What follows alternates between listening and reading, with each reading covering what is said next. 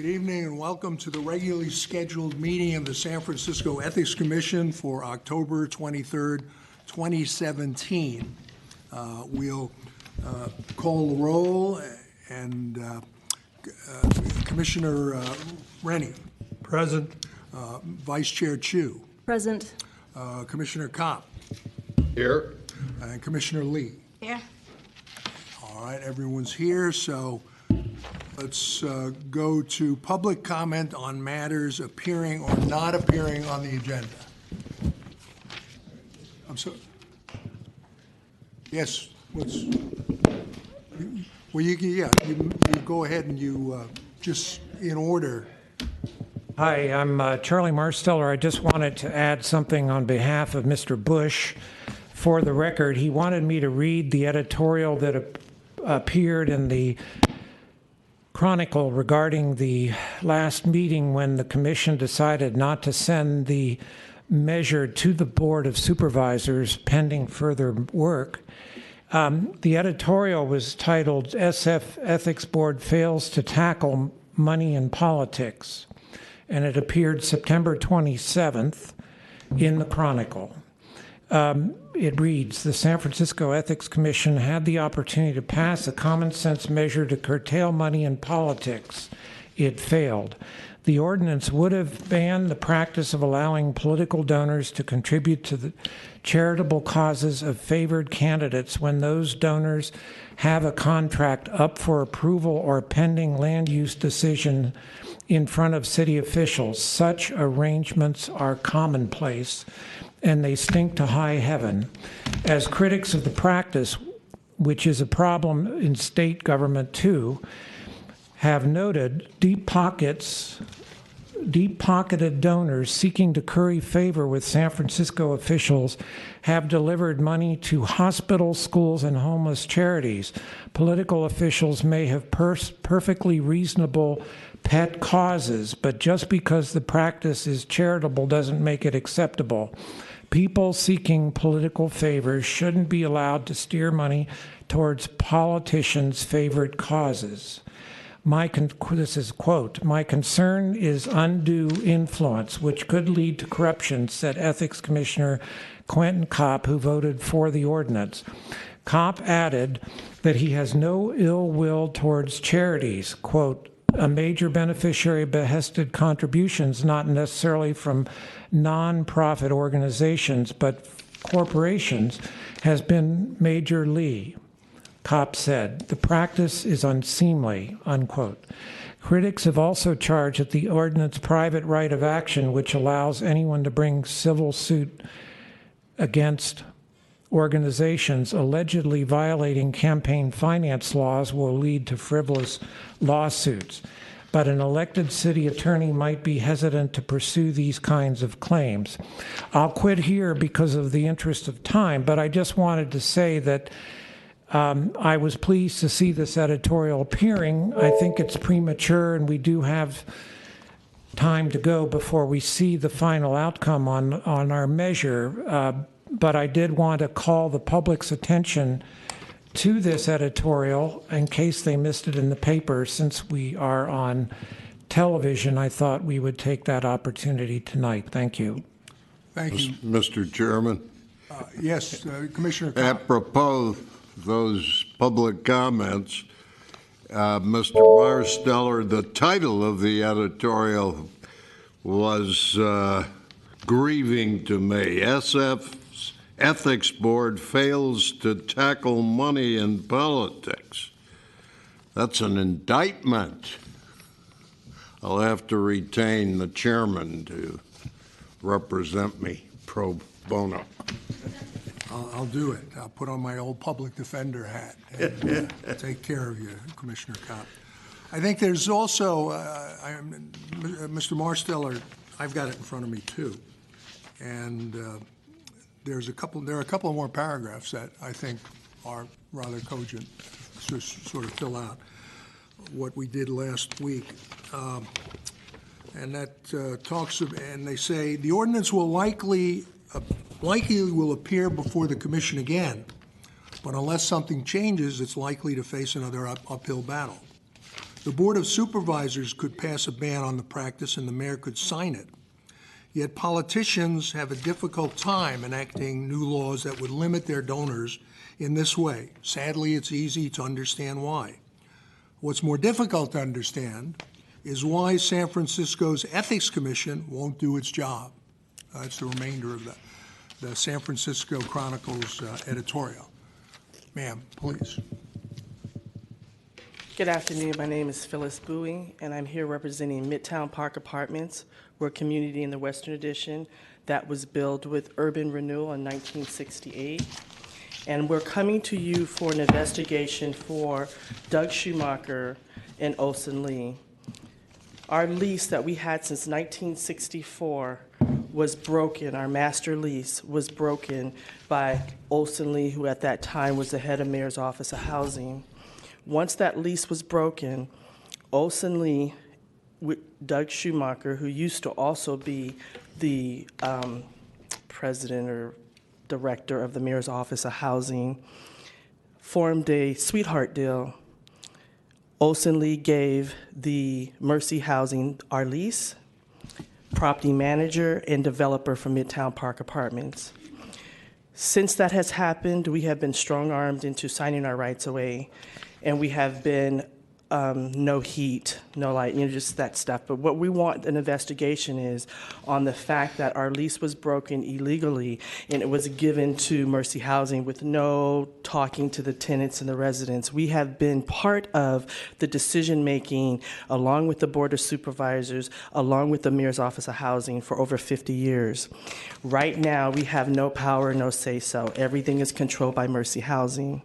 When we got supporters, one of the biggest supporters was the Labor Council. The Labor Council put together a resolution a year ago stating that they were watching Mercy Housing so that they were transparent. They have not been transparent. Last week, it was announced that they're planning on demolishing all 6 of our buildings.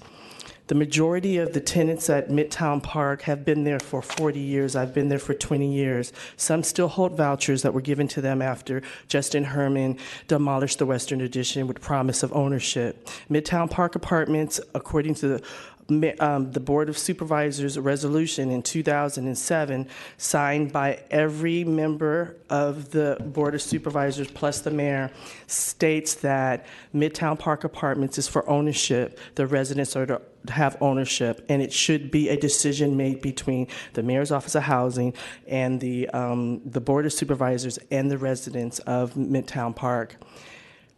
The problem is that we have no say-so. We're not listened to at all. And so we'd like an investigation into the ethical doings between the Mayor's Office of Housing and Mercy Housing, specifically Olson Lee's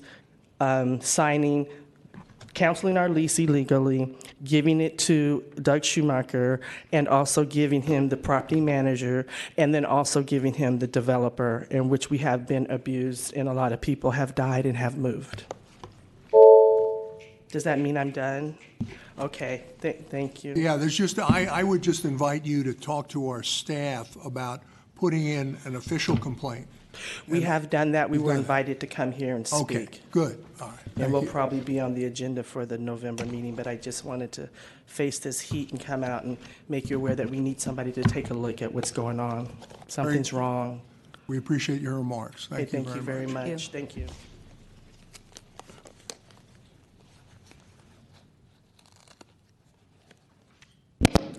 Hi, good afternoon, Commissioner.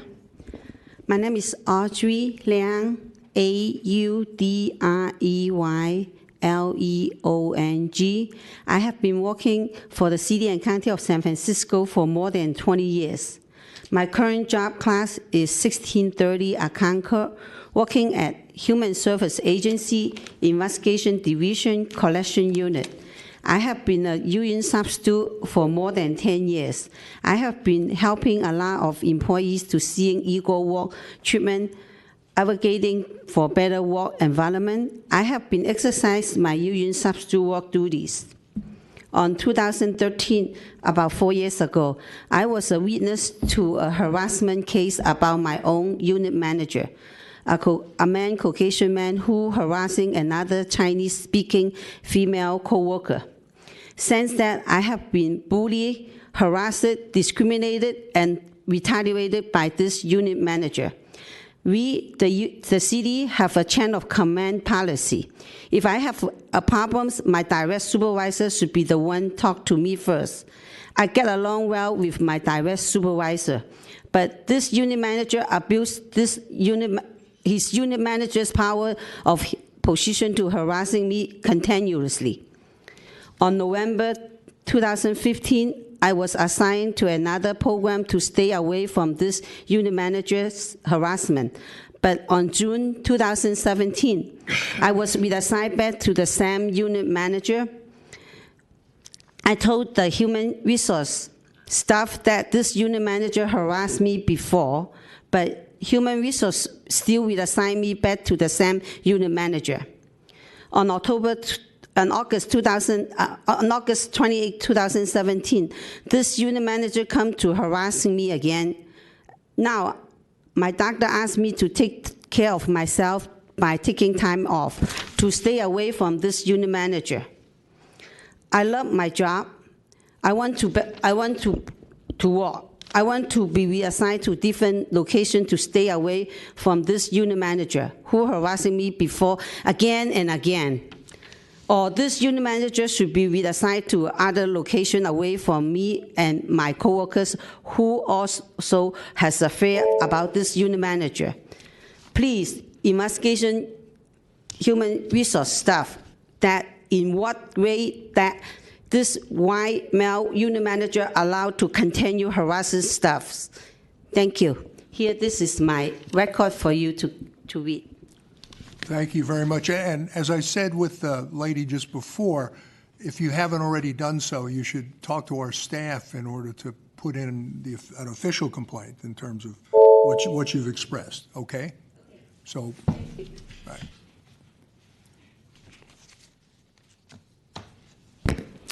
Good afternoon, Ethics Commissioners. My name is Ellen Lee Zhao, ELLEN LEEZHOU. I have been working as a psychiatric social worker for the Department of Public Health for more than 10 years. I am a union sub-store, and I am a bargaining team member for SEIU 1021. I am here today to support Audrey Liang, who just spoke to you before me, and many other public services employees who are afraid of coming here today and afraid of being retaliated by management staff. Audrey Liang and I both have been exercising our SEIU 1021 sub-store responsibilities and rights.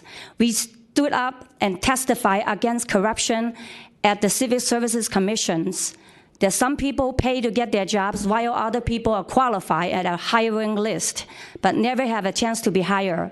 The Civic Service Commissioner created to stop corruption. The merit system is for fair employment and fair hiring practices.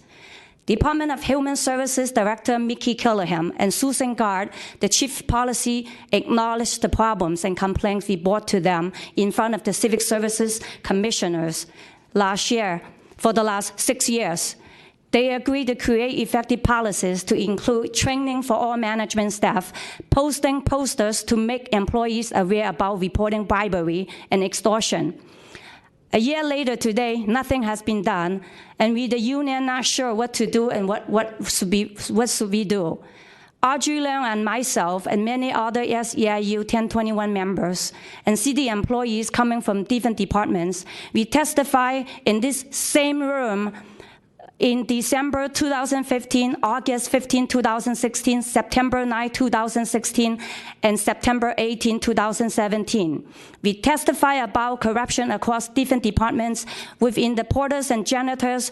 Some people pay to be hired, pay to be promoted, pay to retain their job, and ongoing extortion. So they, until this day, many porters and janitors still expect to pay expensive gifts to their supervisors and management staff in order for them to avoid unwanted problems. As you know, city attorney and FBI has been investigated a lot of extortion since since 2011.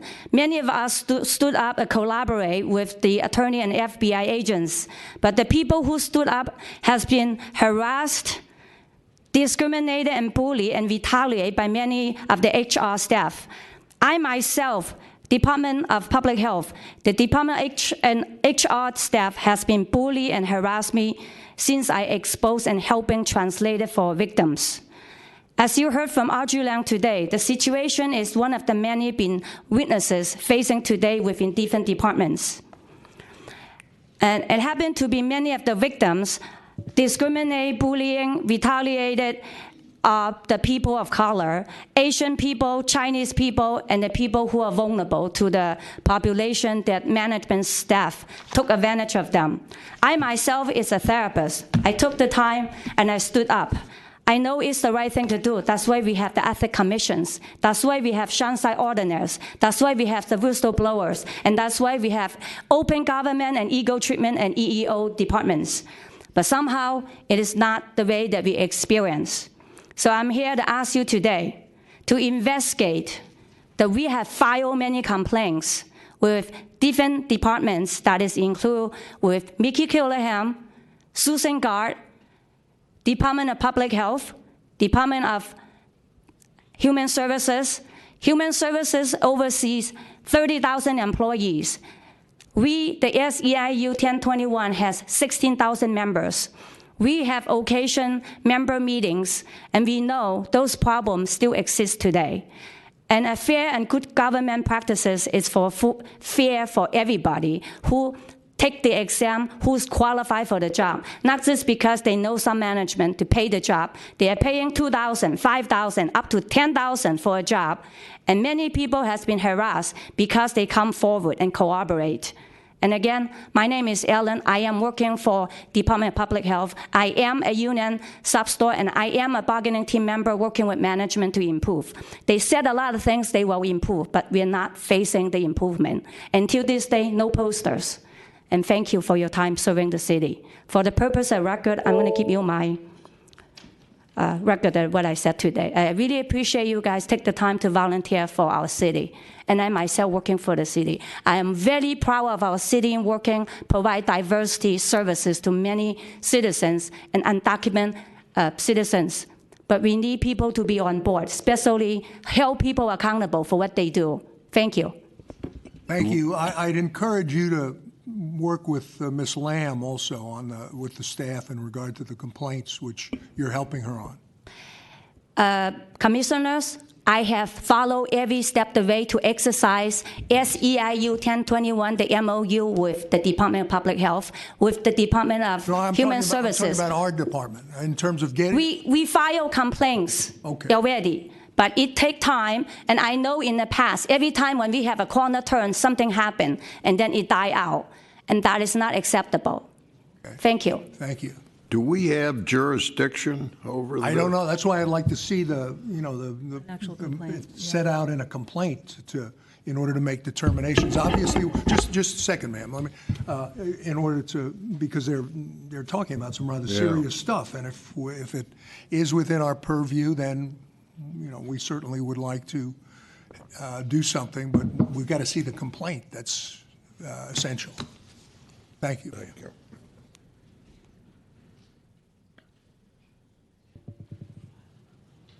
Good evening, Commissioners. I just wanted to make a brief comment in response to the prior comment of the San Francisco Chronicle editorial. I do want to say I believe that editorial was an extremely oversimplified opinion piece on a very complex piece of legislation. There are a lot of questions about the broad ban that is proposed by this piece of legislation. And to simply say ban behested payments doesn't even begin to cover the concerns that we have. And for the record, I want it to be known that, to my knowledge, the Chronicle did not reach out to any of the people that have expressed concerns about any aspects of this legislation. So it is extremely one-sided and without the kind of detailed and thoughtful analysis that we would love to see from a local newspaper. And we hope that is remedied as this legislation begins to move forward. Thank you. Thank you.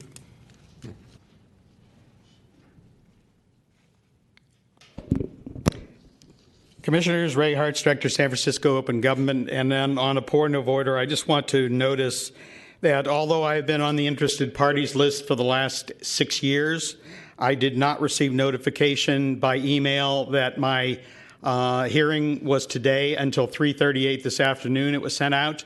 My agenda packet was mailed out on Friday, and I received it at sometime after 3 p.m. this afternoon.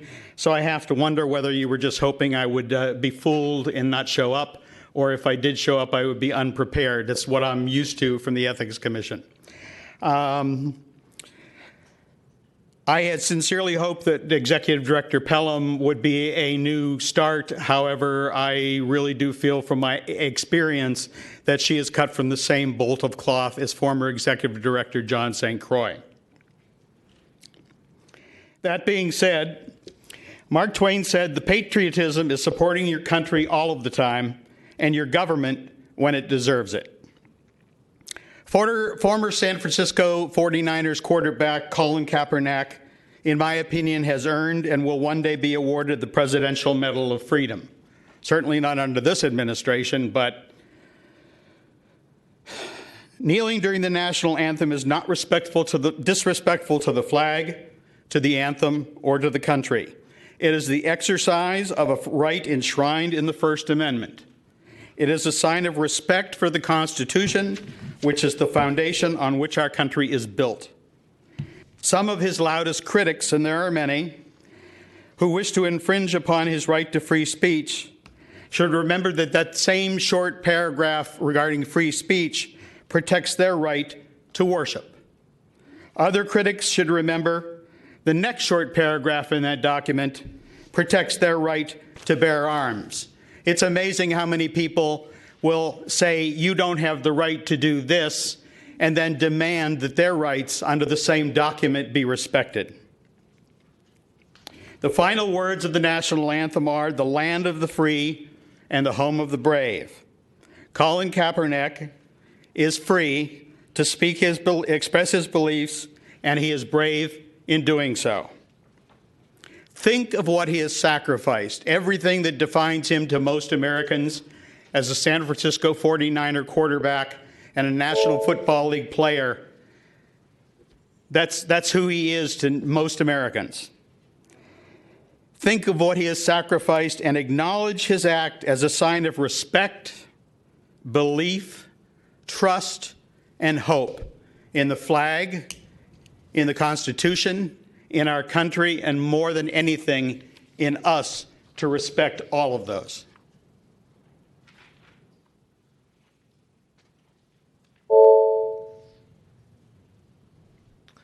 Good evening, Commissioners. Thank you for giving us this opportunity to speak. My name is Trevor Martin. I am the treasurer for the San Francisco Berniecrats. I am also the treasurer for San Francisco for Democracy. And I am speaking in favor of Prop J restoration and any other anti-corruption measures that come before this body, because that's exactly what it is. It's corruption.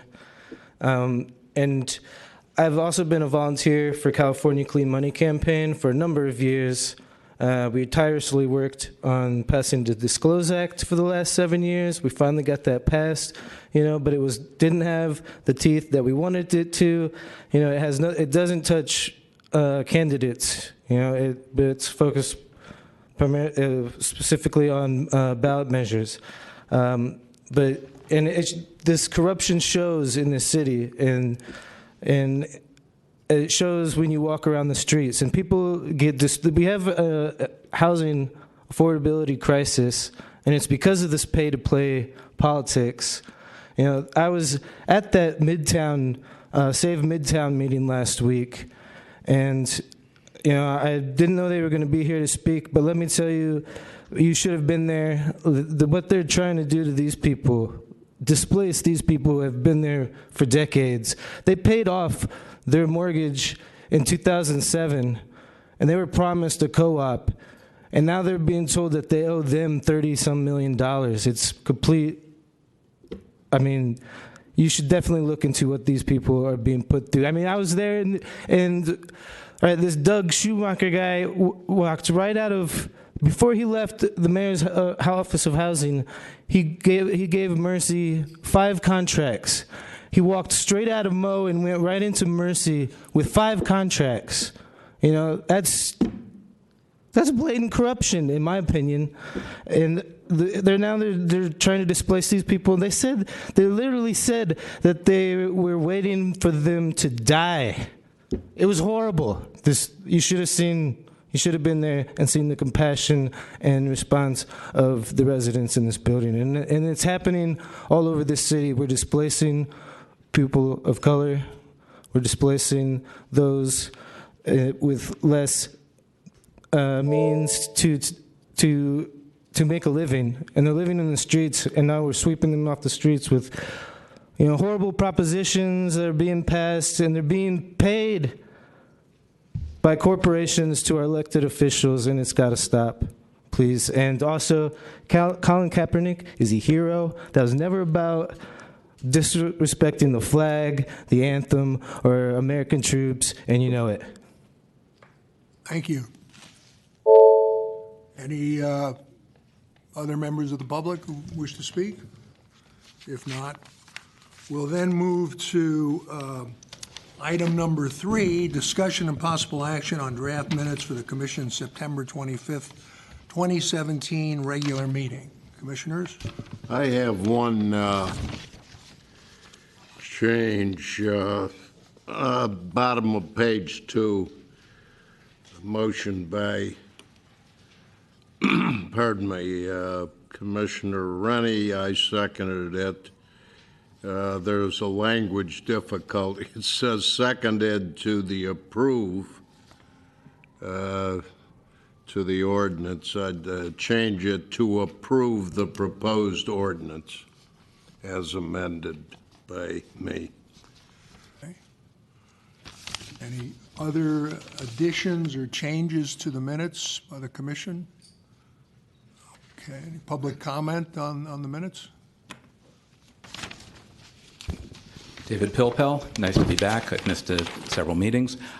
Just looking at the minutes, it appears to me that they're briefer than in the past. I don't know if there was a change in the practice of how things are captured, but they just appear to be brief. There were a number of speakers under public comment for item 4 that aren't listed on page 1 as others present at the meeting. Also on item 2, I was not at this meeting, but I suspect that was Douglas Yep, whose YEP spoke regarding the work of Joe Lynn. I suspect he was discussing Joe Lynn, Lynn, former staff and former member of this commission. So perhaps those edits can be incorporated. I'll move that change. Very good. Okay. Thank you very much. Thank you, Mr. Pilpel. Any further public comment on the minutes? Then with those additions, all those in favor of adopting the minutes, please say aye. Aye. Any opposed, nay? The minutes are adopted unanimously. Item number 4, discussion and possible action regarding proposed amendments to the Ethics Commission's bylaws to change the date and start time of the Commission's regular monthly meeting. There's an attachment of October 18th, which is a 2017 staff memorandum and attachments. Ms. Pelham? Good evening, Commissioners. This item is being provided in response to a request I understand that Commissioner Lee initiated last month that the Commission consider looking at an earlier time for its meeting start time. We provided background in this memo noting that it would require bylaws change and require us to look to availability here in City Hall. So based on that, we have proposed information here for you if you'd like to consider an alternative meeting time. The bylaws currently require the Commission to meet on the 4th Monday of each month at 5:30 p.m. in this room.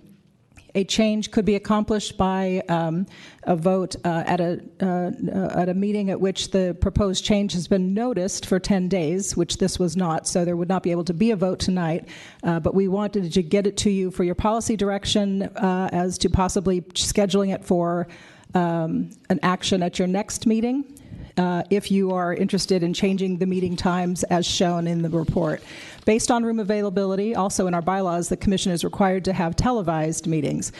With that prerequisite, we identified that the second Tuesday of each month at 10 a.m. in room 408 would accommodate that. So the Commission would be able to meet starting at 10 a.m. if that were your choice. If the Commission wishes to pursue that, we would post notice of the proposed change, proposed bylaws change for action at your next meeting. And then, based on the Commission's action at that time, the Commission could also adopt a regular meeting schedule, as was its practice for 2017. So I just wanted to present that information for you. And if you have any questions or discussion, I'd leave it through the chair. Commissioner Rennie. I have one question. If we start at 10 o'clock, is there any sort of window that we would have the television available, or could we go all day if need be? I believe the availability is through 3:30 or 4 o'clock. Okay. So it would provide an extended period of time. And also, I should say, this was a date that did not appear to conflict with any regularly scheduled board supervisors, committee meetings, or regular meetings that we're aware of.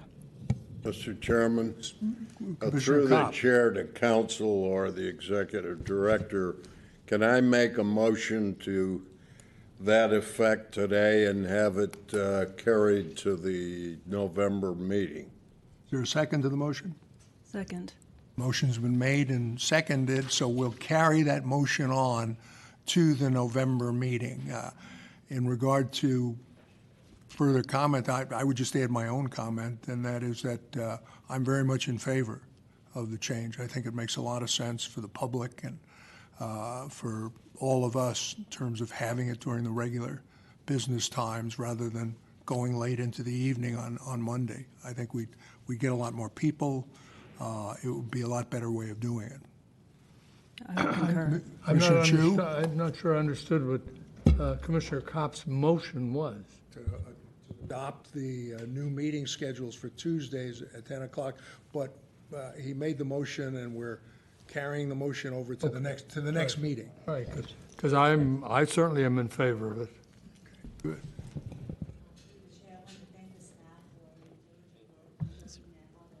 Possible schedules, and I do agree that if we're going to have a different time, hopefully there will be more participation from the residents of the city. So I thank the staff for doing the work. At the same time, I wonder if this is the appropriate time, since we're going to talk about proposed bylaw changes. If I could make a motion for the staff to look at a possibility of changing the bylaws, specifically one of the articles involving adding committees. Is it the appropriate time for That me to do might that? be more appropriate at the end when we talk about new business and new matters. But that would certainly be appropriate then, Commissioner. And is there any public comment that the Commission wants? Yeah, the motion again is a motion that's going to be taken up next time. But let's have public comment on our changing our meeting time. Commissioners, Ray Hartz, Director, San Francisco Open Government. The Library Commission likes to do surveys about when the library should be open, and they ask the staff. And I have a funny feeling that this same change it's more for your convenience than the public. The San Francisco Board of Supervisors doesn't want public comment because what they do is they schedule it so it can happen anytime between 2:30 and 9 o'clock at night. It's a floating thing, so if a person or a citizen of San Francisco wants to address the Board of Supervisors, they have to take an entire day off work and show up at 2 o'clock because they have no idea when that is. And now you're going to propose doing it at 10 o'clock in the morning where most people are going to be working. And how many citizens are going to want to take a day off work or going to want to have to arrange for child care or whatever to come here to talk to you? So I don't believe this is, I mean, have you made any outreach to the public to ask them if this change would be better and more people could arrive? I don't think so. I think it was just, we're going to say we think that the public will like this because it is what you want to do. And very frankly, I think it is going to be a disservice to the public because it will not only be hard for individuals to come, it will be hard for them to bring supporters.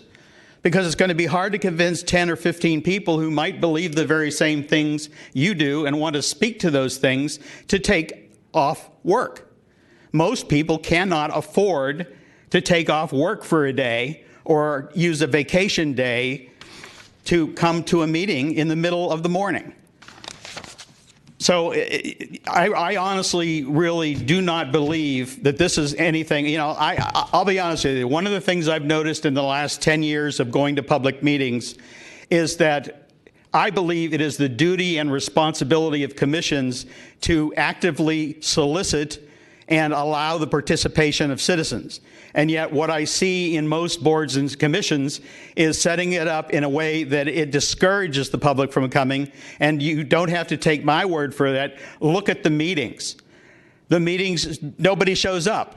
I go to a library commission meeting, there are 6 members of the public and 35 members of the staff because it's set to their convenience and not to the public.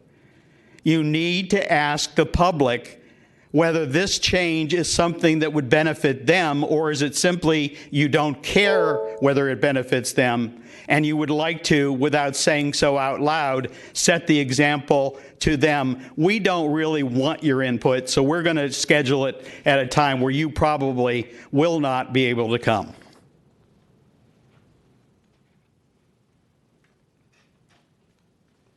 Hello, Commissioners. I'd just like to say that one of the very frequent conversations... Do we get a name from this gentleman? Sorry. David Mihai, M-I-H-A-I. One of the things that I frequently converse with my friends is how difficult it can be sometimes to get involved in government and advocacy.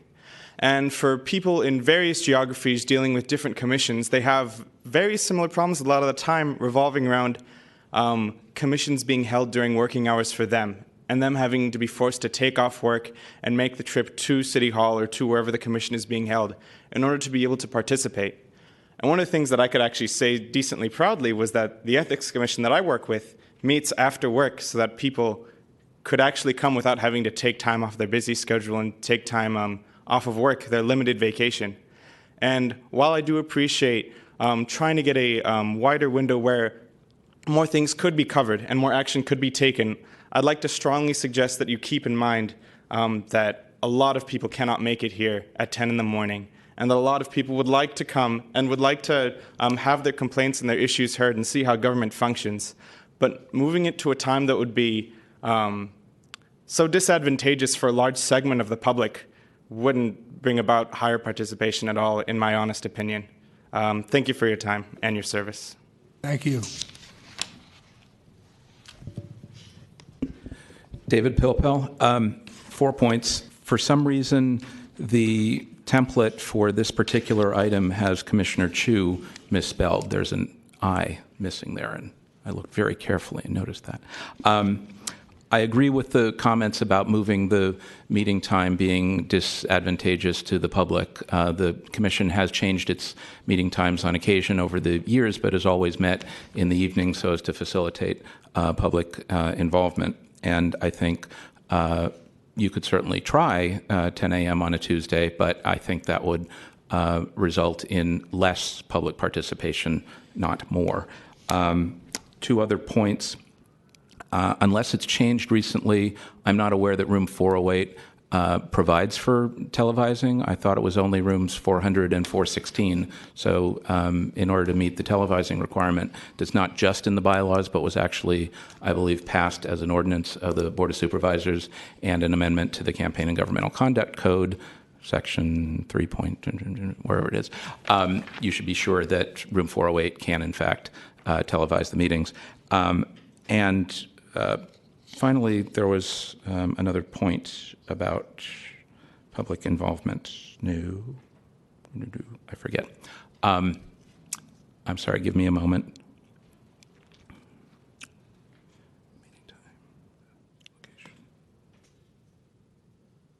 I'm missing it right now. I apologize. Anyway, regardless, you're not going to take final action tonight, so we'll discuss this again at next month's meeting prior to any conclusion on this and a setting of the 2018 meeting schedule. So I'll remember my thing for next time. Thanks. Thank you.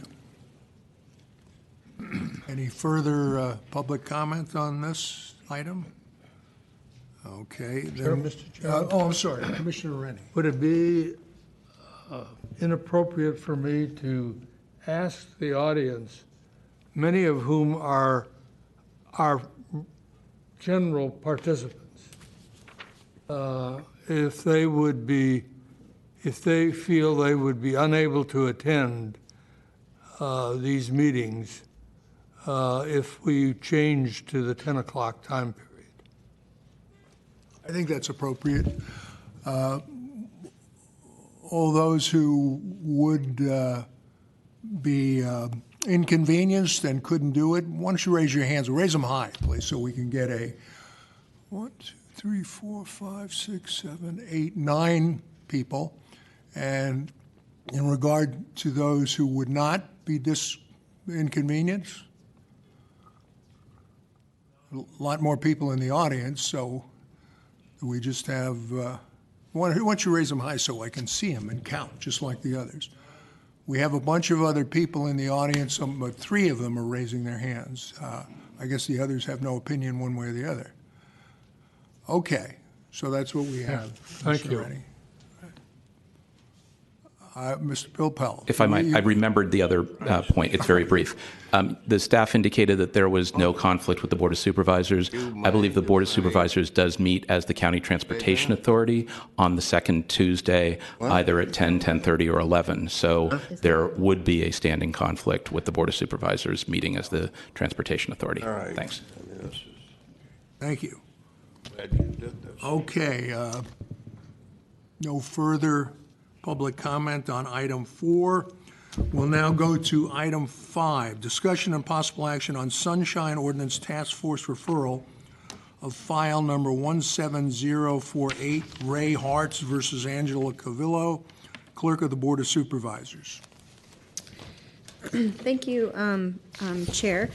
The staff memorandum just essentially explains the process for how the Commission will consider Sunshine Ordinance Task Force referrals. And with that, I would advise you turn it over to Mr. Hartz. Mr. Hartz, you have the floor.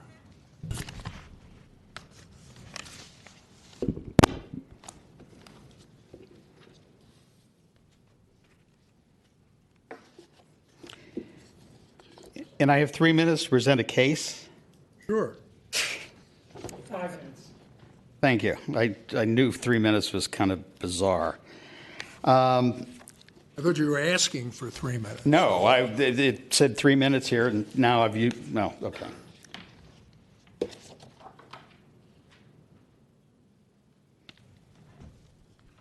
We get the overhead. Upton Sinclair said it is difficult to get a man to understand something when his salary depends on his not understanding it.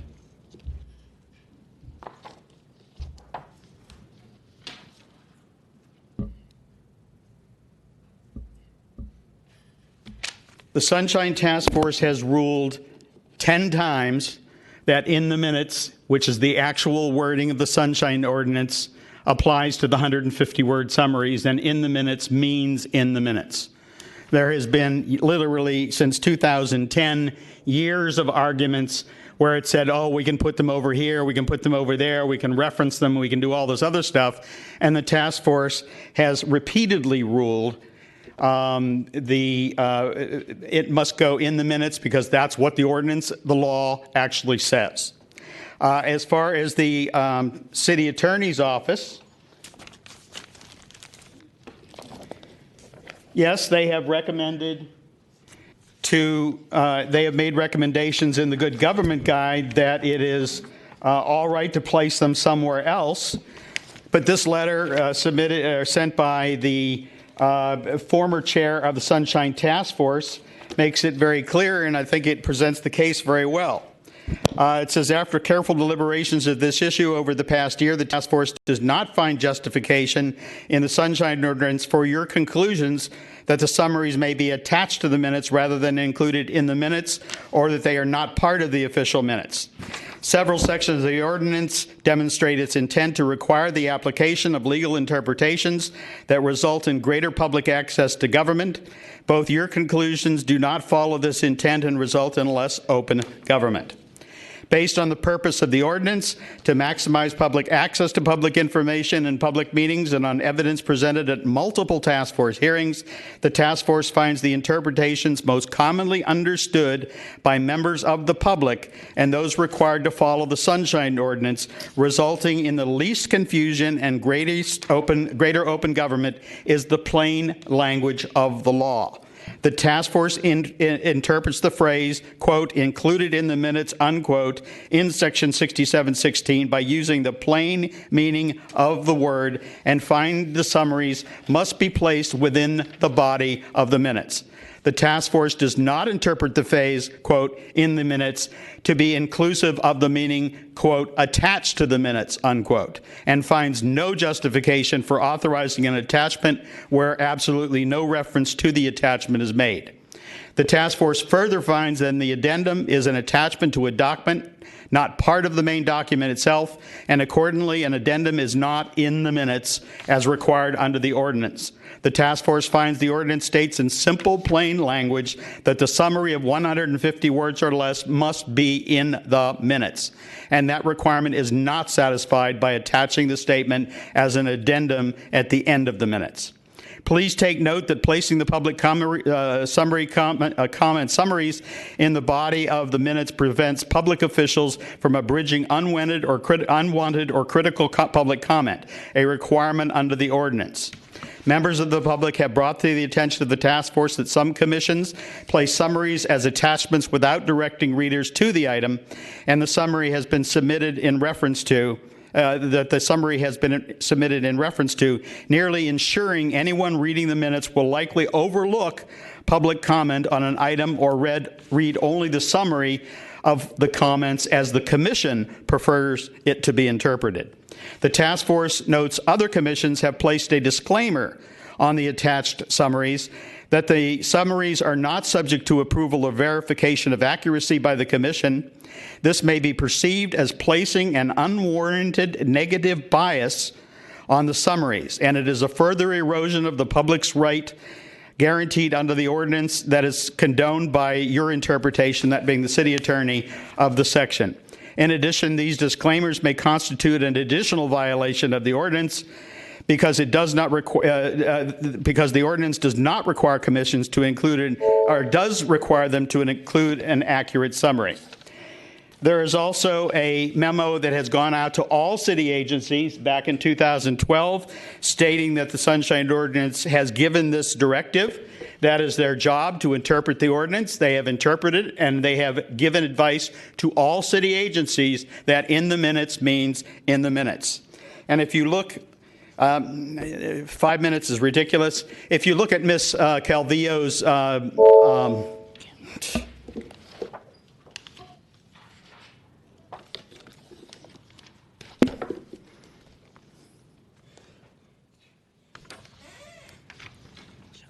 and you're thinking you have 5 minutes to present it.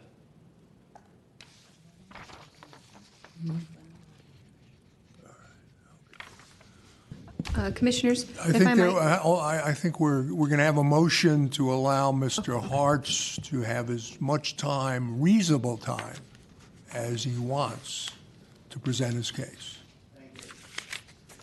Without objection, that'll be the order. If you look in your packet,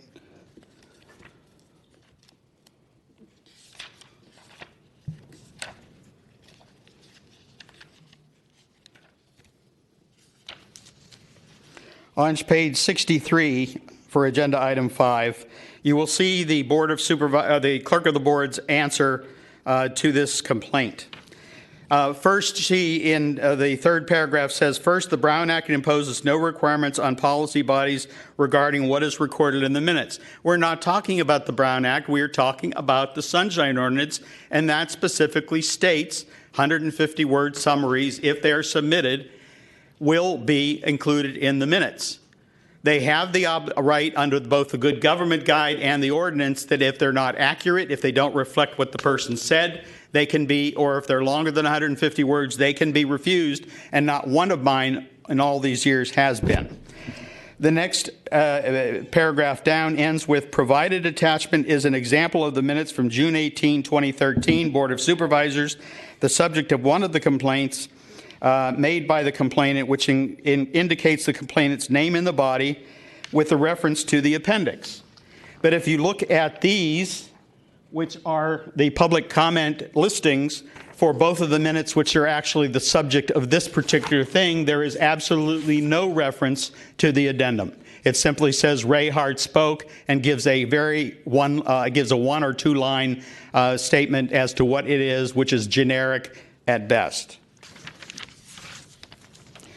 She writes in there in the last paragraph on the page 63, the task force does not have the authority to amend the administrative code and impose additional requirements and cannot add or imply the words in the body of the minutes. They did not. I did not ask them to. I said, read the law. Read what the law actually says, and it says in the minutes, period. It is the city attorney in the Good Government Guide who has advised people that you can add things to that, which is, it's all right, is it an addendum? And then they put on this specious argument, it's the same thing. Whether it's in the minutes or attached to the minutes, it's the same thing. Well, if they honestly feel that it's the same thing, then it shouldn't make any difference whatsoever where it is. And since it's my constitutionally protected political free speech, and it obviously does make a difference to me, since it doesn't make a difference to them, why not put it where the law says it should be? On the second page of her response, she said, she talks about all these different violations, and she says, the Ethics Commission has heard this matter twice and has ruled both times that the respective body didn't violate the law. One of those hearings you were hearing against the Library Commission when you yourself had a violation still outstanding. If you could show that on the screen.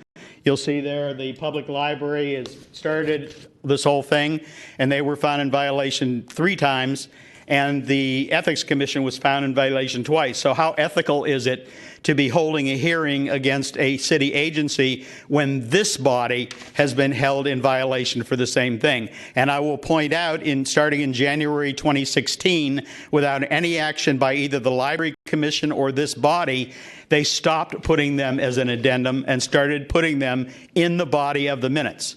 Now, Ms. Herrera, in her argument, says, well, this is going to keep me from doing my job or interfere with doing my job.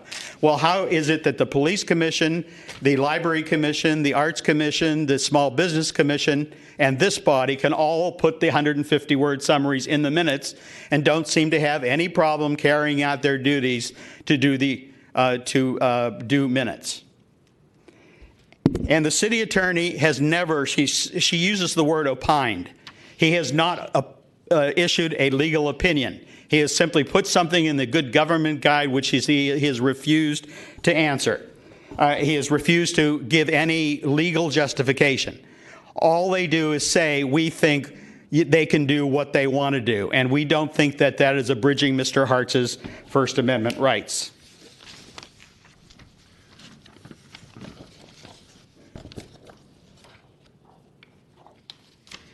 I would mention that Ms. Calvillo never showed up for a single meeting of the Sunshine Ordinance Task Force. 5 hearings, or 5 complaints, and a total of 15 hearings, and she never did. She always sent a dog body to answer, and that person gave answers. I don't know, I don't understand, I don't know why she wants to do this. This is just what she told me to do. Now, all of the other bodies have come in line and they put those, including this body, in the minutes, and I have seen no detrimental result in doing that. And as those of you who are lawyers, if you look at, again, the screen, it isn't just a matter of saying, oh, it's going to be difficult or this or that or the other thing. When the First Amendment provides, among other things, that government make no laws infringing the freedom of speech, under the First Amendment, a statute or ordinance that burdens speech based on its content generally must be necessary to serve a compelling state interest in order to pass constitutional muster. I have gone before boards and commissions, including this one, on multiple occasions and said, when I or any other citizens of this city, including any of you, stand before a board or commission, they are exercising their rights under the First Amendment of the Constitution, under the California Constitution, under the Brown Act, and in this case, the Sunshine Ordinance. It is constitutionally protected political free speech. And the only reason that all of these bodies for years have fought my 150-word summaries appearing in the minutes is they don't like my opinions, which under the Brown Act is the one basic thing that forbids censoring someone, abridging their free speech. And I also have argued many times that free speech is not just the ability to get up and talk. It is also protected speech in that when it appears in a government publication in particular, such as the minutes of the official record of any body, it has that same level of constitutional protection. And any other argument is specious, and I've yet to hear anyone in any board or commission ever say to me, Mr. Hartz, you're wrong, it's not constitutionally protected political free speech. And the reason being, it is. And what I find, Mr. Hartz, would you wrap it up, please? Yes, I am. You've had plenty of time. And what I find particularly egregious is that many of the people who will tell members of the public that they're not allowed to talk about things or say things or do things or use certain words are attorneys, people who have an intimate knowledge of the Constitution, constitutional law, and people's rights under the First Amendment. Telling people, such as Mr. Petrellis, you can't hold up a sign which turned out later to be dishonest and a lie, is one of the things that this body has done. You don't like what I have to say. You don't like my opinions, and you've expressed that. Think of your own records. Think of the times that especially Commissioner Kopp has expressed he doesn't like how often I talk. He doesn't like the words I use. He doesn't like the tone of my voice. None of which has anything to do with my right to express myself under the First Amendment. May I ask Commissioner Rennie. May I ask Mr. Hartz a question? I just want to understand, if the minutes said, Mr. Hartz, under the subject matter where you are submitting your 150-word statement, if the minutes simply said, Mr. Hartz commented and presented a 150-word statement which is attached as Exhibit A or B, C, whatever, would that be all right? No. Okay. The task force has ruled, again, it said very clearly no. I'm not talking about what the task force said. I'm saying no because where it should appear is in the minutes. That's what the law says, and anything in the minutes appears in a regular position. You wouldn't take any other agenda item and place it as an addendum. And public comment is in the agenda, and it should therefore appear at the point in the minutes where the public comment was taken. I understand.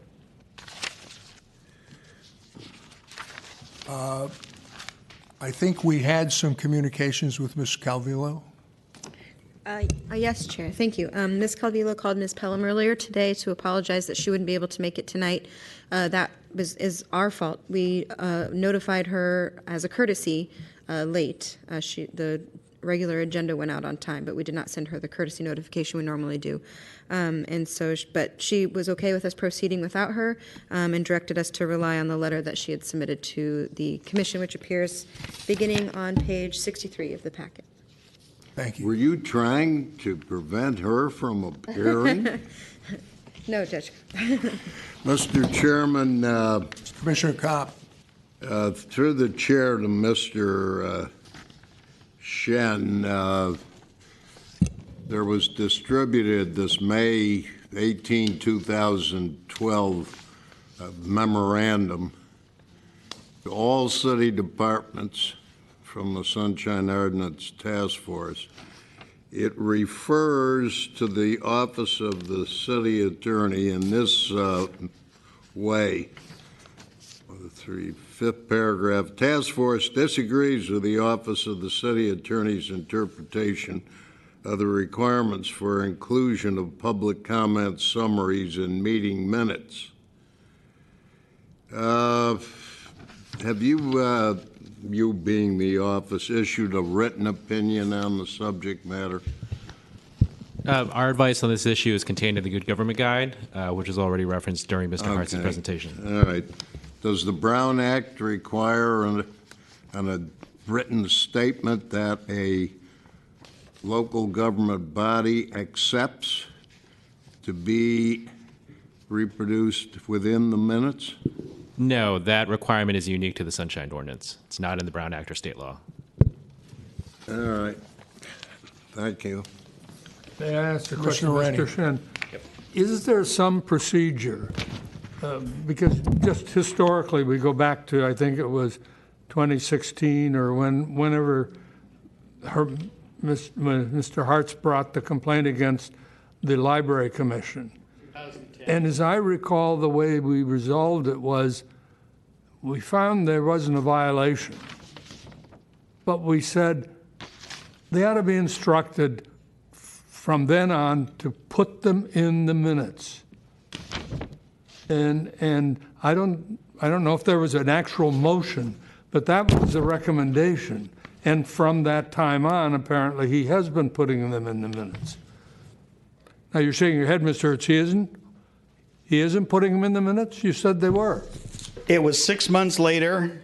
They did not discuss it at the Library Commission. They simply started doing it in January of 2016. Yeah. But there was no recommendation by this panel to them to do that. I certainly did. That's my recommendation that I made at that time. I said that to avoid the whole thing, why doesn't he just do it? All right. And my question is there some way that this can be resolved by a court of law, by some judge saying it? The Sunshine Ordinance Task Force interprets it and says this. Apparently the city attorney doesn't agree with the Sunshine Ordinance Task Force. Why doesn't it get submitted to some court and let them decide it? Because it's sort of it keeps coming up. And city attorney can file an action for declaratory relief. But can the Sunshine Ordinance? Mr. Hartz could file a motion to file an amicus curiae brief. Right, or the Sunshine Task Force could file something. And the Sunshine Task Force could. Because it seems to me that we shouldn't have to deal with the issue. I think there's, as I hear it, I think there's merit to what Mr. Hartz is saying. On the other hand, I can see that as a practical matter, attaching as an addendum, so long as you identify it at the subject where that was, makes some sense. But it seems like we're wasting a lot of time on it. And let either the Sunshine Task Force or the city attorney get a legal opinion on it. Yes, Commissioner Chu. So I was looking at agenda item number 5, page 18 in the last paragraph.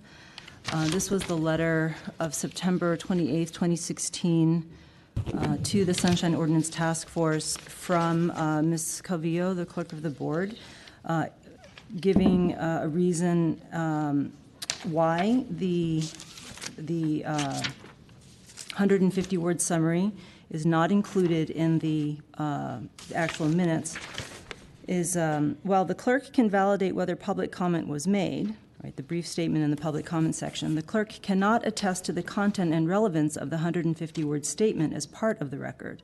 Therefore, the statement must be placed in the appendices because the statements are not validated. Because there's public comment given at a meeting. But the clerk, in preparing the minutes of what actually transpired, doesn't have the actual statement, at that time, and can't attest to the validity of it. So I think that in requiring the statements to be included in the minutes, we could be asking the clerk of the board to be doing something that they are not actually capable of doing, is to attest to the validity and content of these 150-word summaries. So that would be a concern for me.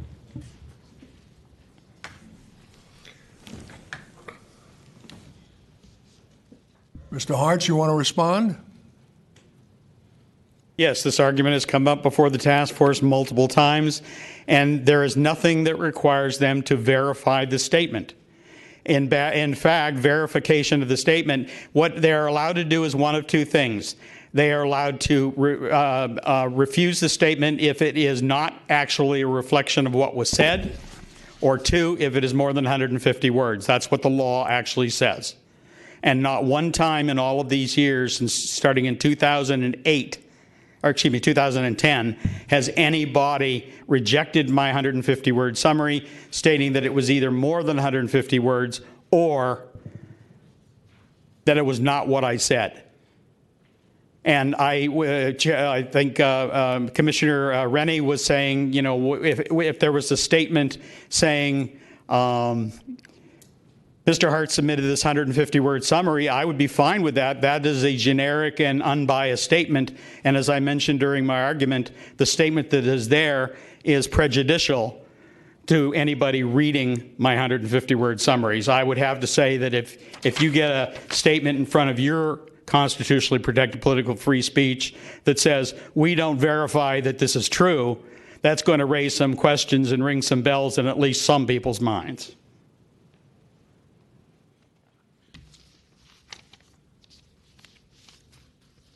Any further questions or comments by members of the commission? All right, the matter is, you have anything further to add, Mr. Hartz? I get rebuttal time, right? Sure, you're going to rebut yourself or what? Well, no, I'm going to rebut what this board is arguing. Go ahead. Read the documents. If you haven't read the documents, then it is not in any way, shape, manner, or form a fair hearing. The city attorney has danced around this literally for years. If it was actually a question of not the clerk of the board not being able to do her job under the law, then all he had to do was point out what law that was, and he has adamantly refused to do that. And I think that is because my argument that it is constitutionally protected political free speech is not one that he can actually issue a legal opinion saying, oh, Ms. Calvillo can't do her job because the law says she has to do this or cannot do that, and including the 150-word summary in the minutes would keep her from doing that or would be somehow endemic to her performing her duties. Now, I have a hard time believing that after 8 years, if the city attorney could find one legal justification for denying the placement of the 150-word summaries in the body of the minutes, that his office would have come up with it. And with 200 lawyers, I have a hard time believing they don't have either the time or the legal knowledge to do so. I'm a retired veteran living on a fixed income. 90% of my income goes to pay my rent, and I live on the other 10%. The fact that I am not able to afford to go to the Superior Court is one issue, and the second issue is I have to exhaust all local remedies. And basically, this is exhausting all local remedies. I fail to see and I fail to understand why you seem to be refusing to look at the simple fact that over the years, every single board or commission, with the exception of Ms. Calvillo representing and acting as the agent of the Board of Supervisors, has placed those 150-word summaries in the body of the minutes, and there has been not one problem. Zero. and to hypothesize that it might be this or it might be that, when the bottom line is, if Ms. Calvillo could make the argument that was believable, she would have showed up at one of the 5 sunshine hearings, or she would have showed up here tonight. Are you ready for a motion? Yes, I think we should take public comment first, and then we'll have a motion and vote as to whether or not we're going to sustain the Sunshine Ordinance Task Force findings. Dr. Kerr. Yes, Dr. Derek Kerr, a whistleblower. I agree with Mr. Hartz. Public input is not a mere addendum to government proceedings. Ms. Calvillo's response is officious and divisive. It discourages public engagement by marginalizing the very few who take the time to share their views in writing. The message is that we are unworthy, inferior. She worries about troubling researchers who have to, quote, cull through various 250-word statements, unquote. First, 150-word statements are too rare to need any kind of culling. Second, she wrongly assumes that researchers are not interested in the public sentiments expressed in these written comments. Ms. Calvillo insists that she cannot vouch for the accuracy of written comments. She doesn't have to. Everybody knows that public comments are not official pronouncements. That's why they're called public comments. Though unofficial, they are officially considered a core part of open government meetings. She frets that she cannot attest to the content and relevance of these comments. More important is that the written comments typically protest or challenge the content and relevance of government actions. That's why they deserve placement within the agenda item that they address. And that's in the body of the minutes, not in an addendum. Otherwise, what we have is a subtle form of censorship, of protest cleansing, of go to the back of the bus. Thank you. Thank you.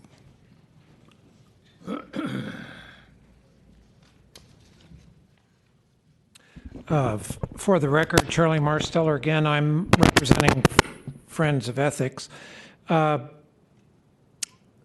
G was passed in 1999. That's the Sunshine Ordinance.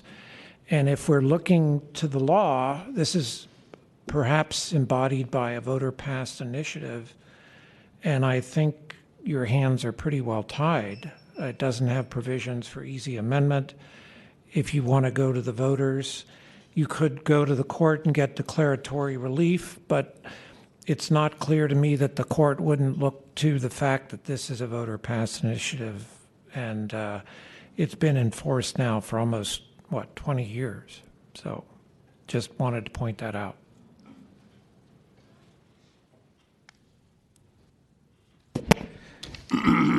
David Pilpel. I've sat on the Sunshine Ordinance Task Force on and off for many years. I'm not currently a member, but I've dealt with this issue many times and spent a lot of time reviewing it. I'm going to avoid the possibility of responding to Mr. Hartz's concern that this is, I forget how he characterizes it, politically protected or constitutionally protected political free speech. I'm not sure that it is, but I'm not sure that that's relevant, so I'm going to ignore that issue tonight. I think the only issue before you is really interpreting the last sentence of the first paragraph of Section 67.16 of the ordinance. Any person speaking during a public comment period may supply a brief written summary of their comments, which shall, if not more than 150 words, be included in the minutes. I think that's the only operative sentence here. There's no requirement in the charter that minutes be captured in a certain way. There's no requirement in the Brown Act. It is exclusive to the Sunshine Ordinance, and it was only introduced in Prop G in 1999, which amended the ordinance which had been originally passed by the board and signed by the mayor in 1993. Again, I think the issue before you is interpreting that sentence and really whether the statement that's now included at the Board of Supervisors and as an addendum on a page in the minutes constitutes included in the minutes for purpose of that sentence. If you find that it is included in the minutes, however it's gotten to and however it's prepared and above the line and not verified, whatever, then there's no violation. If you believe that it is not in the minutes because it's an addendum and is therefore outside the ambit of the minutes, then arguably there is a violation and you should have a motion and proceed in that way. I think the only question before a court would be that question of interpretation of arguably some ambiguous language in a voter-passed ordinance that amended a board-passed ordinance. That's it. There's a lot more that we could say about it, but I think that's what it boils down to. Is this practice of the board to include the statements such as Mr. Hartz's as an addendum in the minutes and included in the minutes for purpose of that sentence? I'm happy to take any questions What's that you your might opinion? have. I think that it is in the minutes. It's part of, it's not in the place that Mr. Hartz and others might like, but it's not that far away.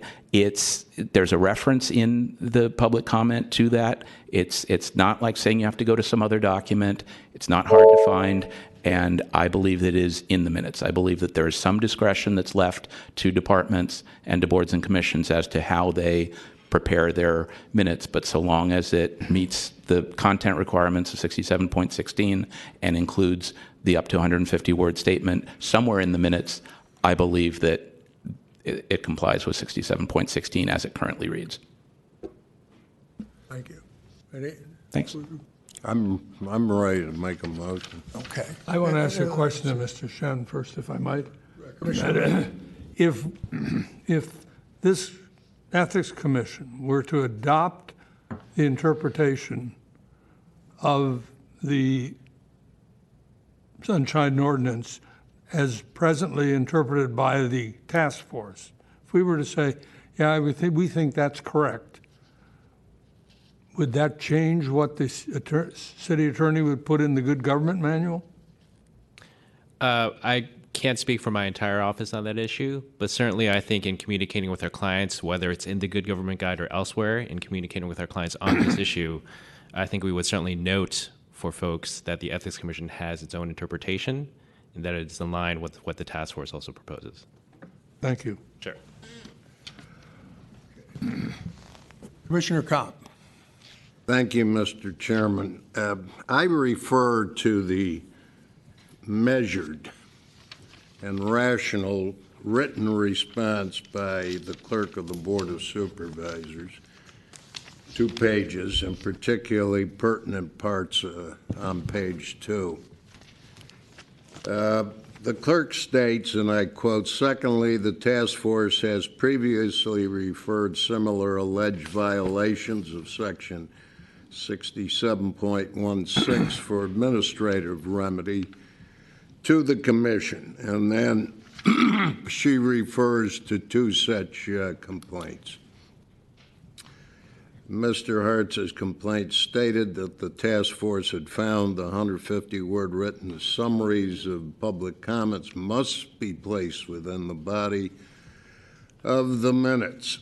On both complaints, the ethics commissioners found for the city librarian, stating that, quote, "the minutes provided were paginated as a single document, including the addendum, and the task force cannot add or imply the words in the body of the minutes into the Sunshine Ordinance," close quote. A motion was passed during the February 25, 2013 meeting that the Commission found no violation of the Sunshine Ordinance. On June 24, 2013, the Ethics Commission again discussed the factual and legal issues of this matter, concluded that there was no violation of Sunshine Ordinance Section 67.16 because the written summaries appeared in the minutes and that placing the summaries in an addendum that's part of the same document satisfies the requirements of Section 67.16.2. There's a further paragraph which is consistent with that first paragraph. And then the next paragraph refers to this task force. Lastly, the task force has previously provided contradictory opinions and rulings. On April 2, 2014, the task force held a hearing on Sunshine Ordinance Task Force file numbers 13058, 13061, Ray Hartz versus Office of the City Attorney, Dennis Herrera, regarding placement of 150-word summaries. The task force found no violations and concluded the matter. The task force also heard file numbers 13054, 13055, 13059, Ray Hartz versus Office of the Clerk of the Board regarding placement of 150-word summaries. The task force again found no violations and concluded the matter. Task force members at the time were, and she lists all those members. She attaches a copy of the April 2, 2014 task force meeting member. All right, so that's the historical record of precedent. And I'm a follower of precedent as well as common sense. And my motion is a finding that there is no good cause to find the clerk of the Board of Supervisors violated any pertinent law of the Sunshine Ordinance Task Force Ordinance or the Brown Act of the State of California or the enabling legislation for the Ethics Commission by including the written statement as an addendum as courts accept day in and day out to briefs, to pleadings, and every other form of writing which is filed with the Superior Court, the Court of Appeals, and the Supreme Court of the State of California. Do we have a second to the motion? Second. Any discussion on the motion? Let me just say, I will vote to support the motion because I think based on it, she has not violated it. But I intend to make a separate motion which may be totally unacceptable, but I will make a second motion after we rule on this one. Further discussion by the commission on the motion? Do we need to take public comment before we vote? Okay.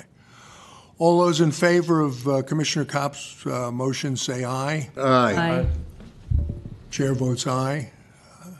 The motion is passed unanimously that there is no violation. Commissioner Rennie. Because I think there is some merit to the argument that's being made about the failure to put the written summary or the written statement in the body of the minutes itself at the paragraph where the agenda item is being discussed. It is a form of sort of downgrading the significance of what that speaker or the proponent of it put. That I think it would be good policy that, and I will make a motion, that we recommend that the various governmental agencies, when written statements are provided that meet the 150 a requirement of the Sunshine Ordinance. They've placed them directly in the minutes where the subject is being discussed rather than making some reference to some other section of the minutes that one is to go to. Commissioner Rennie, you're making a motion that we recommend that Yes. to them? Okay. That's the motion. Is there a second? Hearing no second, the motion fails. Okay. Crooks, especially Kopp. We move now to item number 6, continued discussion and possible action on revised proposed. Confirmation to this body. Mr. Hartz. Law, even if you don't agree with it, you said yes. Mr. Hartz. Mr. Hartz. You believe in the democratic process. It's been carried out. You've had your time. Let's go forward with the rest of it. He argued Ms. Calvillo's case. Why is he supporting? Mr. Chairman, I ask that the person be removed from the hearing room. The rules of the hearing are the respondent Ms. must Pelham, prove would you they did call not violate the law call the rather than deputies being and able to prove that they have did. Mr. Hartz ejected? Let the record show that Mr. I Hartz. have absolutely no respect. I don't want to be in your hearing because you haven't given a fair hearing to anybody regarding the Sunshine Ordinance in over 14 years. Not once.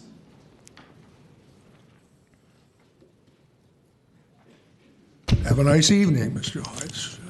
Okay, we'll go to the next agenda item, which is agenda item 6, continued discussion and possible action on revised proposed 2017 San Francisco Anti-Corruption and Accountability Ordinance that builds on the initial Proposition J revision proposal and amends city campaign and governmental conduct laws. So at our last meeting, we voted, and it was a 3 to 2 vote in favor of the Anti-Corruption Act. And Commissioners Chu and Lee asked that we take it up further at our next meeting and that there be meetings with the staff in regard to what their thoughts were, and that's been had.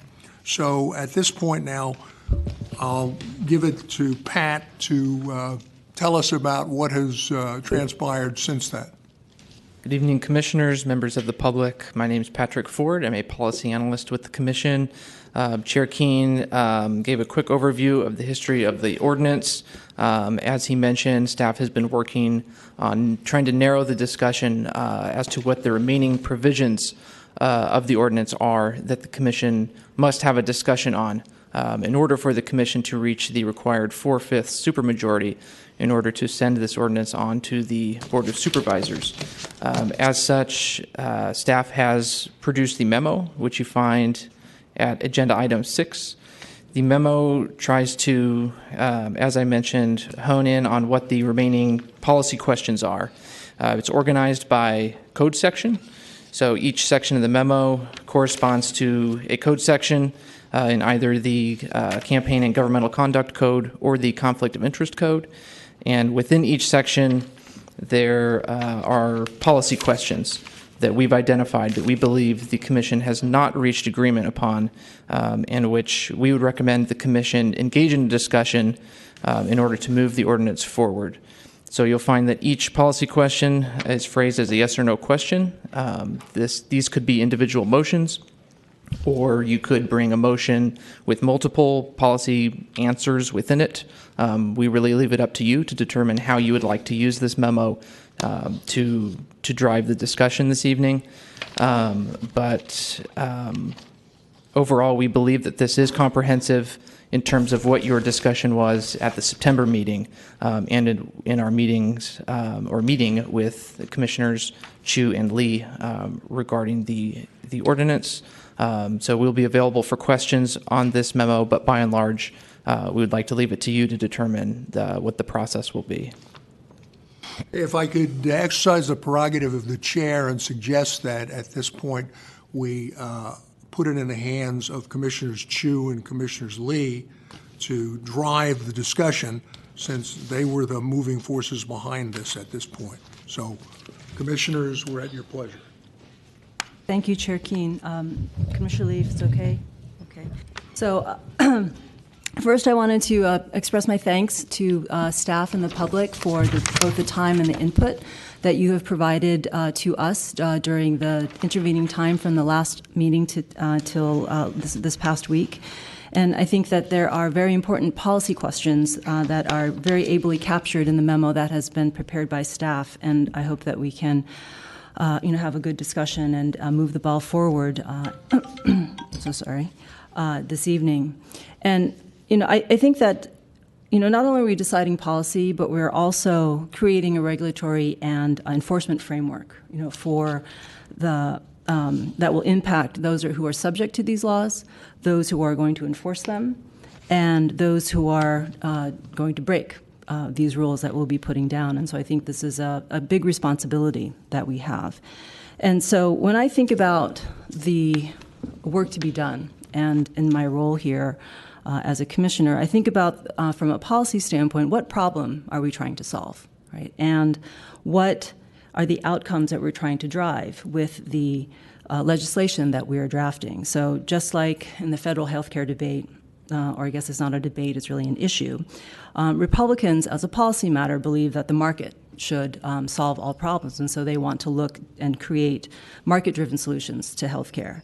And so for us, I think the question then is, what do you believe about what constitutes corruption, and specifically in Section 3.207, and in that context, and what would be the right solution? And then, so for the solutions that we are considering, in conversations with Executive Director Pelham, and also in my own thinking, I think it's important to me to think about three things. Is this law clear?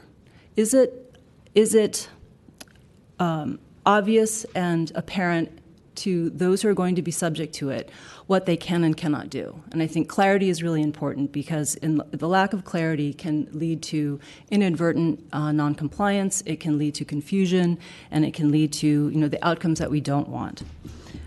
Second is it workable? Can we operationalize it in a way that is going to be effective and that it will be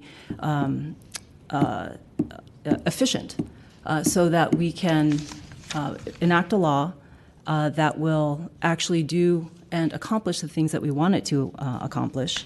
And then lastly, is it enforceable? Is there a way for us to not only reach the people for whom we want a different level of or a different kind of behavior, and that they're clear about what is okay and what is not okay, and that it is there are steps that can be taken, and it's very clearly laid out what they need to do and what they can't do and when they need to do it. And then if they don't comply, is there a way for the Ethics Commission or a private party to come forward and hold them accountable for their compliance? So with that backdrop, I think I'd like to turn it over to Commissioner Lee if you have additional thoughts, but then we can get into the actual policy questions and provisions that we had discussed and had received input from the many stakeholders on.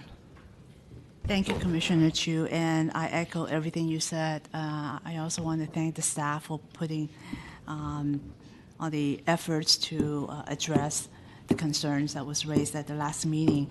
The only thing I would like to add to the very detailed framework that Commissioner Chu has outlined for us is, for me, it's really important that, because this is such an important piece of legislation that we are going to have to vote on, is really important, really critical for us to make sure that there is no unintended casualties in this. I understand the importance of making sure that this is applicable, this is enforceable, this is transparent, but at the same time, we also need to look at who are we talking about. If we are looking at a broad base of bodies, I'm still troubled by the generalization of the nonprofit sector. I still believe there is a big difference between opera board and a immigrant rights organization. So it is really important for us, if we look at this piece of proposal, who would be harmed, who would bear the extra burden that they shouldn't be. And I know that folks are talking about, well, the nonprofits were not part of this, is the activities between the public officials and the givers. Yet the folks who would be bearing the burden would be the community service organizations. So I remain very concerned about that, and I look forward to the conversation and the discussion that we will have. So turning to the memo on page 2, I think the first question, and would invite my fellow commissioners to weigh in with their opinions as well, was the first issue under the policy questions 2A is whether extending the term of the city contractor contribution ban from 6 months to 12 months. And I actually have a question for staff on this. Do we know what the average term of a contract is for a city contract? Where I'm going with this is, if you have a 1-year term and you may have a renewal, and you're in the renewal phase and it takes 6 months to renew, and then there's a 1-year ban after it's been renewed, and then you start over again, it will be a perpetual cycle of never being able to make a contribution. We don't have the specific numbers. Perhaps the city attorney could speak more generally to it. Yeah, I also don't have any numbers sort of on that exact question in front of me. I mean, I think there certainly are contracts, probably grants that are valid or that are effective for simply a year, but I'm sure there are many contracts also in the city that extend much longer than that. I imagine that property leases and such that the city enters into would be for a much longer period of time. Mm-hmm. But I don't, my apologies, I don't have any data sort of detailing what the breadth is or what the most frequent is or what the average is or anything of that sort. You don't have that on the top of your head? No. Okay. I don't know, Commissioner Lee, if you have any questions or views on this topic? Yeah. So, I mean, I think that 6 months, 12 months,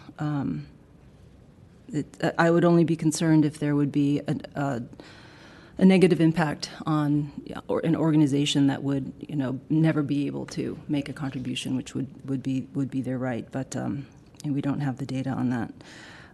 On the threshold amount, I think we had a good conversation about that in the meetings in terms of moving the threshold. So I don't know that there's an issue that I have there in terms of the threshold amount. And Commissioner Lee, if you've got anything, please weigh in on item B. I only have something further down the line, section C, so I'll wait. Okay, why don't you go ahead on section C? That's the... I think the staff had mentioned that there's already existing law that prohibits certain officers and directors of city contractor from making contributions. That's the staff report on bottom of page 2. So does that include nonprofits? Because it's not clear. You mentioned there was a currently they are not exempted. Right. So it's but we are proposing that they would be exempted. Correct, which would be a change from existing law. Right. So I would be in support of exempting the directors of uncompensated directors who serve on boards. One is, operationally, how will the Ethics Commission inform all of those? I'm not sure how it works now, because I served on the board of a nonprofit that had a contract with the city. This was ages ago, and I never knew that I was When not I read supposed that, to I make said, contributions. No. Yeah. So I don't think they knew either. how do we avoid this inadvertent gotcha?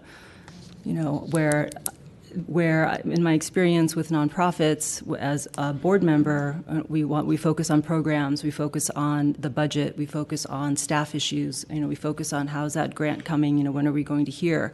We focus on the capital campaign, but I wouldn't want the executive director of a nonprofit that I'm serving on to have to worry about making sure that I dot my I's and cross my T's from a political contribution standpoint. So that would be my concern. And then also, how do we enforce this? Like, how do we know who is an uncompensated director who's making an unlawful contribution? Or making just a political contribution, not necessarily unlawful. Commissioners, if I could just weigh in on that, it wouldn't make any difference in regard to the nonprofit or a profit in terms of the one who's getting the contribution or the one who's making the contributions under the ordinance that we voted 3-2 on last week. It's important to emphasize, and we emphasized it the last time, that the only prohibition is on a government official who, in effect, puts the arm on someone to make a contribution, and that person that the government official is essentially leaning on and extorting to make that contribution is someone who has a matter before that government official. That's all that prohibits. That's prohibited. That's the conduct that is indeed not only unethical, but it's a matter really of extortion in terms of a government official using their official position to ask someone for something, and that person that is being asked has a matter before that government official and needs that government official's to vote in favor of whatever it is they're asking for. The entity, nonprofit or not nonprofit, that gets the contribution, if the government official does say to that person, contribute, if the person does contribute, there's nothing that our ordinance does about that. The nonprofit or whoever else it is still gets the money. The person who's made the contribution, nothing happens to that person.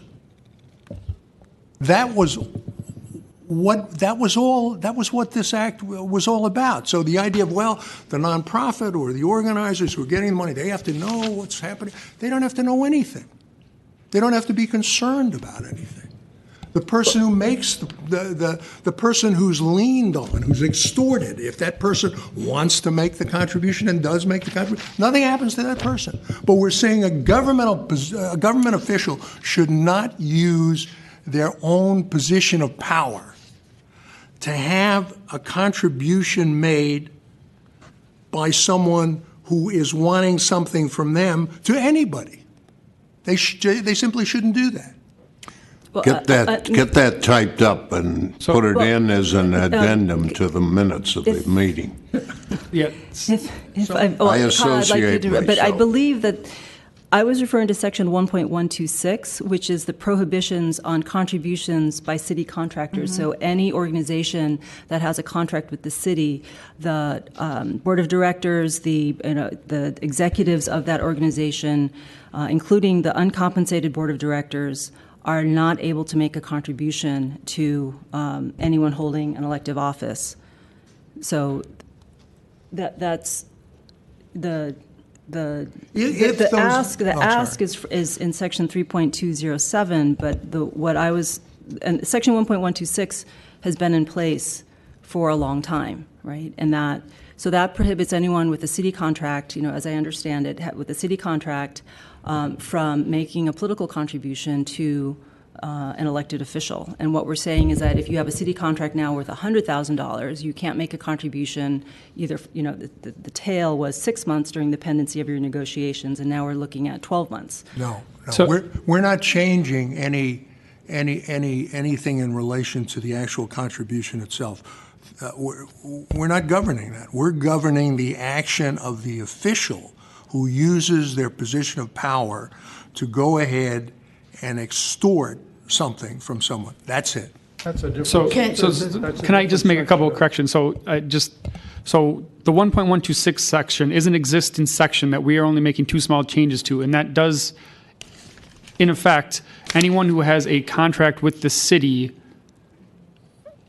cannot make a contribution to an official which must approve that contract. That has been existing law since 2003. Existing law. Correct. That's already there.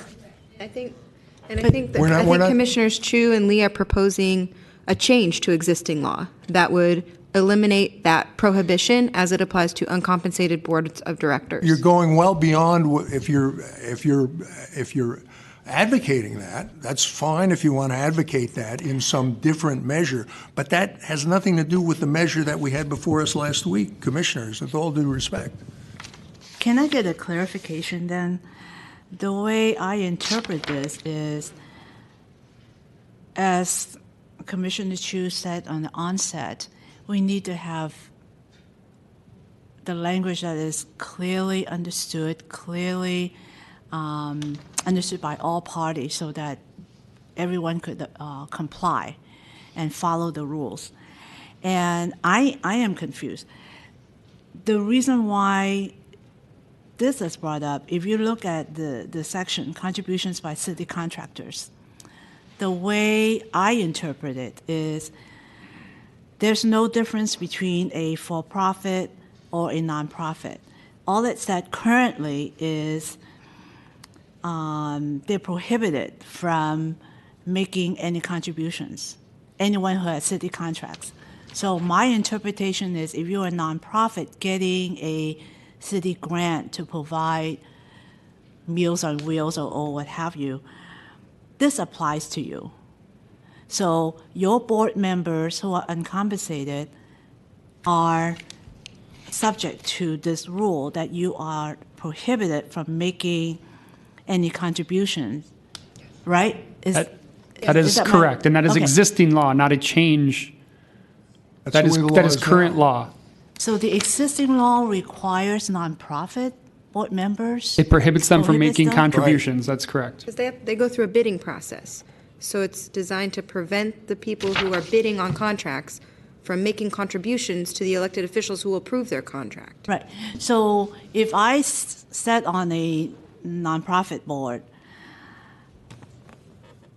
the organization just got a grant that was bidded, and I made a contribution to somebody who reviewed this within 12 months, then I am in violation under the current law. Well, it's 6 months currently, but otherwise, yes. 6 months? Under our law that we had last time before us, it wouldn't make a difference one way or the other. You could contribute all you wanted.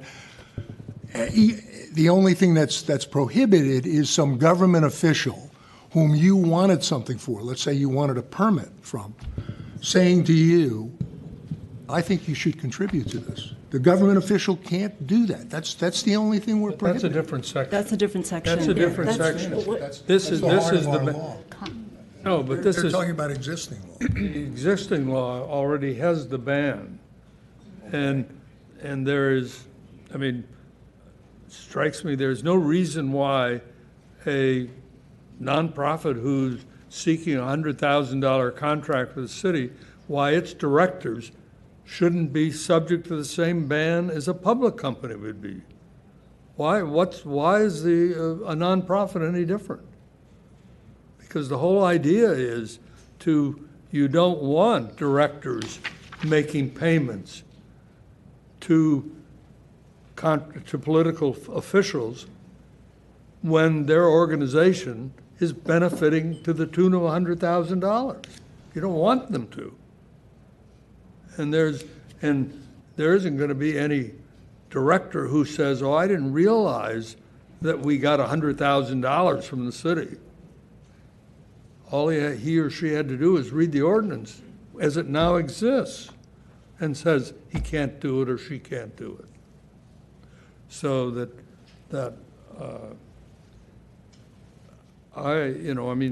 if we were, what you're suggesting is that we change the law to make it easier for corruption to exist.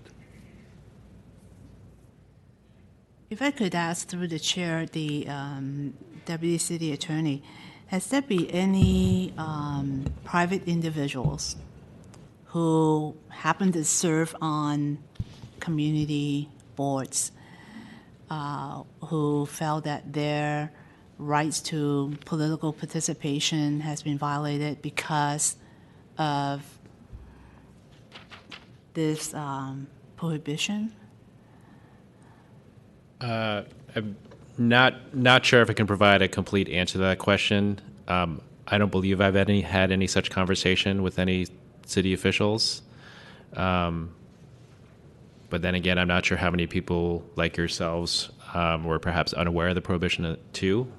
But sorry, I can't offer anything more precise. Now that the commission staff is going to look into my record because I really didn't know. What'd you say? No, I didn't hear you. I was just teasing.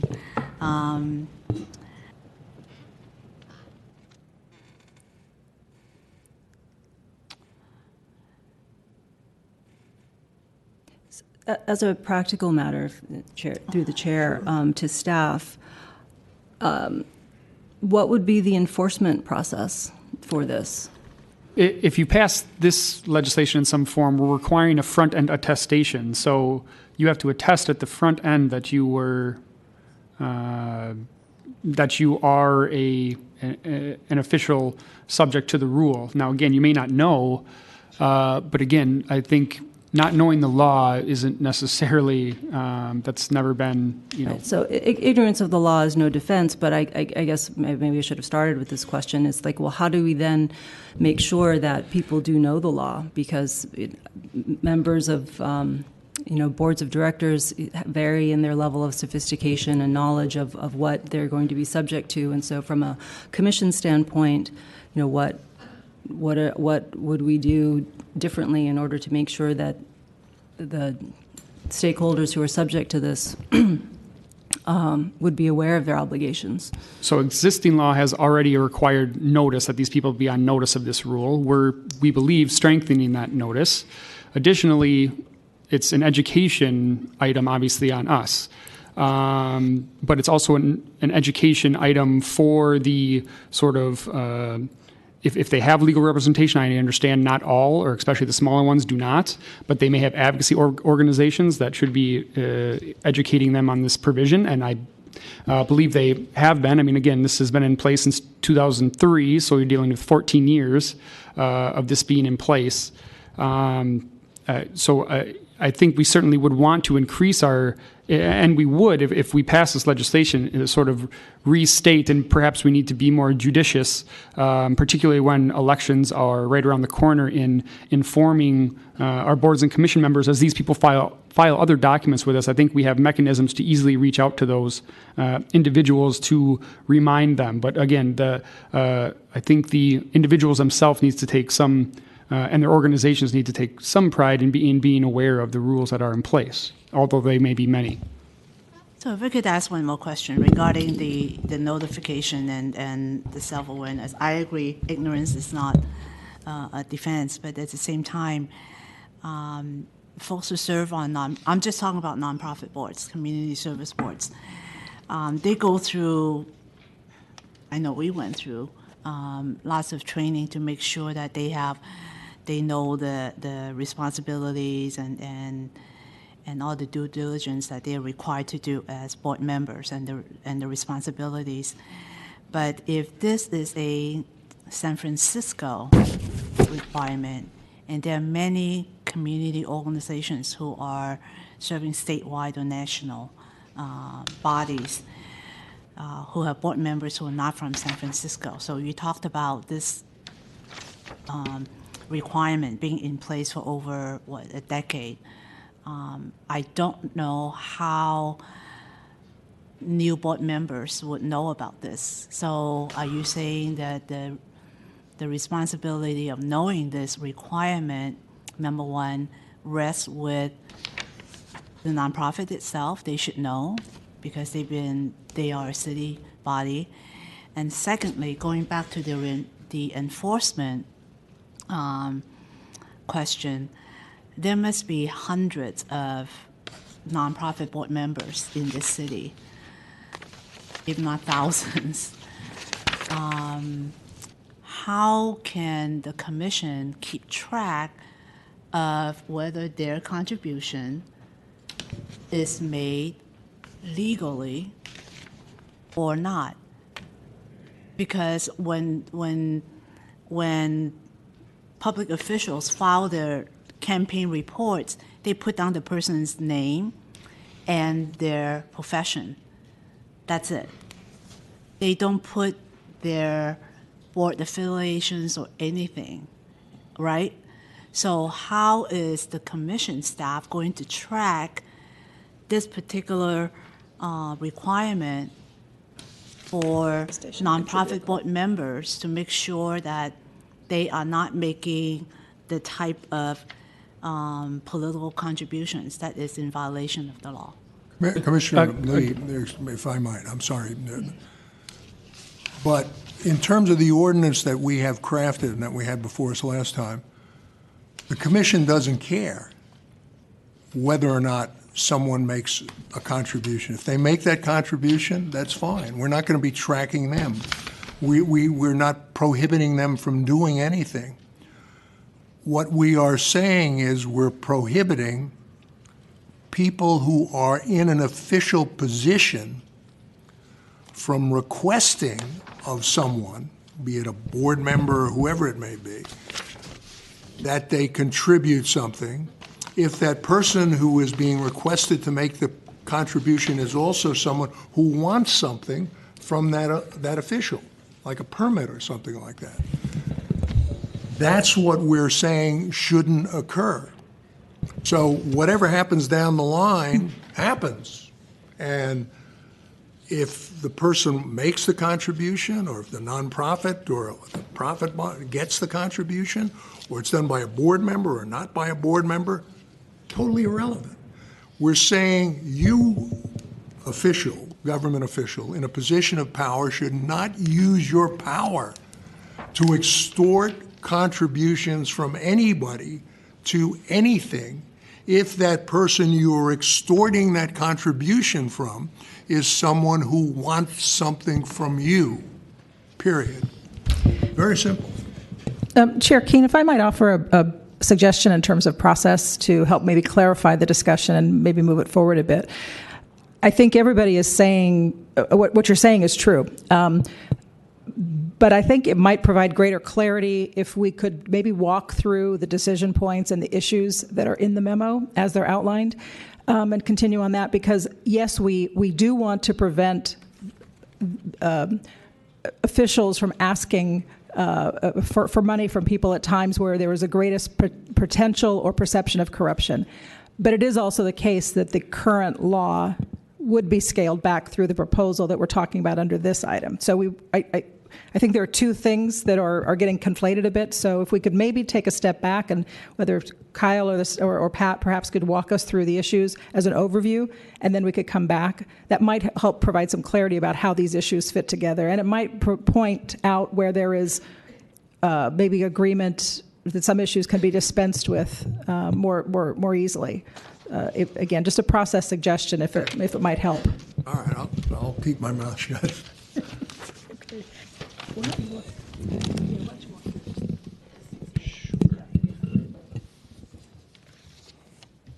So maybe we can start with the contributions by city contractors, specifically the Section C. Should the commission exempt all unpaid directors of nonprofits from the rule against contributions by city contractors. Sure. I'd also like to answer your question that you asked a moment ago, Commissioner Lee, about how will we know and how will committees receiving contributions know whether or not a contributor is prohibited under Section 1.126 from giving, if that person is a member of a board of a nonprofit or a for-profit company that's a city contractor. And current law does have a notice requirement that the city agency that is putting out the request for proposal for the contract will notify the potential contractor of the rule, and then and that's in our proposal in the ordinance, Section F of 1.126. So ideally, that will put them on notice that there is a rule that will apply to them. And then as far as the committee receiving a contribution from that person, that would have to do with the attestation card that Kyle mentioned, that the contributor hopefully is on notice that 1.126 applies to them because of this notification, and that then they will have to fill out the card that says, I'm not a party who is subject to this rule, and that they won't do that if they know that they are, that they wouldn't make that attestation because that would be perjury. So that's ideally how the process would be integrated and help with enforcement. Chair Keen, if I may. Yes, Commissioner Chu. So is that notice mechanism, is that currently in place, or is that something that is contemplated going forward? It's currently in place, but we're changing the mechanism of how it happens. We want to change it so the sort of agency dealing with each individual contractor, including grantees, has to provide that notice. We thus would have to be reaching out to each individual board and commission and letting them know that they are required to do this through the sort of contracting process, through the RFPs and RFQs. Again, we would have to sort of formulate that process a bit more succinctly, but we're just changing a mechanism that already exists. Okay, so then contained within that notice provision to the bidding company, whether it's a for-profit or nonprofit, then it would be incumbent upon them to inform their executives as well as their boards and other investors that they would be subject to this requirement. Correct. Again, the specifics of how or who receives that notice isn't contemplated here, and I think it's beyond the scope of the ordinance. But the agency would be required to notice those persons submitting Bidders, proposals. Yes. Okay. So again, just to clarify, so when we talk about city contracts, we're talking about two different kinds of city contracts, right? One is to for-profit contractors, architects, whoever in the private sector. Another type of contract would be what some of the folks would call grants or things to direct services, provide a service to the residents of the city, right?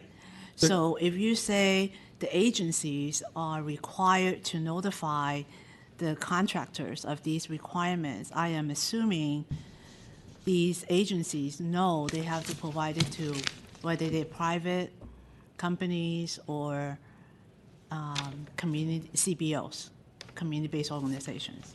So Yeah. Is that their understanding?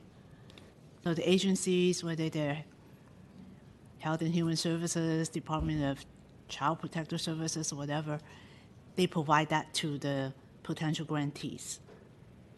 Again, that's what, if we made the change, we're directing those agencies to do so, yes. That's what we would expect. But you just said they already do that. I'm saying there's currently a notice provision which is different. Our notice provision changes it so that the individual agencies dealing with the contractors on the sort of eye level, one-to-one level, that they have to do that notice then. Right now, the notice doesn't operate in that way, and I'd have to get up to specific language to see how it works, but it does not work that way. So I'm being informed by this deputy city attorney that currently it's on the organization itself, that is the bidding organization, to inform their board and key directors. We're changing that so that the agency has to do that. So we're, I think, improving the process from what it currently stands. So I think I'll just recap. So where we are is Section 2C. So we're discussing whether or not we want to now change the existing Section 1.126 as it is in current law to exempt unpaid directors of nonprofit organizations.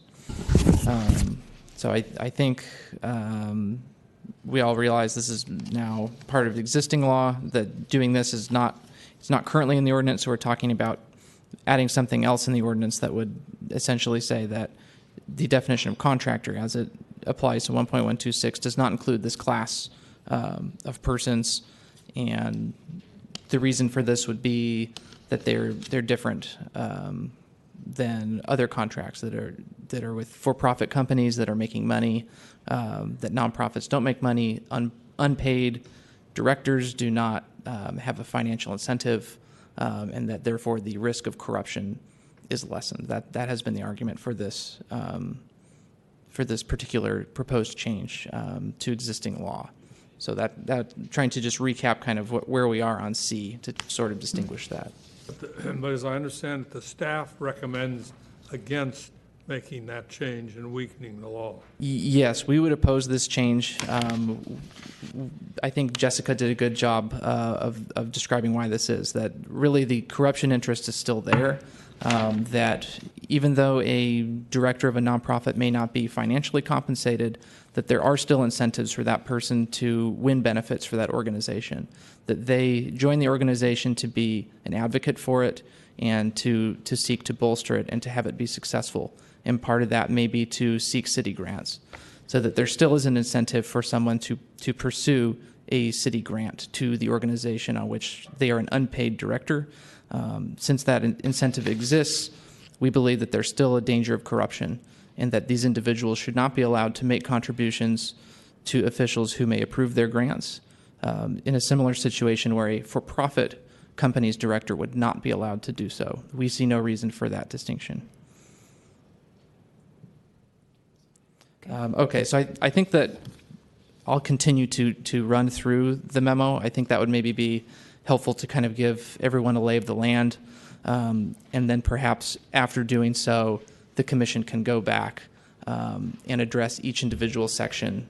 Where are you now? So now five? I propose that we would move to section 3, which begins at the top of page 3.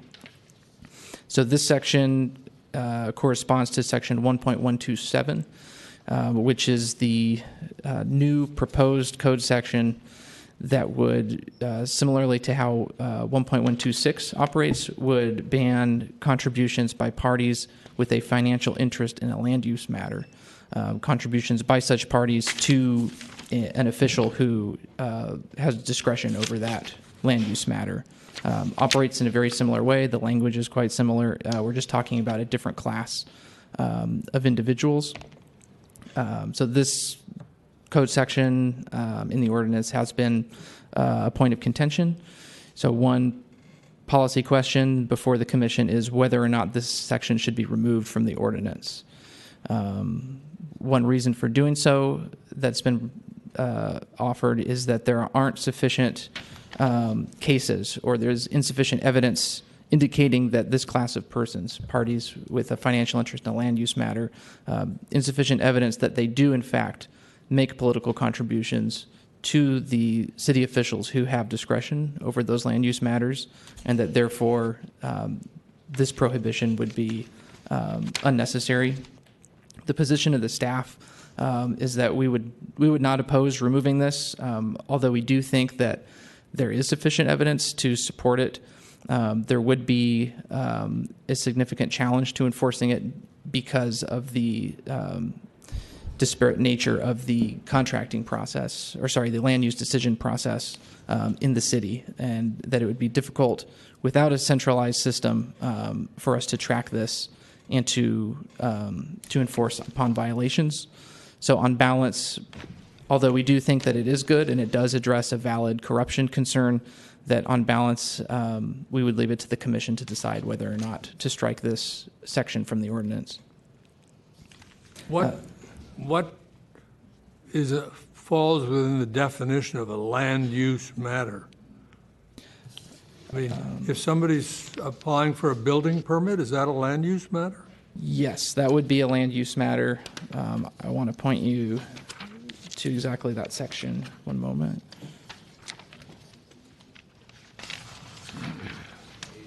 What happened to the term public benefit? So I think that term was used in the original proposal that was based on Prop J. And I think that we've moved away from that term because of its how broad it is.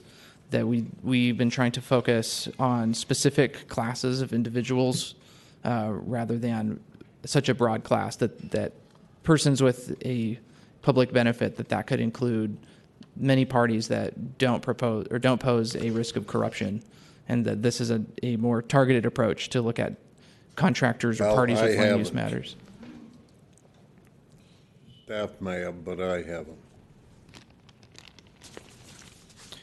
Sure, and to answer Commissioner Rennie's question, land use matter is defined, if you look at page 3 of the ordinance, it's the second defined term. It's within section 1.104. So land use matter shall mean any request to a city elective officer for a planning code or zoning map amendment, or B, any application for an entitlement that requires a discretionary determination at a public hearing before a board or commission under the San Francisco Building Code, the Planning Code, or the California Environmental Quality Act. Land use matter shall not include discretionary review hearings before the Planning Commission. And this definition is something that we worked with planning to develop. We talked to them about the citywide process for land use decisions, and this is language that we developed with them that together we thought encompassed where there was a greater risk of corruption than in other land use matters. So it is an attempt to hone the definition and target specific kinds of decisions. And that's why I asked the question, is that you're saying you wouldn't so I understand you saying that you wouldn't oppose eliminating it, yet that seems to be the classic example in this city of where the public views the corruption to be the greatest. Well, if I may, we're only prohibiting a $500 contribution ban. It's $500. The developers or any other companies would still be able to make contributions to an independent expenditure committee or a ballot measure committee. We can't touch that through this ordinance. So what we're really talking about is they can't give the $500. If I may, just quickly, just to sort of reiterate that point, the sort of main case from the Second Circuit that the proponents rely on for this is called the Parks case, and in them going in that case, they took a limit in New York City that was I want to say around $1,500 for most parties, and they simply reduced it to about $500, which is our current thing right now. So we're talking about going from 500 to 0. So we're talking about a limit versus a ban, and we're talking about really a single case that has said that was, this was another class of persons other than lobbyists and contractors who should be subject to this sort of ban. So I think that just sort of reinforces. All right, you've convinced me. So I'd like to move on to Section 4. This pertains to civil penalties in citizen suits, and it's found in Section 1.170. Essentially, existing law already allows, right now, citizens of the city to bring a civil suit to enforce a violation of the Campaign Finance Reform Ordinance if the city declines, specifically if the Ethics Commission and the city attorney decline to do so. What's proposed currently in the ordinance is to allow such plaintiffs, if they are successful in a citizen suit, to also be able to pursue civil penalties. Currently, in such a suit that's brought by a private party, by a private citizen, they can only seek an injunction to have the court force the party to stop the violation of CFRO. But As is, the ordinance would then allow them to ask the court to impose a civil penalty. Similarly, as we impose civil penalties in our administrative enforcement proceedings. And then additionally, if civil penalties are awarded and collected after a citizen suit, then the citizen plaintiff would be entitled to 50% of those penalties. And I'd like to let Deputy Director Bloom speak as to our position on this, since this is primarily regarding enforcement matters. Thanks. Yeah, so staff would not oppose removing the civil penalty provision from the anti-corruption and accountability ordinance. You heard public comment from members of the public at the last commission meeting who were concerned that the civil penalty provision might operate as an increased incentive for frivolous or vexatious litigation designed to harass people who are engaging in political speech, and we are sympathetic to that argument. So staff would not oppose this change. So, sorry, Calvillo. Sorry, can I just make one clarification? So all we're saying is that obviously there's already a citizen suit provision in the law. We would just strike the portion that awards 50% of any penalty to that individual, moving it back to an injunction, costs, and attorney's fees. So I would be in support of that because the private plaintiff currently has the right to sue for injunctive relief. So if there's a campaign finance violation, then if the Ethics Commission and the city attorney and the DA are all asleep at the switch, falling down on the job, then a private citizen could come forward and say, campaign X, candidate X, you need to put the right disclaimers on your mailers and you need to file your campaign statement so we have visibility into how much money you're spending and who's contributing to those to your campaigns and paying for these mailers. I think under no circumstances would a private plaintiff be entitled to seek damages, under any theory, like at this juncture. And the private plaintiff wouldn't have suffered any monetary damages either. So I think that from a policy standpoint, I don't know that we should be rewarding or giving an incentive to plaintiffs to recover something that they would not otherwise be entitled to. Mr. Chairman, you have removed the civil penalties from this section, correct? Just the part awarding 50% of any penalty. Well, how do you get 50% of an injunction? You've taken out a monetary award. And very few people are going to spend money up front for an injunction on the thought that, oh, well, I'll recover all my attorney's fees.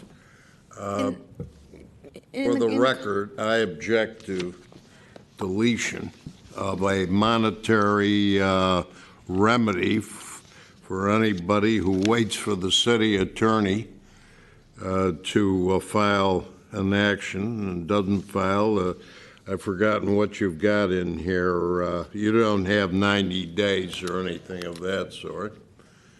And I suppose alternatively, you could allow monetary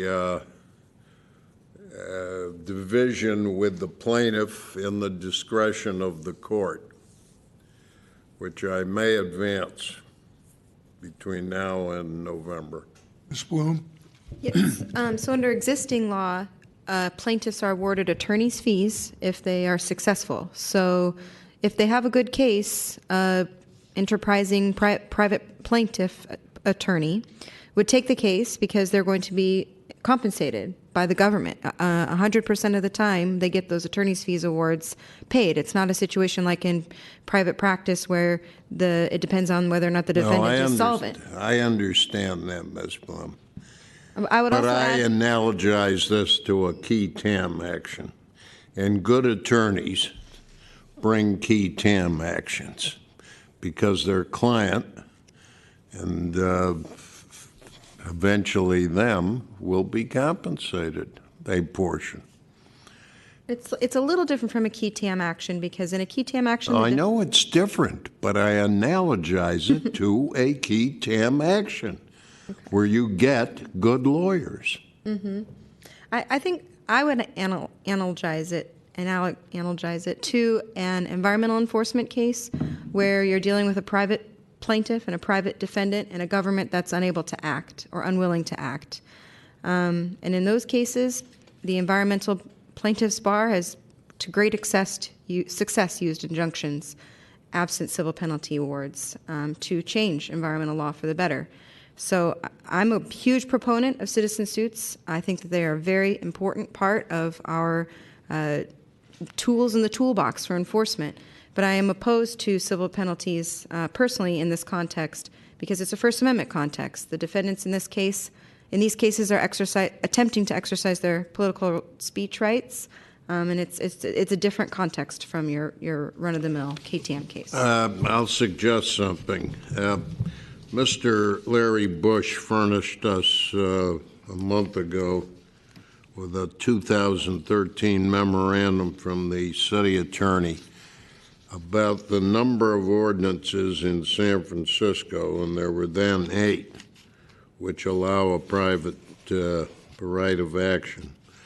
I recommend that you bring that up to date, and I'd like a memorandum on that for all members of the commission. And then secondly, examine those with respect to whether there's a monetary award to the plaintiff or plaintiffs, as the case may be. I've listened to these cries of unfairness about a private right of action, and I am not at all persuaded, and particularly when I note the number of existing ordinances in San Francisco. And I wonder how those have operated. I haven't heard any complaints about them or read any complaints about them. But one thing you'll want to notice with that memo that was sent along is most of the instances where they can invoke those, there has to be some injury in fact. They have to be actually harmed by it. They're not stepping into the place of the government like a key TAM action. So that's an important distinction. Well, why shouldn't they be able to step in the shoes of the government if the government doesn't enforce its own law? I'll leave that to you, Mr. Commissioner. Okay, you got a clue as to how I'll vote. Okay, so I'd like to move on to Section 5 on page 4. This is regarding board and commission member fundraising. Specifically, this is Section 3.231 in the ordinance. Prior versions of this ordinance had a version of 3.231 that would prohibit members of boards and commissions from fundraising activities for their appointing authorities. The current version expands upon this rule to say that members of boards and commissions cannot engage in fundraising activities for any city officer. So this is an expansion upon the rule, and a policy question before the commission now is whether or not we should revert to the prior version, whether or not 3.231 should only prohibit members of boards and commissions from fundraising for their appointing authorities. One reason offered in support of this change back to the prior version is that there's not as strong of a risk of corruption when a member of a board or commission is fundraising for someone other than their appointing authority, so that there's no reason to restrict their fundraising activities for all officers, and likewise that there's not sufficient evidence indicating that such fundraising goes on or that it's problematic. Are there any questions about this section? No question. So if I think about this and I want to, create a real life example. So say I've been appointed to the Arts Commission or the Historical Preservation Commission, and so the original language of the ordinance would prohibit me from raising funds for my appointing official, which is very understandable. You don't want to I don't want to give the appearance that I got the job because I can raise money for the mayor. But what if a classmate of my son parent is running for school board, and I want to invite some of the parents from the class over to hear this person speak, or invite my neighbors over and say, hey, you know, I think that Peter would be terrific on the school board, and I would love to have, you know, neighbors, you know, on both sides of us and across the street just come over and, you know, have some coffee on a Saturday morning. Where's the corruption or the corruptive effect there? What am I missing? So I can't speak to that particular fact pattern, but generally the idea behind expanding the rule from only fundraising activities for the appointing authority and expanding it to all officials is that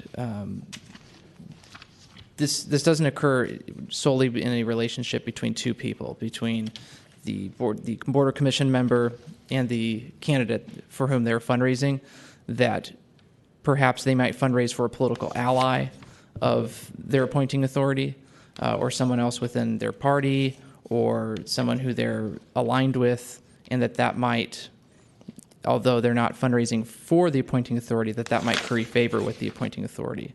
That it's still, they're making contributions, or they're creating political capital that's still being exchanged within that system. And even though it's not going directly to the appointing authority, that it would still be counted as a factor in that person's appointment or reappointment. So it's a little attenuated, but, you know, we're talking about someone's ability to engage in political speech, right? I mean, it could curry favor with an elected official, but how do we balance that against Peter's ability to support, you know, this neighbor or, you know, parent that he knows quite well in their campaign for school board? So I hear you, but I'm a little troubled by that. But let's keep, unless others have comments, that we should keep moving. Okay, so moving on to Section 6. This section corresponds to Section 3.207A4 in the ordinance. This is the rule that Chair Keene alluded to earlier that, as written, would prohibit an official from asking someone who has a matter before him or her to convey anything of value to a third party. So this covers behested payments, behested in-kind payments, which would be goods or services, and there are a number of policy questions on this item. The first one at the top of page 5 regards whether or not we should be focusing on the definition of anything of value. So should the commission limit the definition of anything of value so that it does not include volunteer services? The fact pattern here is an official asking someone who has a matter before her to take part in some kind of volunteer activity. Typically, this would probably be a charitable volunteer activity, some kind of community event. Staff doesn't oppose this. We see this as being a fact pattern that poses a lesser risk of corruption. So we think that this could be carved out of the definition of anything of value without significantly weakening 3.207A4. Moving on to the second item, should the commission add an exception for any behest that is made through a public entity during a public-private partnership? So an example of this would be the Committee on Information Technology, and this is an organization that is part of the city and that the city uses to engage private sector actors in public-private partnerships, obviously regarding technology and the city's technological needs. So in this scenario, a public official would be able to ask a public company to make, for example, a donation to a city agency of computers or software, even though that company has something before the official, so long as the official makes the request through, in this hypothetical, COIT. And this could be replicated with other city agencies. The thinking here is that this presents a lessened risk of corruption because COIT and other organizations like this are subject to open meeting laws, and that this isn't the kind of closed door secret request that would carry a risk of corruption, that this would be open, people could see it, it benefits the city, and that also it's not being made by a single individual, it's being made by the body. So staff would not oppose making an exception like this in B. Moving on to C, should the commission reduce the time frame of the rule from 12 months after the person had a matter pending before the official to 6 months after the matter was pending? We discussed a similar issue with 1.126. What should the tail be? What should the effective time period of the rule be after the event that triggers the rule? So the thinking here is that if 1.126 were kept at 6 months, that likewise 3.207A4 would work under a 6-month window so that they coincided. Since you can imagine these would apply concurrently. If a person has a contract pending, it's approved, these two rules would be operating in conjunction. Again, staff would not be opposed to this change. We do think that the 12-month period would be a more robust rule. However, if 1.126 is kept at 6 months, it would make sense to keep this 3.207A4 also at 6 months. Moving on to D, should the commission add an exemption that allows officials to ask a person with business before them to make a behested payment as long as the payment goes to a 501c3 organization that provides direct services? So this would be a pretty simple exemption, or I should say a pretty targeted exemption at the core of the rule. This is not working at a definition or at a time period. This is a carve-out. This would essentially allow a closed-door request by an official to someone with a matter before them, as long as that payment would go to a 501c3 organization. Staff does not support this. We think that this would drastically undermine the purpose of this rule, and in fact, we would prefer not to have the rule, not to have 3.207A4 at all, if this exemption were to exist, because it would be such a big loophole that it would basically make the provision ineffectual, and it wouldn't be worth having.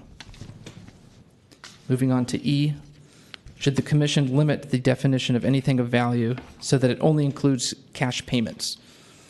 So as I mentioned earlier, as phrased right now, anything of value can include cash payments. It can include an in-kind gift. That could be goods or services. It can include favors. It is a fairly broad term. Staff does not support limiting it to only cash payments.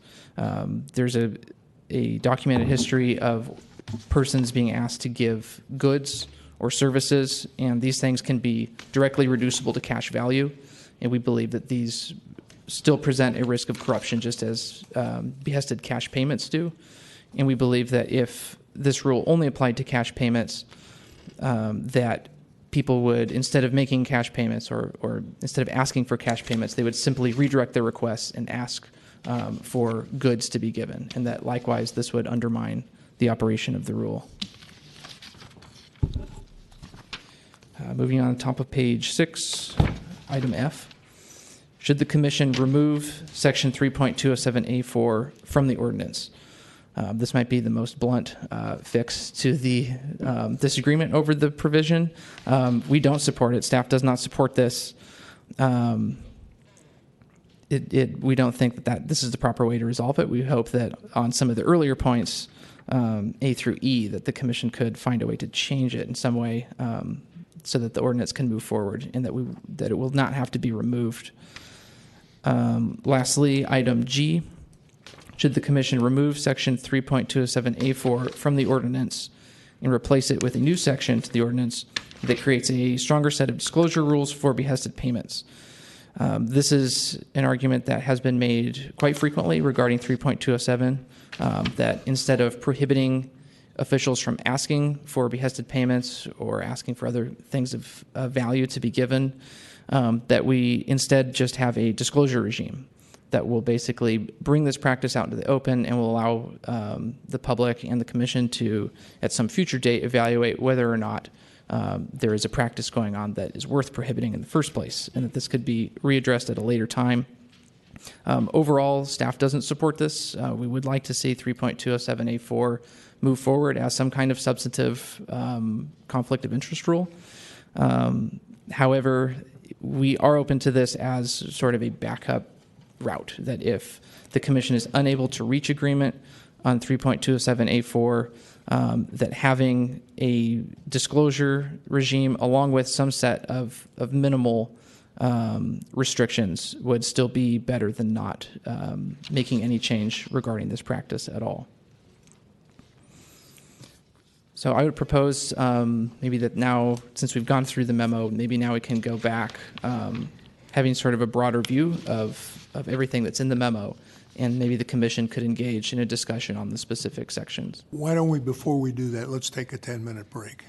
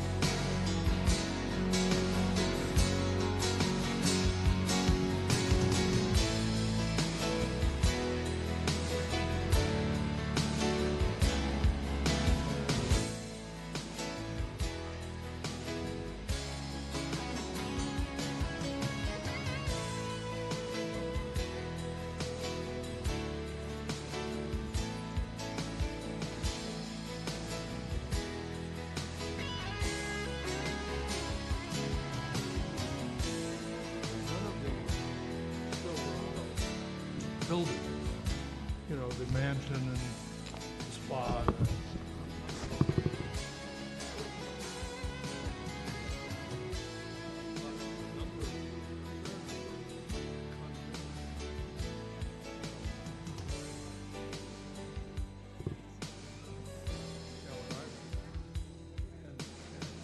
When I went up on Tuesday,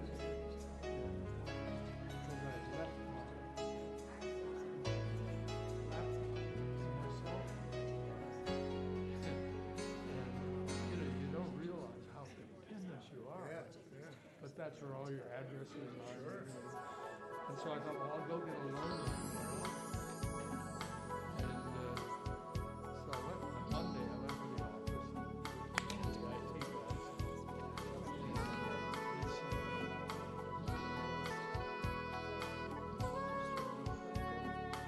I get into my Google.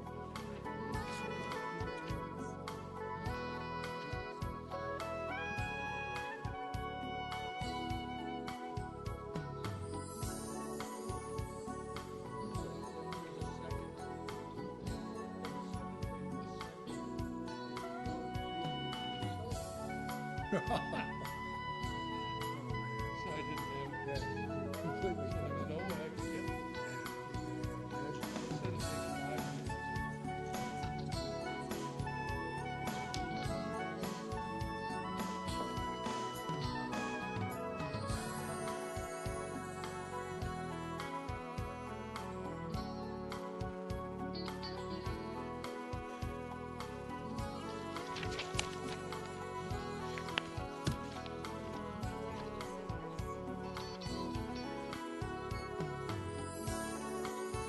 Spur. Okay, chair.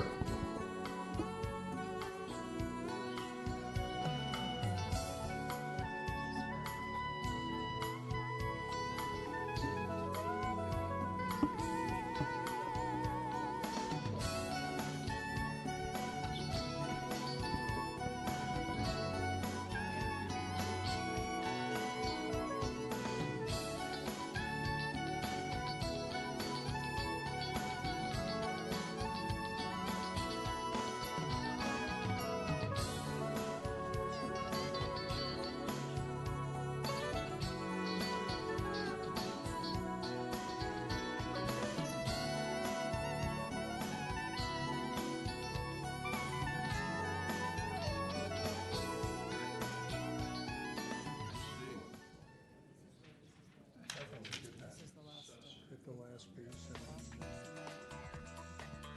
SF Gov TV, San Francisco Government Television.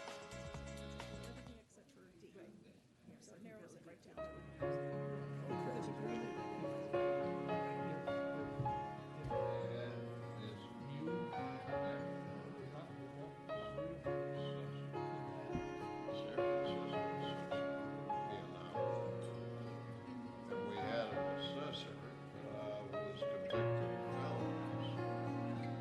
I think what we should do is writing as a motion.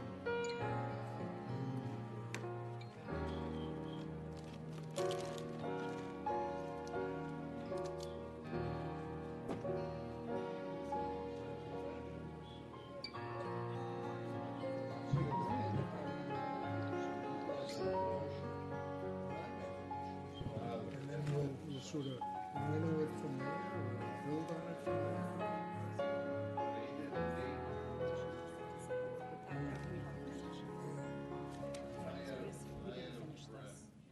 He just walked through it, but we didn't have the discussion on it, so I'm sorry. So- universe, I thought we yeah. did. I thought we got through it. No, I did too. That's all right. That's Pat okay. had gotten through, went through his presentation. Yeah, We had yeah, actually yeah. had the discussion on the merits. Okay. So we then start the conversation rolling at that. Okay. And then we'll just put it in your and Yvonne's lap. You'll have to give me a minute to try and know which one is, whichever one is included or Being not. like Ray Hartz, asking for all this time.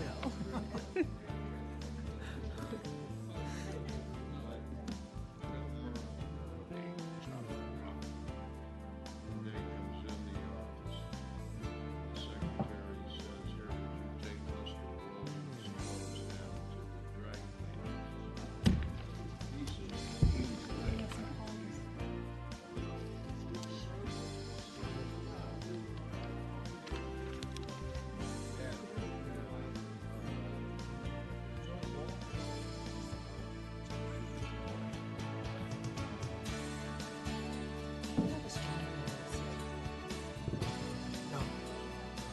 Okay.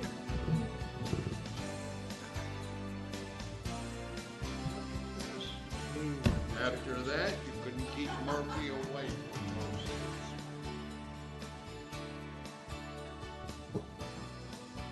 Chair? Yeah. I thought 9:30. Oh, yeah, okay. What led to this? overtime or something, so I have to be home by 10.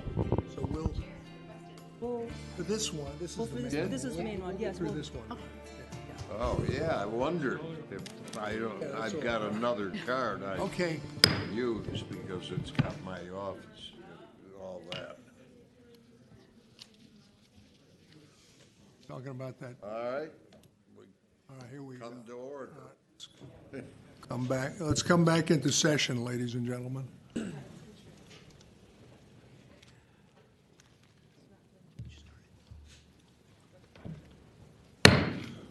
All right, we're back in session now, and we'll continue with the presentation relating to the memo. We've had it from Mr. Ford, and in regard to discussion, once again, I'd ask Commissioners Chu and Lee to lead us in that matter.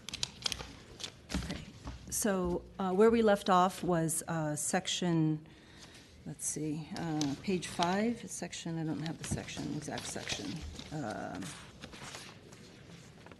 Section 6. So this was the, what Chair Keene was referring to at the top of the discussion.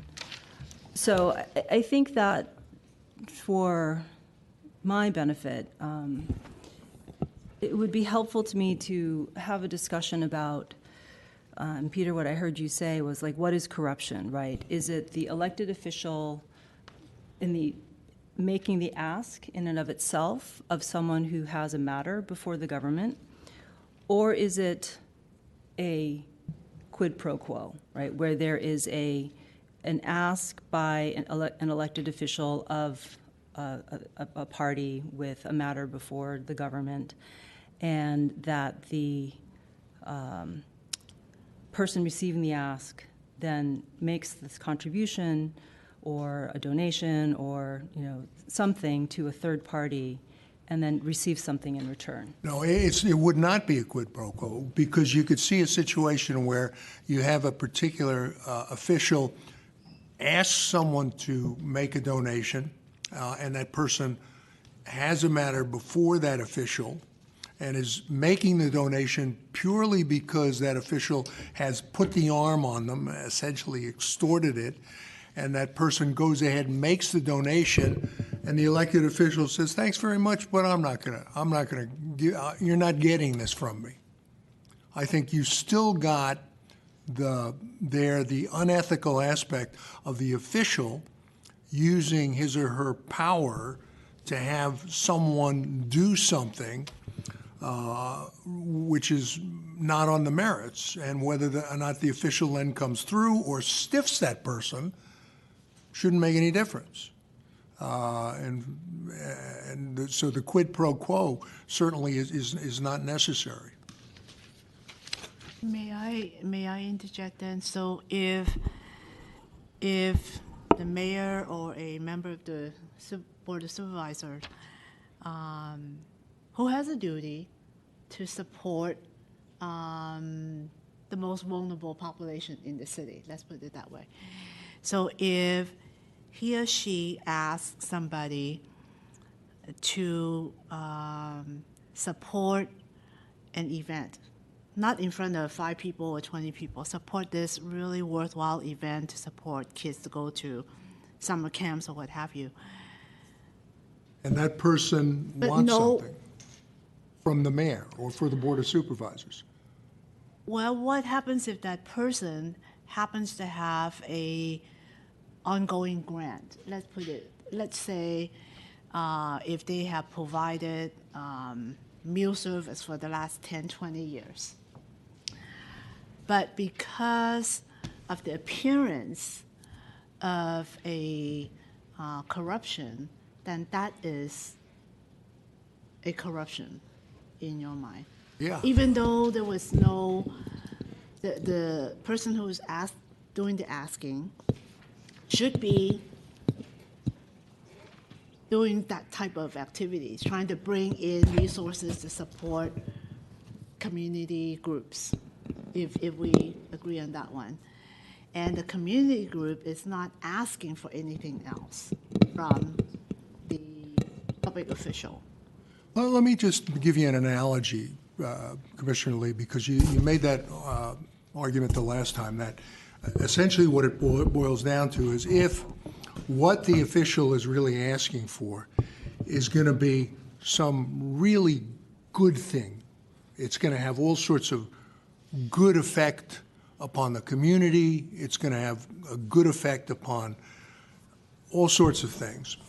But the official is in a position relating to the person that they're asking for it to do something for that person, and the official still asks for it. That is the official using his or her power to get someone to do something that they would not otherwise do, or that they would be expecting the official to do something for them, whether they do it or not. So it really doesn't matter whether it's something that, the simplistic example I can give you is, I go out and I rob a bank, and I get a bunch of money, and I give all the money to cancer research. And as a result of that, my giving that money to cancer research finds the cure for cancer, and there's no cancer in the world. So I say, listen, there shouldn't be laws against bank robbery.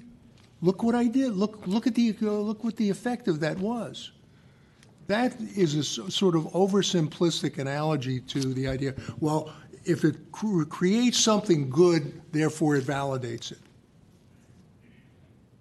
So if somebody who has let's just say a long-term plan, maybe 10 years from now, has nothing before this official right now or for the next 12 months, agrees to give the money. It's not whether they agree or legal. not. It doesn't matter whether they agree. And we don't care whether they agree or not. It's the fact, what we're prohibiting is the official from asking that person to do something.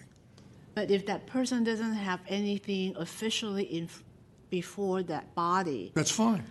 But what I'm saying is, if that individual 5 years from now have something, Salesforce. Too remote. So we are sort of punishing organizations or individuals who have something, whether it's innocent or what, just because they have something before the body, which includes a majority of the nonprofits, because they do get grants and contracts from the city, which ultimately is decided by the Board of Supervisors and the mayor.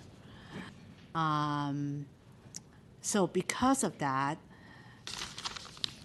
the public official would not be able to ask either their philanthropist or business community Airbnb or Ron Conway not be able to contribute. No, because the public, you have someone who is a developer, wants to have a permit for something, and that's before the mayor or before the Board of Supervisors. The Board of Supervisors then asks that person, give to my favorite charity. By doing that, that official is using their power to get that person to do something. And the way it works in terms of the pay-for-play in San Francisco, which is endemic, is that then the mayor or the Board of Supervisors comes through for that person. And what happens then systemically is that decisions are not being made on the merits. Decisions are being bought. And that's what we're trying to address. We're trying to address that underlying, very prevalent corruption that you have in San Francisco that comes from those things. And the fact that you can say, well, it's going to this organization that provides wonderful stuff for people, that the mayor or the supervisor happens to like, that's still, things are not being done on the merits. They're being bought and paid for.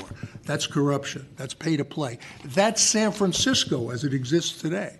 And that's something that we want to address. Yeah, it's like soft corruption. It is soft corruption, but corruption nevertheless. Yeah. And that's the reason for the proposed legislation. Oh, that's the heart of what we're doing. Proposition J, as originally conceived. Yeah. So, I don't think that, and Commissioner Lee, don't let me put words in your mouth. I don't think that you're making the argument that because of the recipient that makes it okay. I don't think that that's your point. I think that the more narrow point that I wanted to make was like we talk about pay to play, and yes, making a ban would eliminate all of that. But what I keep hearing is it's the corruption because it is paying to get a result. Right? It's paying to get the result, and that. In terms of the record, I've heard stories about Google, but we don't actually know what happened with Google. We know that Google has access to the Muni stops and that Google made a contribution of X number of dollars to fund Muni passes for youth. But who made the ask? How did that come about? I don't know that we have those facts. Was it a solicitation or by an elected official, or did Google come and say, we'd really like to work out something with you to be able to have access to the bus stop so we can run these shuttles down to our headquarters? And how can we work something out? Which, if that were the case, I don't know that our ordinance would prevent it. It wouldn't, and we wouldn't want to prevent it. We wouldn't want to prevent it, because then you just have Google on its own doing good acts. We don't, wonderful, we welcome that. What we're saying is officials in position of power don't put the arm on and extort particular entities like Google or Airbnb or whoever it might be to pay something in order, because they expect to get something that is before you. To me, that's just a basic desire to have a non-corrupt government. And it's something that, in regard to the prohibitions against behest payments, I think the staff has told us that so many other places have these prohibitions against behest payments, that San Francisco is really an outlier by not having them. Kyle, could you address that? Because I've heard something similar, but I wanted to make sure that we're all clear in terms of what the law, as you currently understand it, as staff, to the best of your research and belief at this point, knows about behested payments and the regulation thereof.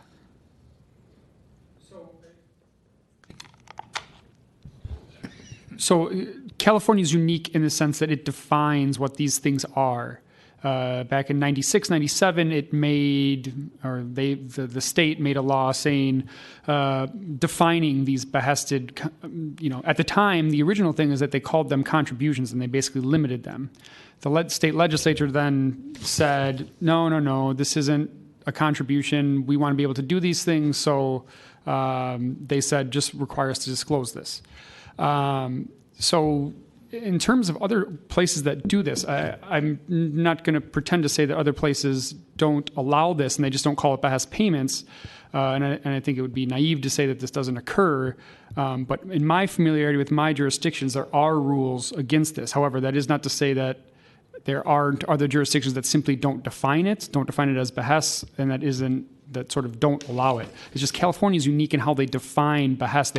They call it out specifically as a different item rather than calling it simply a contribution or prohibiting it on a conflict of interest, sort of bribery theory, tit for tat, that sort of thing. Okay, so just to make sure I understand, it's not that California is the only state that doesn't prohibit them, but it's that California has taken the approach of defining it as a behested payment and regulating them by requiring disclosure of behested payments made over $5,000. I know of no other state that calls them out as behest payments and requires this type of disclosure for these asks to third parties. Thank you. So I think that in this, the different exceptions that were outlined here, I think back, and so first is the policy question, right, of where does the corruption lie? Is it in making the ask, or is it when there is something exchanged, like the pay to play, right, the quid pro quo?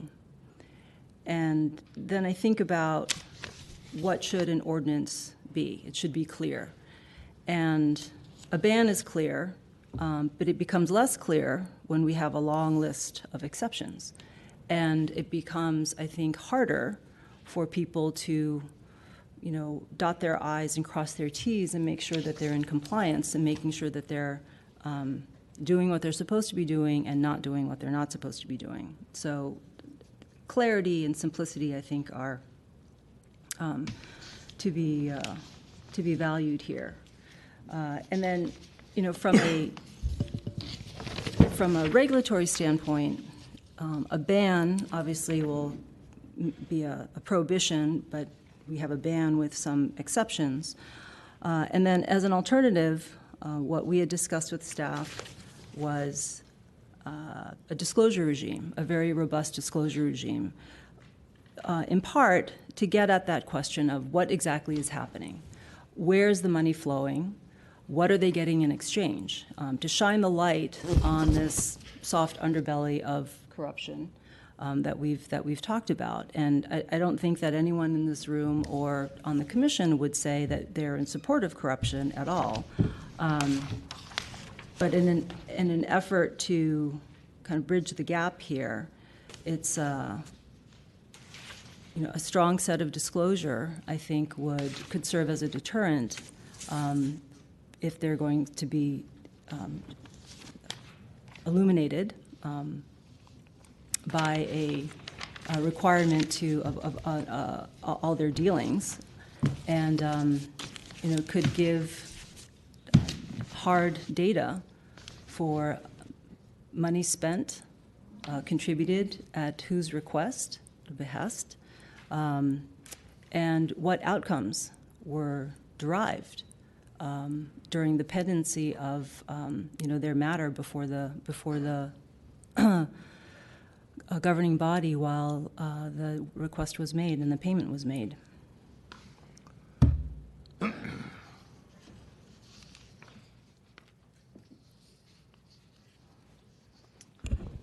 Mrs. Chair? Yes, Commissioner Lee.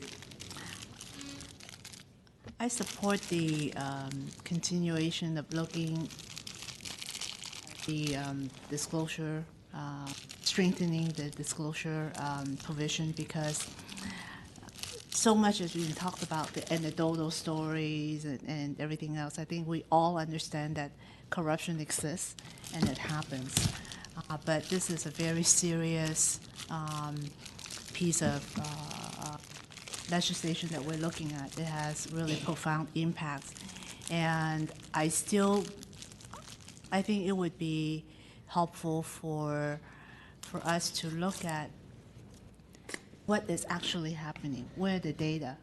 A couple of meetings ago, I think some of the folks were saying that while it's both the actual and the appearance of corruption, I think it would be good if we have the data through the disclosure numbers.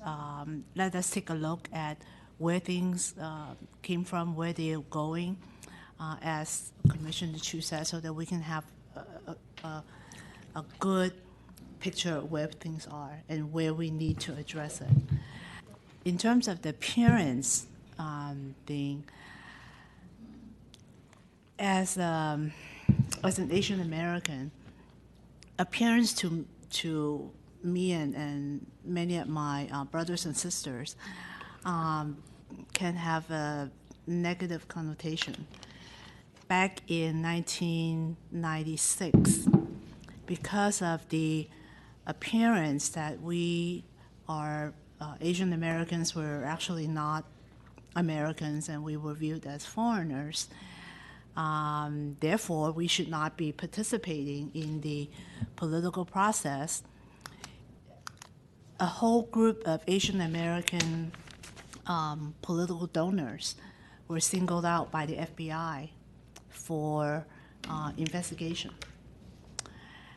Many of my friends, we had to hire lawyers to defend our right to participate in the political arena. So appearance to me has to be backed up by facts, has to be backed up by data to really warrant what we're doing, why we're doing things. As some of you know, I was appointed by the president. I was barred from going into the White House because the security guard saw me as a foreigner because of the appearance that he perceived me to be a foreigner. Therefore, I had no right to go into the White House, where the president had appointed me to serve my country. So I really look at this as not someone who is not supporting any type of anti-corruption activities. In fact, I am. That's why I'm here. But at the same time, we need to make sure, how can we address this? How can we make sure that there are no unintended casualties because of a approach based on a feeling and the appearance that's, yes, things are bad, but we need to know how bad it is, where is it coming from, how can we really address that instead of saying that, okay, here's the problem, let's just address it and I just feel that we need to have the data, we need to have the numbers to look at the bigger picture before we proceed. In November, December, whenever we're going to take this up again.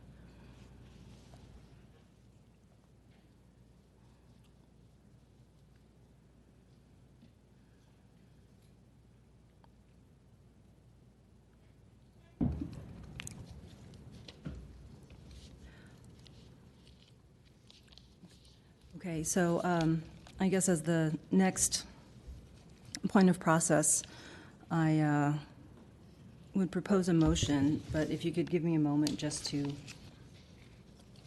clarify what exactly I'm going to propose, since there's a lot of content here.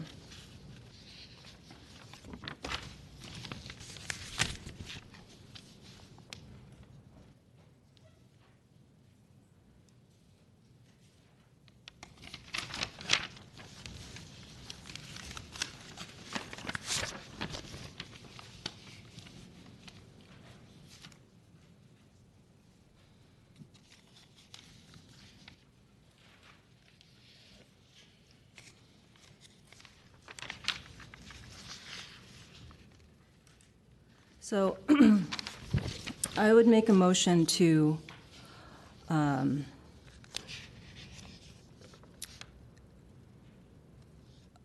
guess it would be the right terminology would be to accept or agree with the recommendations in the staff memo with certain exceptions. So I would move that we accept the staff memo, except for these modifications, and I'll go by page number and section number. So I would propose that we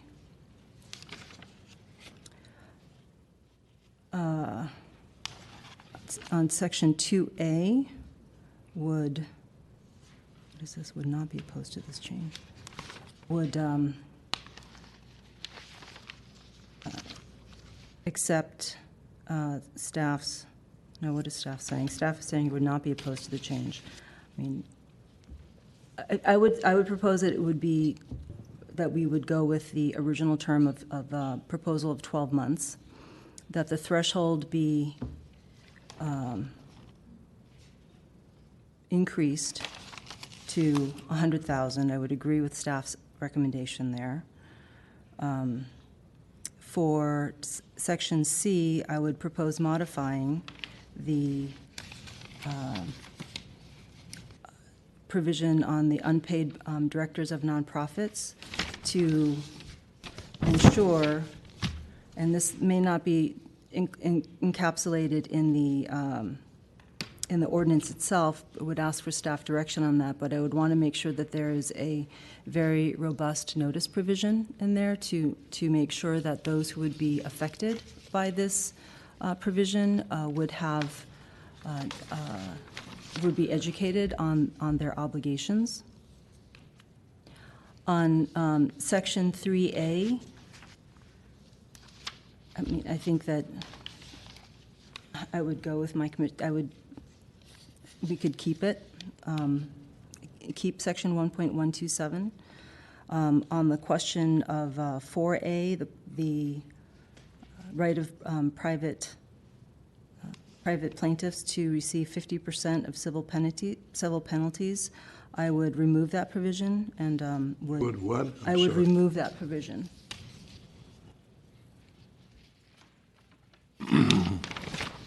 It would be an agreement with staff on that. On section 5A, I would go back to the original language, prohibiting commissioners and board members from fundraising for their appointing official, but not broadening it to include necessarily the any elected official. And then for section 6, I would propose a robust disclosure requirement as encapsulated in section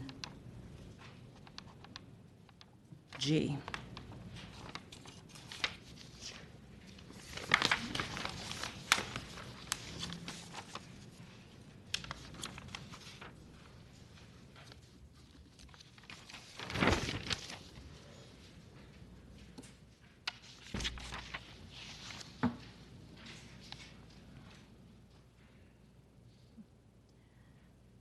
So for section 6, you would propose that we accept the staff's recommendation on the No, I'm sorry. Yeah, I would accept their recommendation rather than changing section 3.207A4 in such a way by incorporating changes D through F. Staff, I'm supportive of replacing 3.207A4 with a stepped-up regime of disclosure for behested payments. You would do away with the ban and replace it with the disclosure? Yes. Mr. Chairman, if Commissioner Chu is finished. Yes. Yes, Commissioner Kopp. Procedurally, is this going to be reduced to writing? If I consider Commissioner Chu's remarks to be a motion, is it going to be reduced to writing? I guess. Let me ask this of the staff. Have you captured what Commissioner Chu has said? I think that since the staff has captured it and we've sat and listened to it, that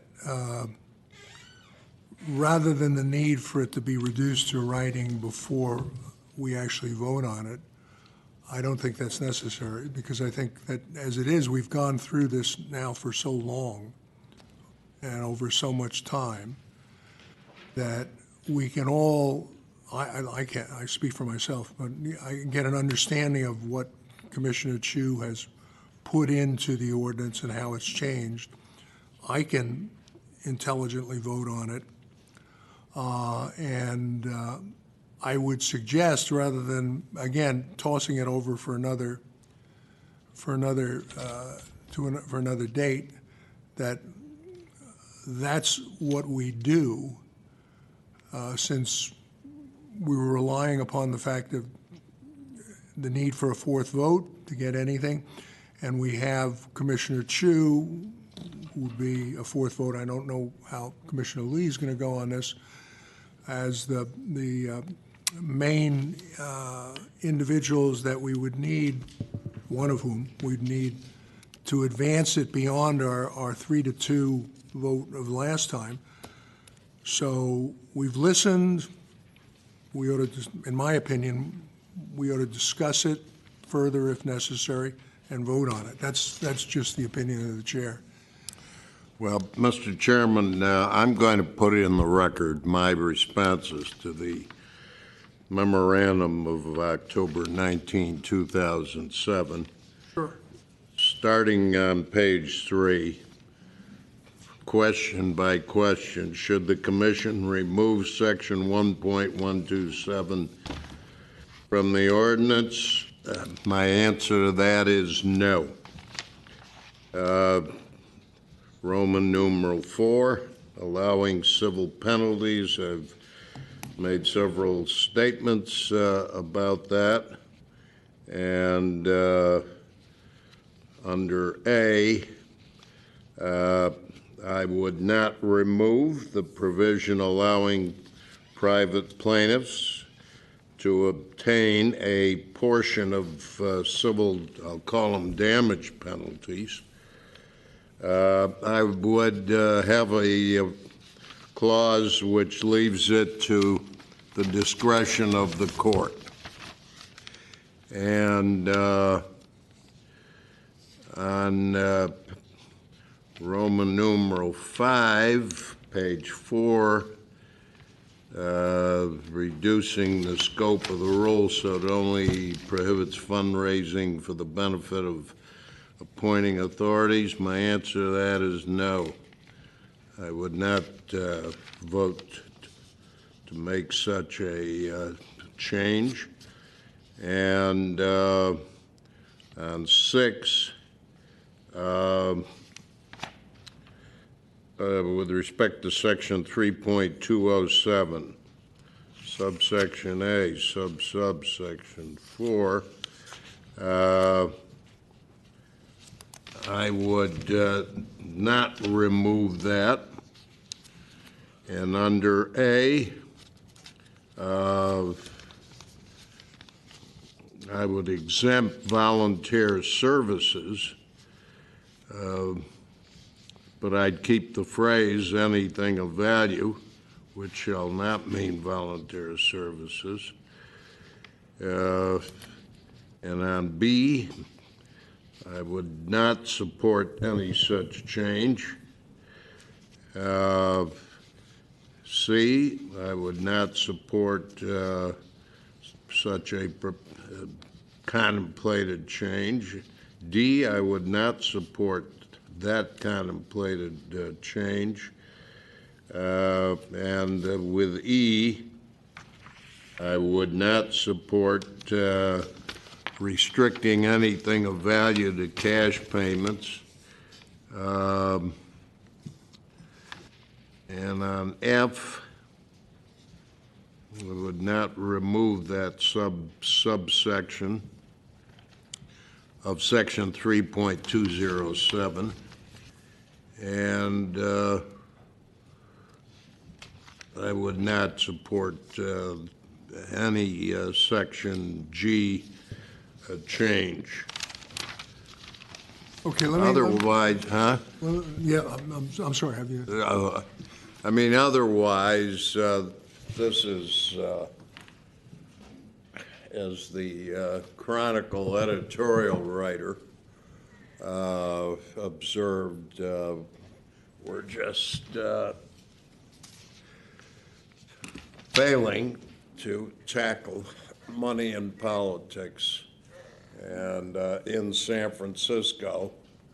And what it is, as defined by the chairman, amounts to what now the contemporary expression is soft corruption. And it's a system which infests city government. Everybody's got a stake.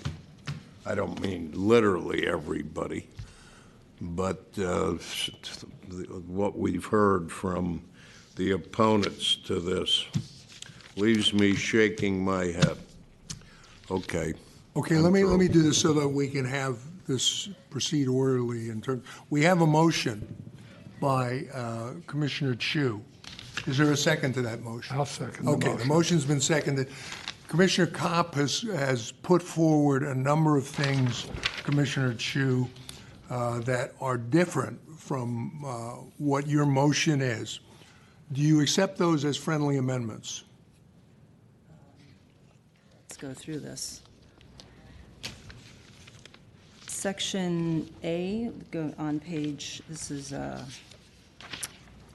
should the commission reject extending the term of the city contractor contribution ban from 6 months to 12?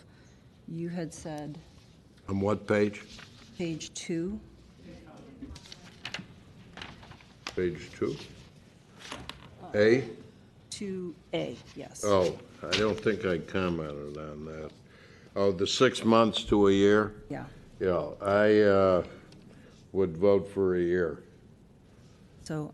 And B, I would. So we're in agreement on. I think we believe we're in agreement but on. To the extent that, I know I'm asking a lot, but to the extent that Commissioner Kopp's list of things that he put forward are different from what you, let's see if we can do them collectively. Otherwise we'll be here all night. To the extent that he has put forth that list that they change or are different, and I'm relying on the staff here to capture it in terms of, would you accept that collectively as a friendly amendment to what you've collectively? Put forward? Yes. No. Okay, fine. But I don't believe Commissioner Kopp has. I didn't cover those three on page 2. I'll do it fast. Well, I don't think she's accepting any of the others, so we can, we can shortchange it rather than. I want to record, Mr. Chairman, what my vote, if given opportunity, would be. Well. And on page 2 on A, it would be no. And on B, it would be no. And on C, it would be no. Okay. So my understanding is in regard to the motion made by Commissioner Chu and those other the matters put forth by Commissioner Kopp, Commissioner Chu does not accept them as a friendly amendment. So therefore, we have the motion before us by Commissioner Chu, seconded by Commissioner Rennie. Do we have any further discussion on the motion before we vote on it? Yeah, Mr. Chen. Just to briefly return to the process point that I believe you asked before. Well, I'll try to be brief. Okay. So I think speaking for the folks in the well over here, I think the plan was that tonight to get additional direction from the commission and then return to the commission at next month's meeting with final legal text. A couple of the provisions or a couple of the changes that I believe that Commissioner Chu and Commissioner Rennie would like to see from this do require some further, well, entirely new provisions with respect to the disclosure regime. The staff memo only discusses that as a stepped-up disclosure regime, and we would need to further flesh exactly what that meant. Additionally, in 2A, where there is I believe Commissioner Chu had asked for additional notice more robust notice robust provision provision. that may require further legal language as well. Well, we're relying upon the staff who has captured that to give us the particular nuanced legal language. What I'm trying to do is achieve something and finally move off the dime on this thing, or we're going to be here for the rest of our lives, okay? I appreciate your concern with process, and mine is too. But I think as a commission, we understand that Commissioner Chu has put forth a rather comprehensive motion, taking our original ordinance, and there are some changes in that. We know what that is because the staff has told us they've captured that. It's been seconded. We are prepared now to go forward and vote it up or down. Is that, am I correct in that, in terms of my colleagues?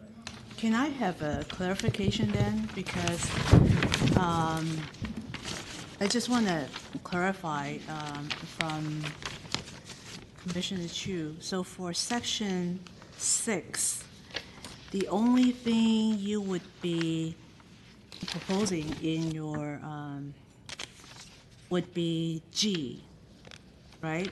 So none of the other, like A, B, A, B, E are not included in your.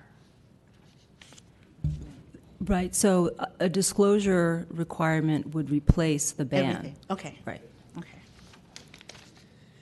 So I think we all understand what we're doing here. Question is, Whether we got the particular nuance of sentences or languages. Ms. Pelham. if I might, I have a process question.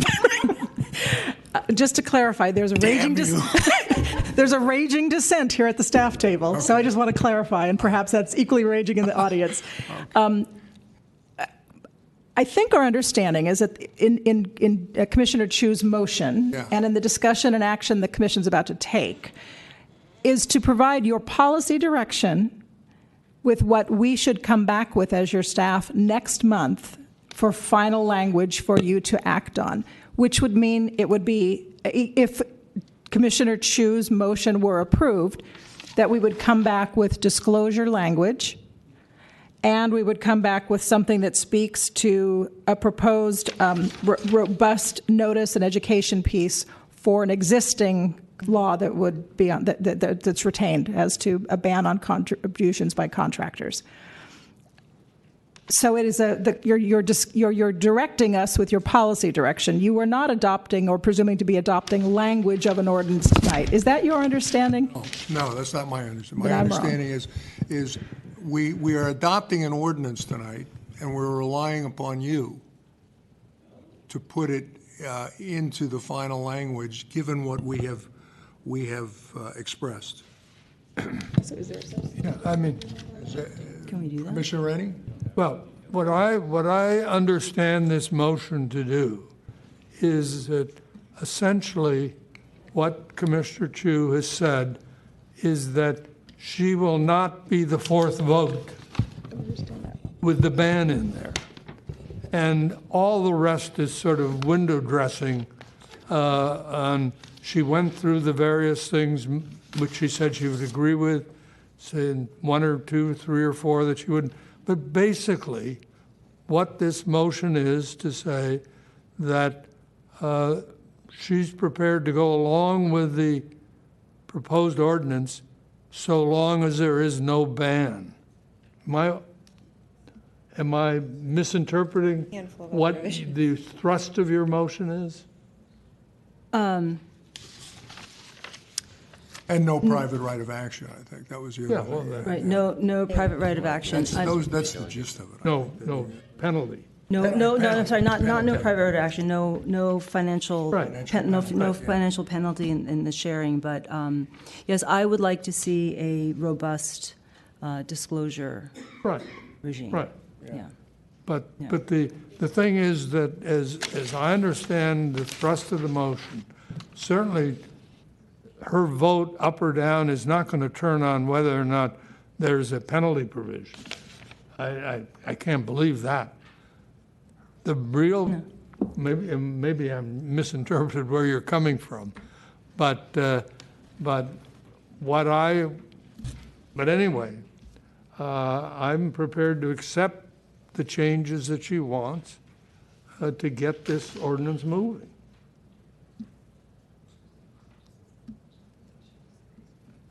Okay. So that's what we have. We have the motion. We have a second. It's been seconded. We have it before us. So we're gonna vote hopefully before 9:30 when Commissioner Lee has to Turns leave. into a pumpkin. So let's take public comment, unless there's some objection by my colleagues to that. Public comment, please. One point of clarification. Does your motion exempt nonprofit uncompensated boards of directors from 1.126, or does it keep them in? It keeps them in, but is requiring a robust notice provision and outreach to make sure that they're aware of their obligations. Okay, I would like to speak to that point. Thank you. First of all, I just want to thank this commission for this thoughtful debate.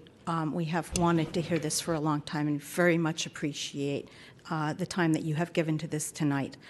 On the point of 1.126 and its application to boards of directors, on the staff memo, page 2, section B, it's very interesting to learn that 1.126 only applies to about 200 grantees, and most of them are nonprofits. But nonprofits are already prohibited from donating to candidates. So the brunt of this section applies to a few hundred nonprofit executives and probably a couple thousand nonprofit board members.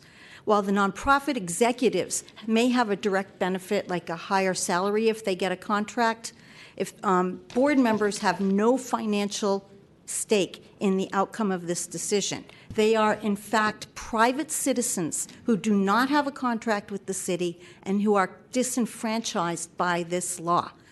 And in answer to one of Commissioner Chu's earlier question, this is in effect a perpetual ban. Whether it's 6 months or 12 months, the reality in San Francisco is the Department of Public Health doesn't get around to certifying contracts till the spring. So 6 months or 12 months either way, our nonprofits are always in negotiations. Also, although the mayor's office and sometimes the board must ultimately approve these contracts, again, the reality is that contracting decisions with who, how much, other terms are made at the department level through competitive bidding, which negates the likelihood of any pay-to-play impact on the contracting decision. And this is particularly the case given that the maximum campaign contribution an individual can make is only $500. This law does nothing to address the real problem of unlimited independent expenditures. So when people think about preventing corruption in contracting, they tend to think about large corporations buying the support of public officials. What this provision really does is go after civically engaged nonprofit volunteers who have no financial stake in the contract and who just make small contributions to candidates. Also, on page 2 in section C, staff opposed this change for 2 reasons. First, that it would narrow existing law, and yet you've approved or are about to approve right above that an increase from 50,000 to 100,000, which also narrows existing law. And in fact, by narrowing the law, ethics staff can focus on potential violators who are more likely to engage in pay-to-play.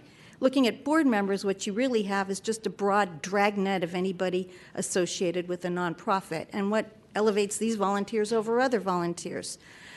Also, the staff argues that this hasn't been discussed during this process, but in fact, we have raised this issue month after month. Yes, it's an existing law, but we have raised it throughout the entire process in every written comment document and in every hearing.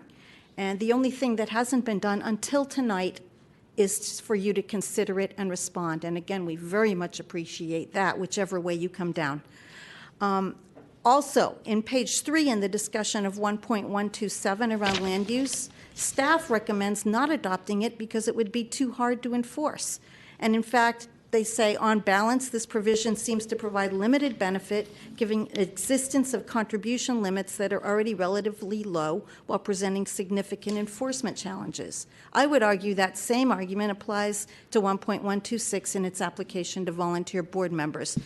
Ethics has never been able to produce a database of persons, executives and directors, who are banned from donating. Instead, the enforcement website just lists contractors covering many years of approvals by various public officials, and in some cases, it just has an entry that says various nonprofits. This is unenforceable.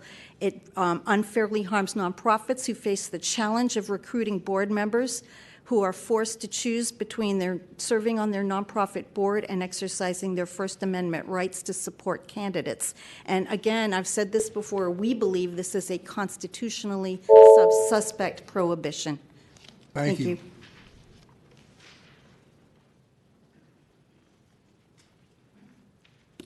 Hello, I'm David Mihai, M-I-H-A-I, and I'd like to compliment you all on having such stamina for being able to last through these meetings. So some of the things that I'd like to address are going back to what we were talking about with making sure there isn't a dragnet being cast over executives and board members of nonprofits. The issue at stake here is that this isn't in scope of what's going on. What's in scope is trying to improve the notice mechanisms for that.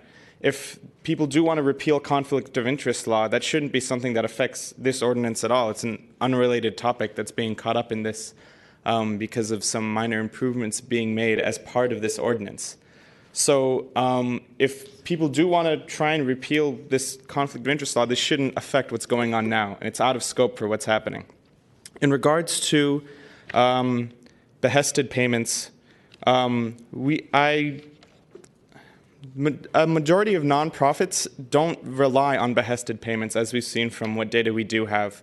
Most of it does go to nonprofits that don't necessarily involve themselves with low-income San Franciscans and with the average citizen. Most of them have tended to gone to organizations like the America's Cup or the Travel Fund, the Hospitality and Tourism Training nonprofit.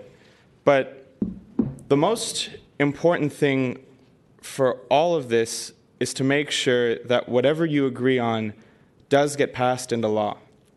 Because we've been working on this since January, and the majority of the propositions here people do agree on, and people do want to see in city law. And we've discussed this a lot, and we're down to these last final provisions, and I would strongly, strongly urge that a compromise be reached and that we pass something eventually without trying to expand the scope and bringing new laws to try and complicate the issue further. I'd urge that what you have now that you do agree on, you make sure becomes law, and that you avoid trying to get new laws for either disclosure or for repeal or whatever would require a new ordinance or a new statute. I would urge you to avoid that, because trying to catch in everything, every secondary interest that we can see here is going to keep us going for months and months. We know what we have and we know what we agree with, and that's something we can work with. So please, work to compromise, work to flesh this out without burdening the staff with new changes. Thank you very much. Thank you. Thank you.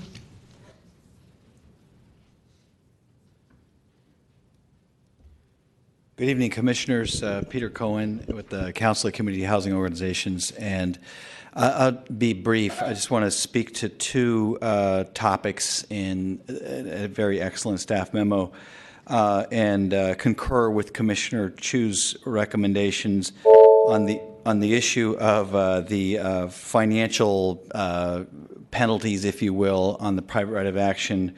Concur that should be taken out.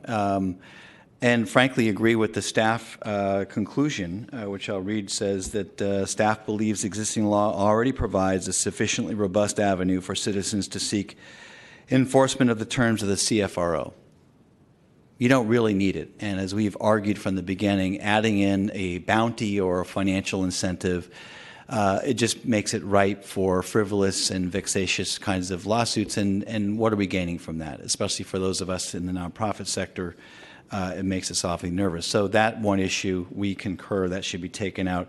On the much larger matter of the behested payments, conflict of interest, we have been saying for the last several months that we believe a disclosure regime is the right way to go. We've made that in the interested persons meetings and at the hearings at the commission, and we still believe that is the right direction. So would concur also with the motion or the suggestion that staff work with the stakeholders to come back to you with an alternative approach which shines as much and scrutinous light as we can on these activities through a disclosure regime. In our memo of September 18th, in fact, we suggest that approach and said that you should, as a matter of direction to your staff, say that in 2 years from the time of adopting this ordinance, the staff comes back with a full report based on the data that you've received through this disclosure to see what it's telling you. And at that point, you'll have the kind of analysis to impose regulations and prohibitions if that seems to be necessary. But this disclosure regime would seem to us the right first step towards getting regulations and prohibitions right rather than diving in immediately to the ban. So we support that disclosure approach, and we'll work post-haste with your staff and you to get it done quickly because we're all pretty pooped out from this, so we agree. Thank you. Thank you.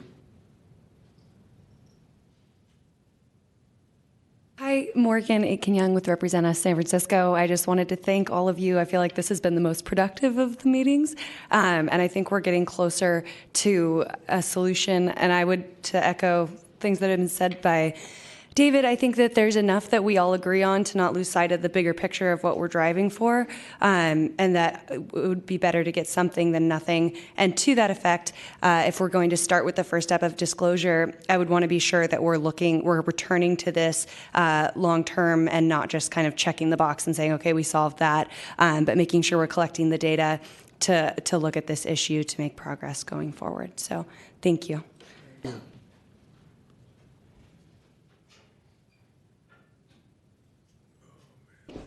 Good evening, Commissioners. Thank you for today's hearing.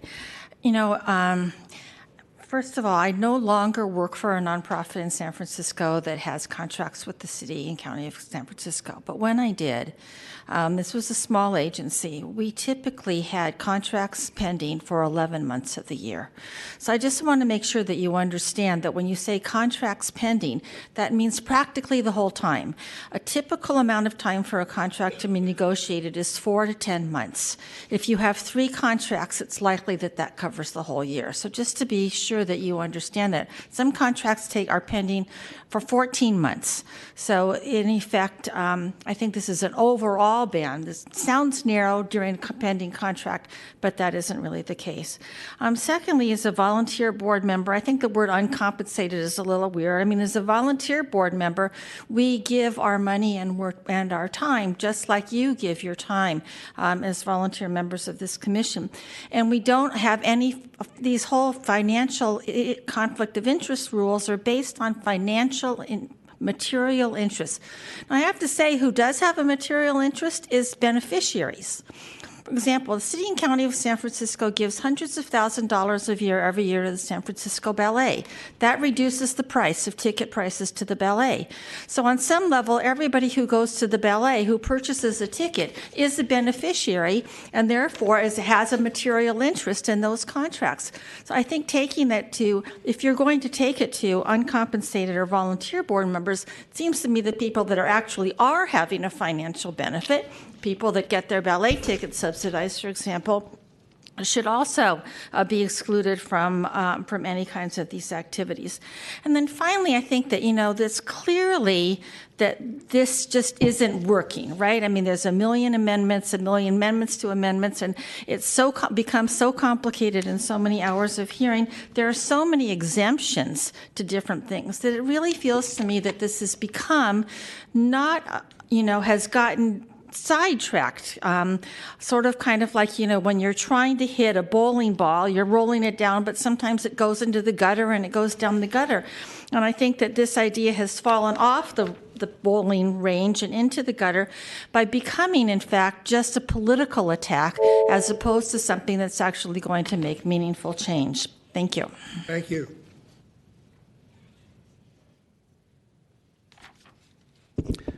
David Pilpel, I was going to start out with a joke that payments that are acceptable under this should be known as Sue B. Hestered payments, but not everyone's going to get that joke. It involves knowing who Sue Hester is. There were 4 points in the text of the ordinance that I wanted to bring up, and perhaps staff can make notes on this. On page 3 of the proposed ordinance, line 12, under land use matter, the reference to CEQA seems a little misplaced to me. There are very few CEQA matters that come before a city board or commission. They're largely on appeal, and I'm not sure that that's as directly related as an approval under the building code or the planning code. So I would suggest looking very carefully about whether CEQA should be included in that definition. On page 10, starting at line 20, the definition of city contractor. I know there's existing law that talks about city agencies and the school district and the college district.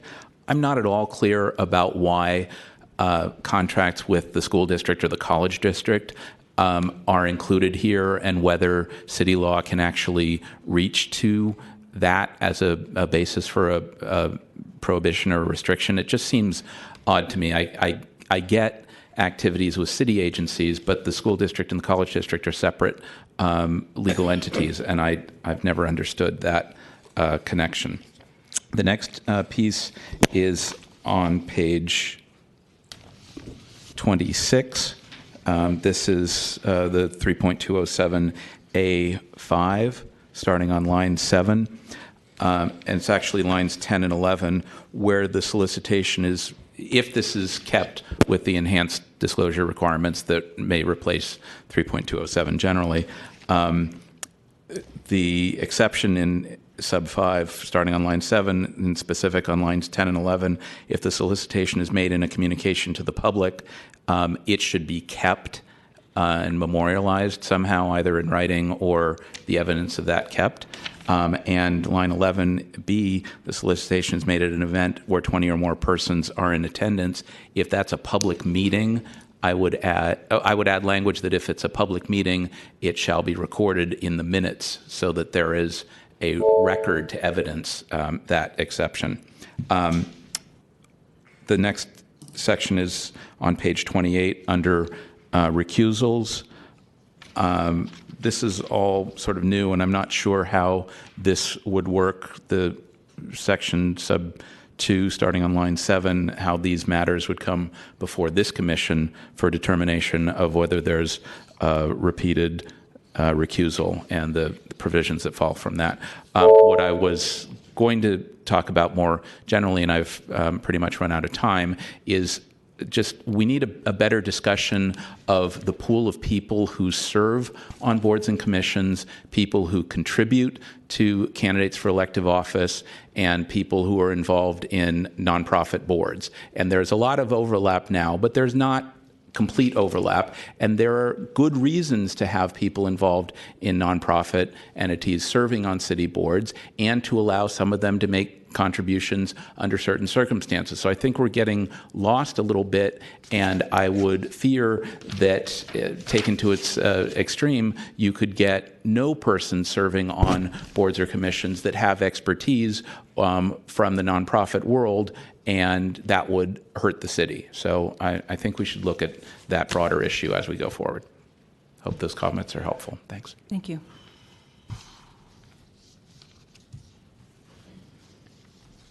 Good evening, Commissioners. Anita Mayo, Pillsbury Winthrop Shop, Pittman. I have about 9 comments to make regarding the proposed legislation. 1, although I oppose a provision requiring persons making contributions totaling $5,000 or more to a ballot measure or an independent expenditure committee to disclose the elected officer's name who requested the contribution, the provision should clarify to whom the disclosure should be made. 2, committees that receive $10,000 or more from a business entity donor must disclose the business entity's principal officers and all city contracts or grants received over the past 24 months. This imposes an incredible reporting burden on committees to collect and disclose the information and on business entity donors to provide the information. This provision appears to be in an attempt to discourage business entities from participating in city elections. 3, unnecessary reporting burdens are also imposed on elected officers and bundlers when an elected officers committee is required to disclose the identity of certain bundlers and lobbying matters that bundler attempted to influence over the past 12 months.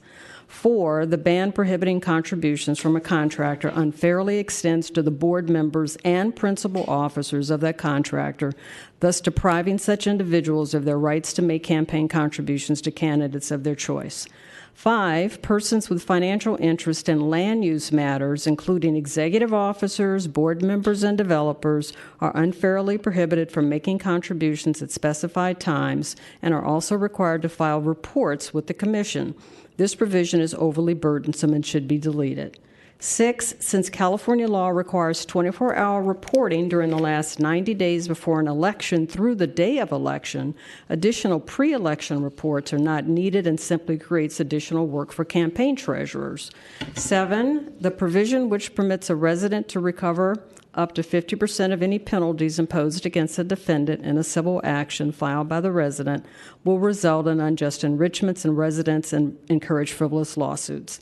8, Sections 3.203 and 3.207 create new conflict of interest provisions which are not needed since state law and regulations mandate recusal when financial interests conflict with an official's private interests. FPPC advice letters issued over the years provide much needed clarity in interpreting the conflict of interest laws. These additional standards will simply create unnecessary conflicts and confusion between state and city laws.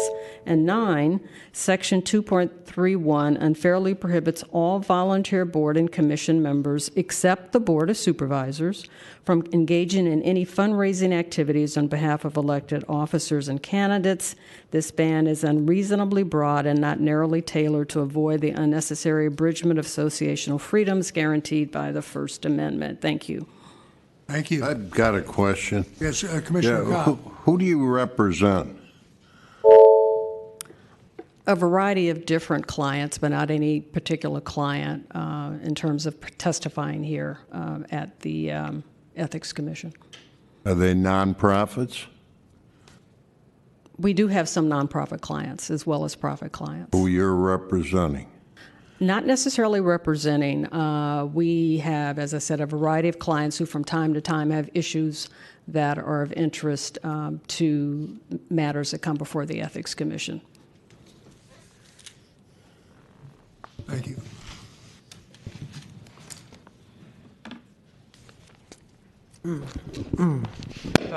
Charlie Marsteller, it's getting late, so I'll be very brief. This document you have with the redaction at the top, it has our general comments. This is from Friends of Ethics. And on page 2, it proposes an alternative disclosure regime.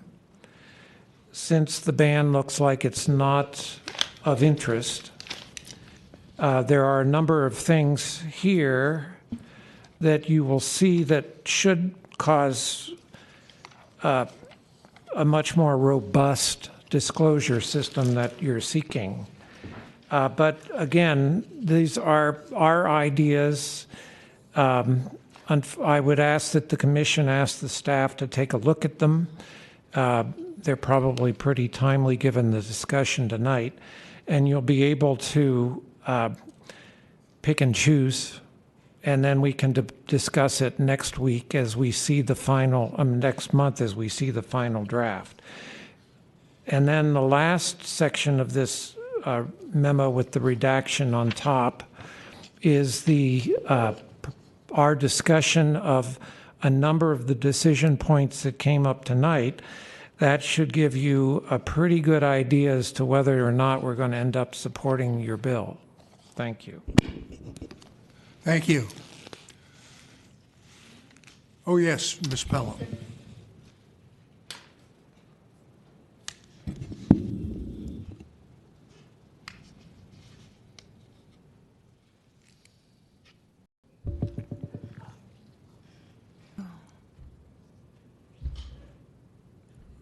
can't read this.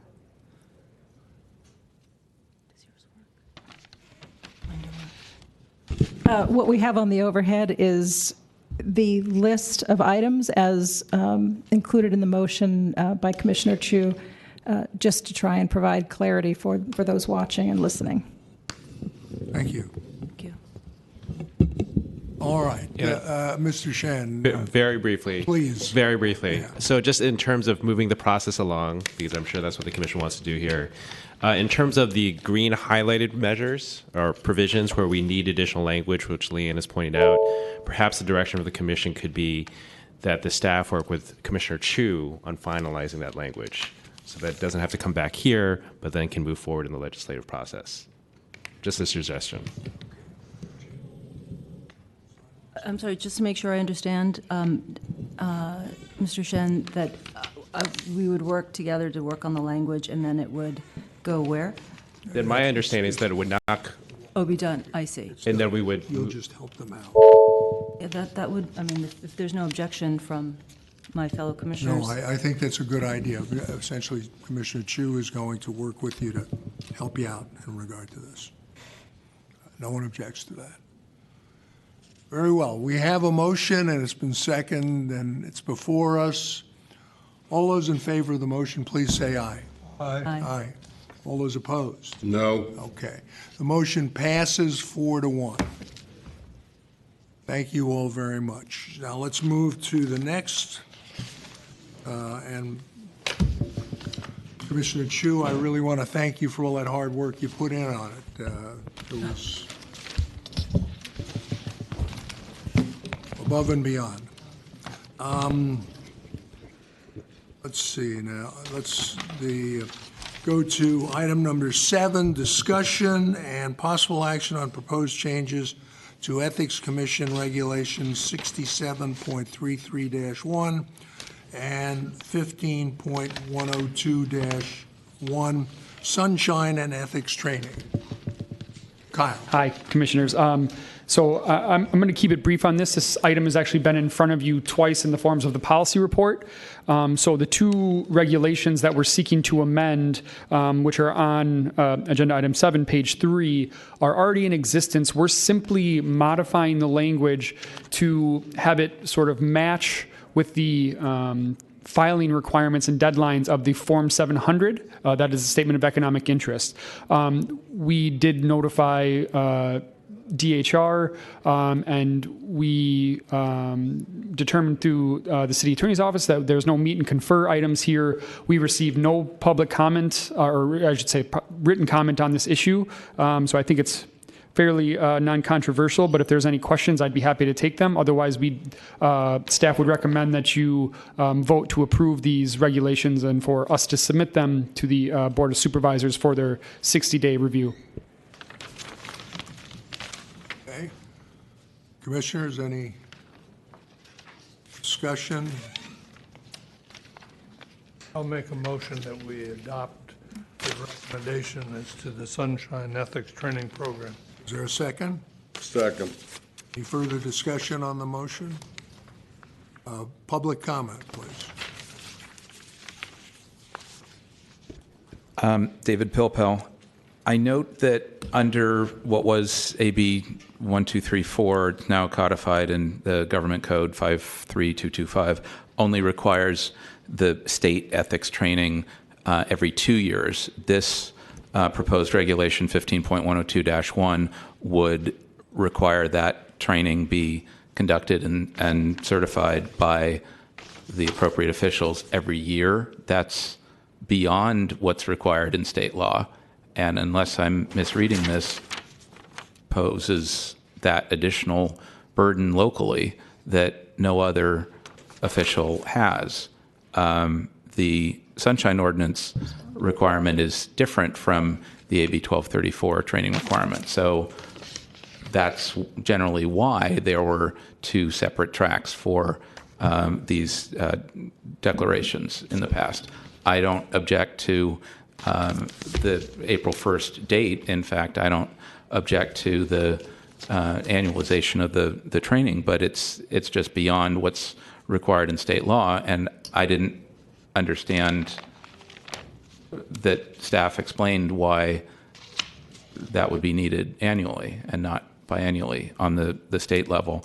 And then as to the Sunshine Ordinance regulation, since that does interpret and codify a provision of the Sunshine Ordinance, I don't know if staff reviewed that with the Sunshine Ordinance Task Force so that, to the extent possible, both the commission staff, and the Sunshine Ordinance Task Force are on the same page as to interpretation of a provision of the Sunshine Ordinance.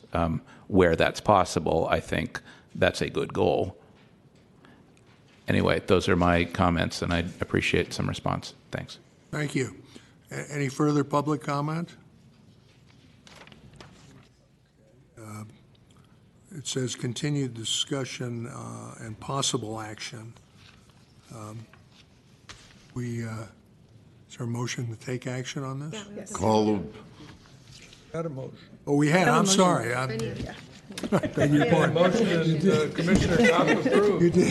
You did. No excuse for my, okay. Getting late. All those in favor of the motion, please say aye. Aye. Okay, Chair, it's unanimous. Item number 8. I think it's 8. We're on 8, right? We on Yes, 8? yes, item 8. Thank Okay. you, Chair. The item before you is staff's proposed amendments to the enforcement regulations. The amendments will, in the interest of time, I'm going to go very quickly. The amendments will look very different to you. That's because I simply reorganized some of the provisions that were in existing law and made the enforcement regulations appear more of a traditional outline structure in order to aid accessibility and readability for the public. The 7 items that I discussed in my presentation last month are all incorporated into these draft regulations with staff notes that describe or explain where those provisions are incorporated throughout the regulations. The only difference between what we proposed a couple of months ago and this proposed draft is that through some research, we realized that the executive director will be able to make a recommended probable cause determination, and that through a ratification process, the commission can ratify that decision in order to ensure that the delegation to the executive director is lawful. And then we have in reviewing our Sunshine Ordinance enforcement regulations and the existing enforcement regulations, we realized it might just be best to repeal the existing Sunshine Ordinance regulations and incorporate them directly, the spirit and ideas behind them, into the regular enforcement regulations, just so that we don't have two standing documents. Some takeaways from public comment that were incorporated into the draft regulations. The first is that we received some thoughtful public comment regarding whistleblower participation in enforcement actions, and we agreed that whistleblowers are a different kind of complainant from your normal complainants who are alleging violations of the law by public officials. Whistleblowers are uniquely affected by retaliatory action that has been taken against them, and so we've elected to give them an opportunity to respond to the probable cause report issued by staff and appear at the probable cause conference if they so desire. And then regarding the statute of limitations, in our discussions under this anti-corruption accountability ordinance, we realized that some of the same confusing language regarding the time period for the statute of limitations and when it lapses appears in our enforcement regulations, and so we just simply adopted the intent to conceal provisions that have been adopted through this CFRO amendment process. One last thing that we're looking at before we bring back final regulations for you to approve is whether to include a public forfeiture process in our enforcement regulations. Right now, the forfeiture process was adopted by this commission in 2008 by policy memoranda. So the policy memoranda are posted to our website, but they are not a part of any comprehensive public document that the public could go to determine how forfeiture affects them or what their rights are during a forfeiture hearing. Our policy allows individuals who are subject to forfeiture to object to a notice of forfeiture, and so we're looking at incorporating a similar objection process before the executive director and the regulations, so that it's all in one place. So with that, I'll take questions. Commissioners? I have some questions or comments. On page 7, you're talking about subpoenas, and it says service. The service must be made by delivering the subpoena or subpoena duces tecum as set forth in section 2G herein. What is that section? I go to 2, and it has nothing to do with service. Definitions. Yes, so that's to reference. The section G should be deliver, but, it's section F, so that's a wrong cross-reference. It's the definition of deliver appears there, so I thank you for catching that. Yeah. Okay. Then, on page 9, under B1, it says, going to the last sentence, the executive director may not recommend a probable cause determination unless the respondent has been provided an opportunity to respond to a probable cause report and appear in person to make an oral argument if requested. You mean if the respondent decides not to come to an oral argument, she can't make a probable cause? No, if requested. So if the respondent requests an oral argument, then the executive director must hear oral argument at a probable cause conference. If the respondent does not, then she can make her determination based on... Suppose she requests and doesn't show up. Oh, then there's a different position for default orders. But I'll directly incorporate the default order provision into this, or default decisions into this. That's a good comment. And what is the meaning on page 13 about delegation to a hearing officer? It says he or she will make an actual determination. That means, so this is from existing law, and what it means is that the delegated hearing officer will make an actual decision, but it takes the form of a recommendation essentially to this body. So they will draft findings of fact, conclusions of law, and proposed remedy for you all to consider. Okay. And then on page 23, I think this is just a typo. Under staff note 23, it says in section 14. I think you meant 13. Oh, I do, yes. Thank you.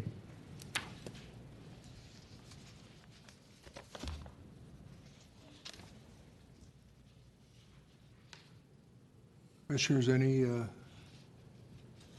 further questions or discussion? No questions, but I just want to compliment staff on the comprehensive nature and thorough work represented here. I know it was probably a lot of effort, and it shows, but it's a great leap forward. Thank you.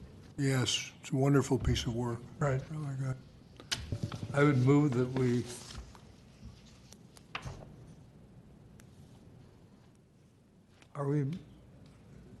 No action required action today. required, Yeah, we have to notice regulations for a period of days before they can be considered for action. So I'll prepare that document for your consideration to vote on in November. Okay. Any public comment on this matter? David Pilpel again. I didn't get an answer to my last comment, so maybe Kyle can answer me after the meeting about the training regulation. My concern was about the proposed Section 10 referrals from the Sunshine Ordinance Task Force. By fully repealing the existing procedures for handling Sunshine Ordinance complaints, I think this loses a couple of bits. The Chapter 2 and Chapter 3 provisions there about where the burdens fall for department heads and non-department heads and willful and non-willful allegations of failure to comply with the ordinance kind of get lost here.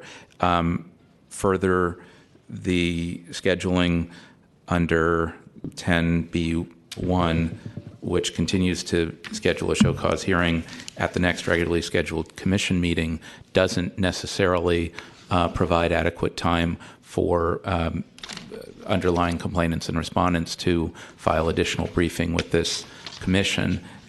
If the time limits that would apply to other types of hearings elsewhere in these regulations apply, then not all of those referrals can be calendared in time, and it's not clear whether those timeframes apply. So I think some additional clarity there is in order. There's also some provision in the existing procedures for handling sunshine referrals about what not just findings, but what actions the Commission can take, and I don't see those here. Ultimately, I think Section 10 needs to have some provisions rewritten to also indicate which other provisions of these regulations apply to referrals from the task force because they're standard and procedural, and which things don't because these provisions in Section 10 are unique to enforcement referrals from the task force as opposed to investigations and complaints for which this Commission has original jurisdiction. I hope that makes sense. Thank you. Thanks. Any further public comment?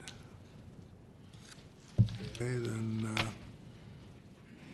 we'll now go to item 9. Discussion and possible action on legislative items of interest to Commissioner Kopp. I think that refers to refresh my memory. Yes. And is this with respect to state legislation, or is it? No, this is a follow-up. All right, it's in the on two items. Referral ordinance. Yes, these were two items of interest that Judge Kopp had Commissioner Kopp had mentioned. I think it was June. in June that I mentioned this, and I don't want it to get lost, but there were two Board of Supervisors ordinances not adopted by the board. One was by Supervisor Farrell, so that ordinance language is here. That's correct. It's on part the of our packet. Station. It's on the public And table. I'd like to have that put on the calendar for next month for action by this commission. That deals with this subject, or I'd call it a racket of cash outs by outfits which get city money to build housing and then don't use it all, or they get loans based upon their arrangement with the city, don't use it all, but spend it on ballot measures and even candidates. And it ought to be stopped. And that's why I'd like it put on calendar next week with the usual staff analysis. The other one deals with public financing money, which is left over. And that's not in ordinance form, but I'd ask staff to put it in ordinance form. I was given a one-sheet summary of it, which I gave to the executive director, and I didn't retain a copy for myself. So I am speaking from memory, but it is a proposal which is meritorious, dealing with what happens to that money so it isn't used for non-legal purposes or non-intended purposes. And I think that concludes my comment on that, although I wanted to talk about state legislation. I don't know, Mr. Chairman, if it's appropriate here or under new business. I think the state legislation would be under item 10. Huh? State legislation would be on item 10, the staff report on policy. Okay. So there's no objection to what Commissioner Kopp has proposed, so we'll have that on next month. So the commission, just to clarify, would like the staff's analysis or recommendations with regard to both of those the previous proposal by Supervisor Farrell and the proposal on page 1 about misuse of public funds by Supervisor Safai. Is that? That's what Commissioner Kopp has requested. Yeah. I'm in accord with that. My other colleagues. Yes, so that we'll have that on next. Mr. Shen. Just a brief question to Commissioner Kopp about Supervisor Farrell's previous proposal. You had mentioned that you wanted to present it to the commission at next month's meeting for further action by this body. Yes. Have you given further thought to what action this body would take? Obviously, we are talking about legislation. Adopt it. Don't we have the power to adopt it? Well, there'd be two ways that you could make it city law. All right. Do we have the power to adopt it? Yes or no? There would be two ways to make it city law. The first would be to send it back to the Board of Supervisors, which they've already rejected it. So I'm not sure whether the commission would want to send it back. The second one would be to make it a ballot measure. Well, that's what I want to do. And in terms of timing, would you want it on the same ballot as the other legislation that was there tonight? Yes, as soon as possible. Okay, so we'll be discussing next time in regard to those two matters whether or not we want to put those on the ballot for the June election. Is there public comment on that?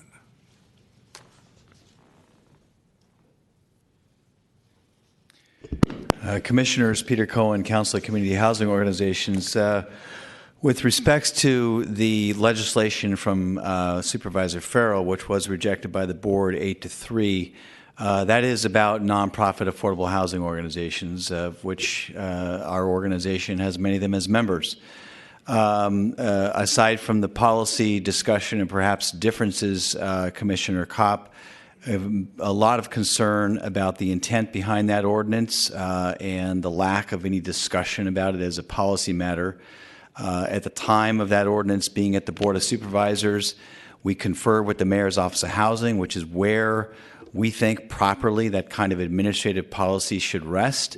And we suggest that if there is a concern about a lack of clarity around policies for refinancing, which what it is refinancing affordable housing buildings and fully paying out the city and how those refinancing proceeds can be used, that kind of policy should live at the administrative level with Mayor's Office of Housing, which is where many other policies about developer fees and other such things are crafted. So that would be how we suggest it be handled rather than legislatively or for that matter through the ballot.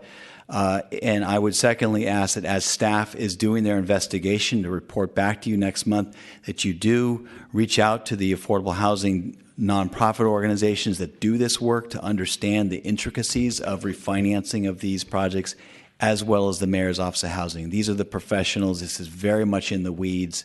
And I would just flag a great deal of concern about trying to tackle something without fully understanding how this works. That would be my respectful request. Thank you. All right, I will comment on that. I expect we'll fully understand it if we don't now with the staff report, which covers all aspects of it, including examples of how it's been used.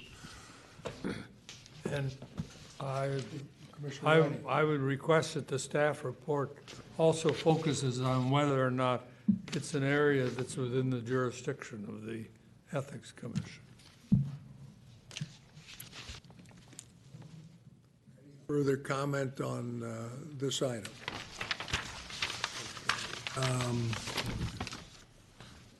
We go then to item 10, discussion of staff policy report and monthly update on the Commission's annual policy plan.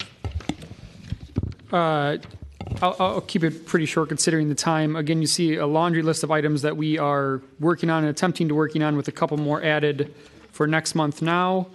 The legislation, unfortunately, if you go to page 3, you see our highlights of local and state legislation that begin there. We did have the full tracker included, but obviously it did not get included with the documents that you're seeing in front of you. So we will send that off to commissioners with a complete list of the state legislation that highlights sort of the jurisdictional areas that the commission oversees. So campaign finance, ethics, conflict of interest, lobbying.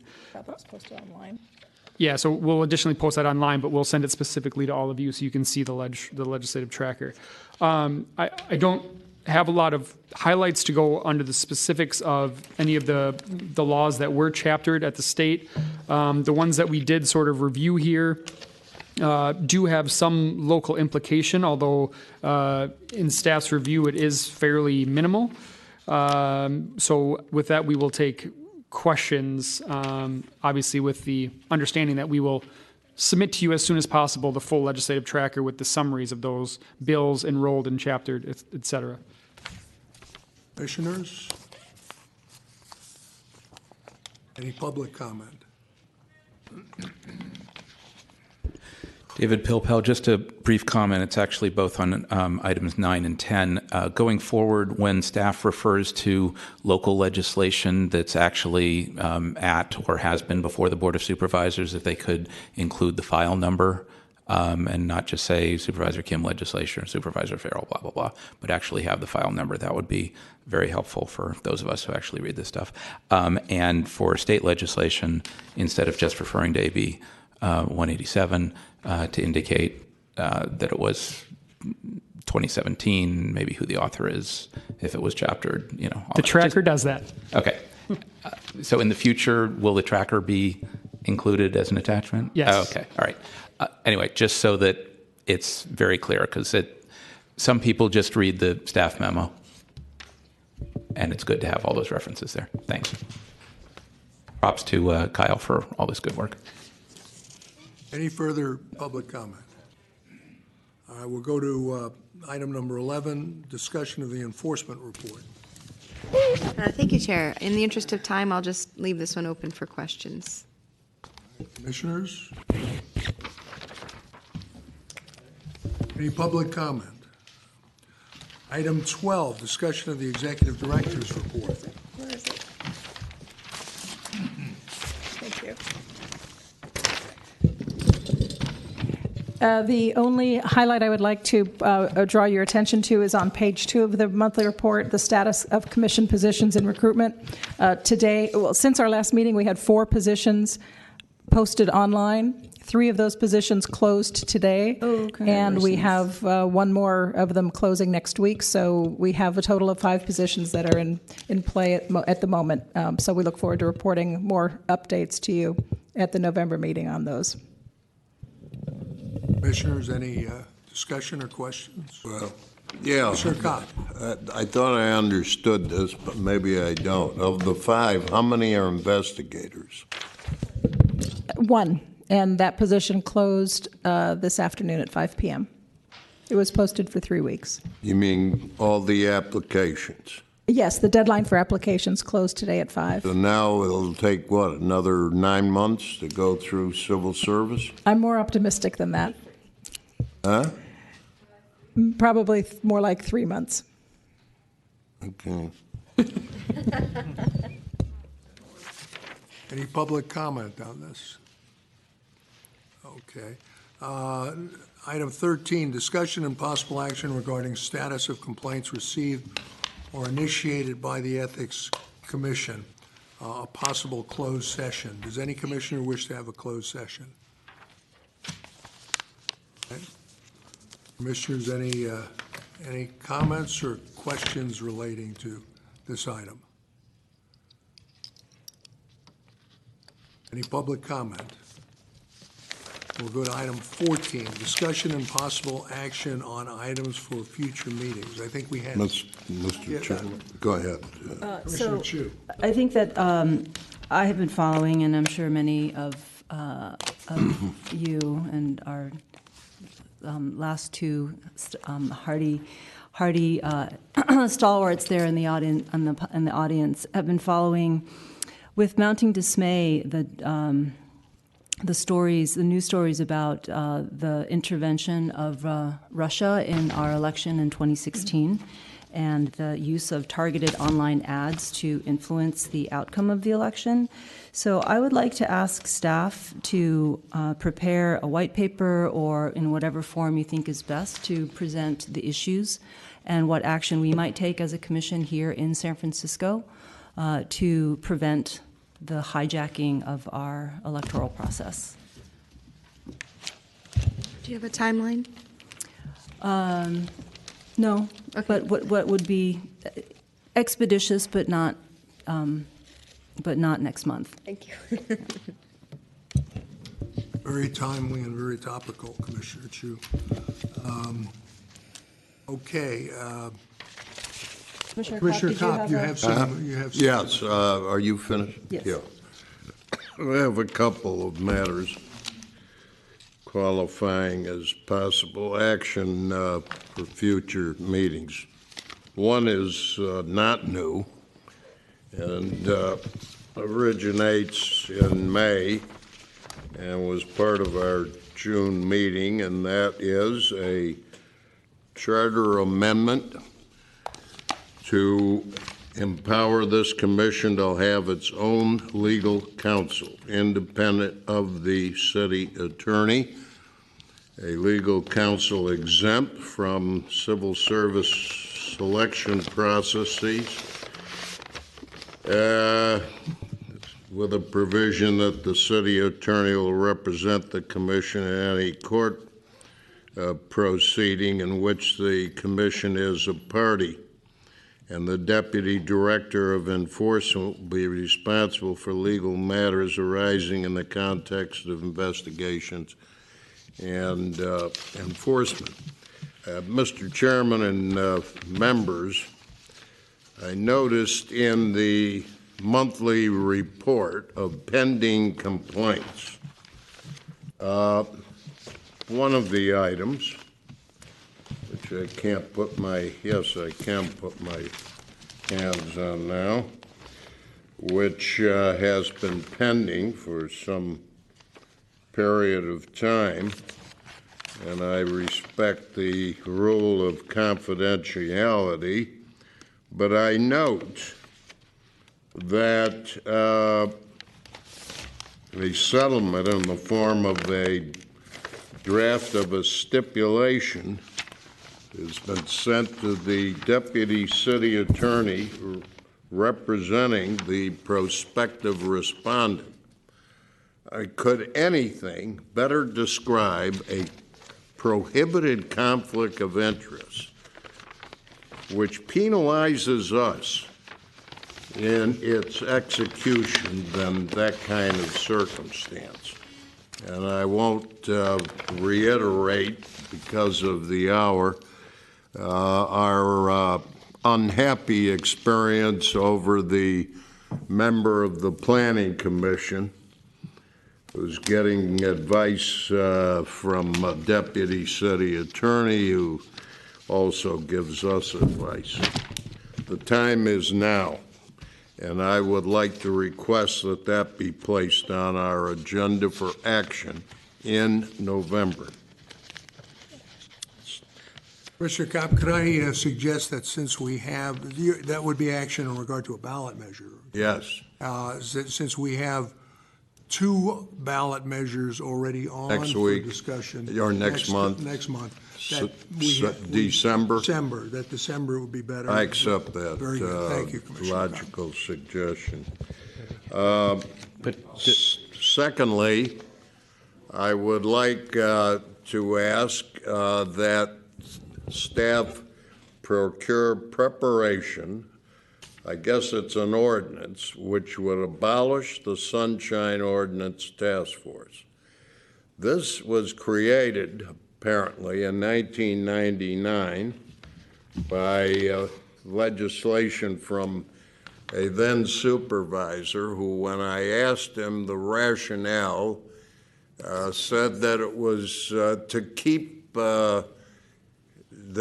its eyes on the Ethics Commission. That's a heck of a reason to create another city bureaucracy. Granted that it has limited staff, but its responsibilities duplicate the responsibilities of this commission, namely, in the Brown Act of the state of California, its local counterpart, the California Public Records Act, and matters which relate thereto. Enough is enough. So I would ask that staff prepare that, and I'd ask that it be placed on in December. I think Mr. Chan has You're indicating you have something to observe on what Commissioner Kopp has said?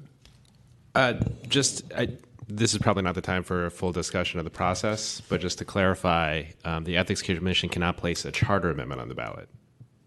That would be something that still needs to go through the Board of Supervisors. And both of those changes would require a charter amendment. Not the Sunshine Ordinance. Oh, not the Sunshine Ordinance? No, that would be an ordinance. Oh, I thought it was Prop G.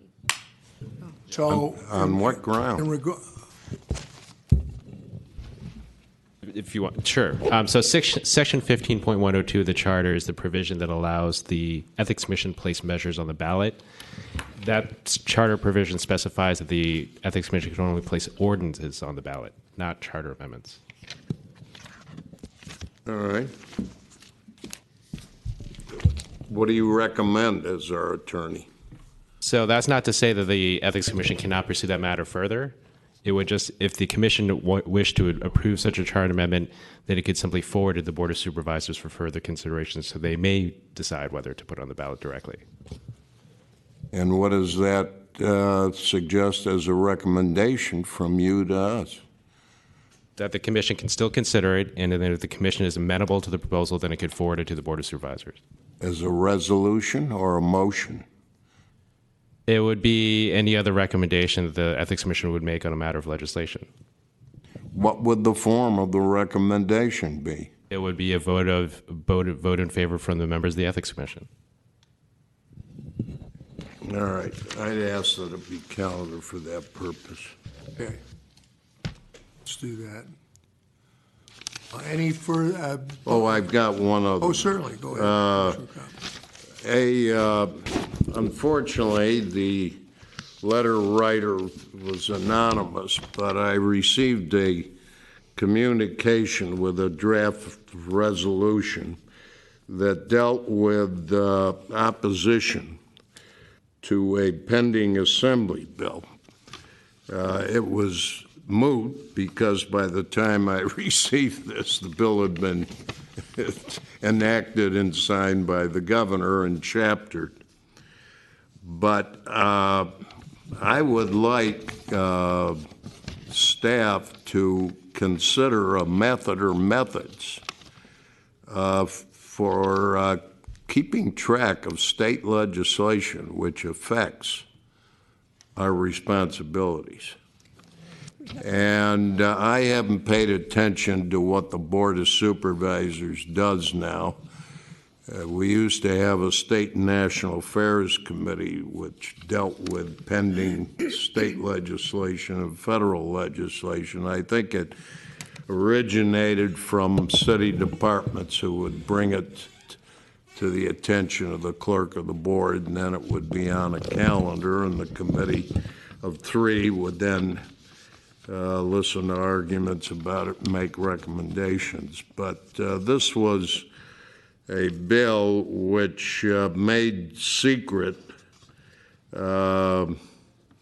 certain meetings, I guess, relating to negotiations, and it recited that many California communities have adopted policies of civic openness in negotiations, COIN, to promote fair and transparent labor relationships.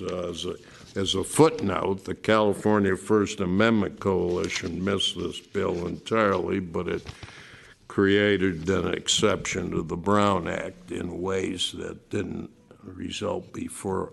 So legislative session doesn't begin till January, so maybe there's plenty of time to figure out a way for us to know about state bills. If I might, Chair Keene, as Kyle indicated, as part of his ongoing monthly staff report on policy matters, there will be a tracker, a legislative tracker attached to it as a matter of course. It was our oversight this month that we didn't attach it in the print version, although it did appear in the online version.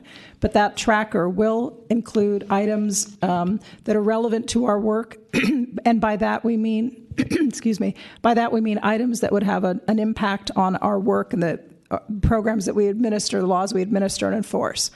So you'll start seeing those at the next month's meeting. I think it is important to acknowledge, however, that there may be items of federal legislation that, while in our general orbit, we will not be tracking because we have no authority to administer and enforce those laws. And the same may be true of some of the state legislative items that come through that may be of interest to our work or interest to open government generally, but that we don't have authority to administer and enforce.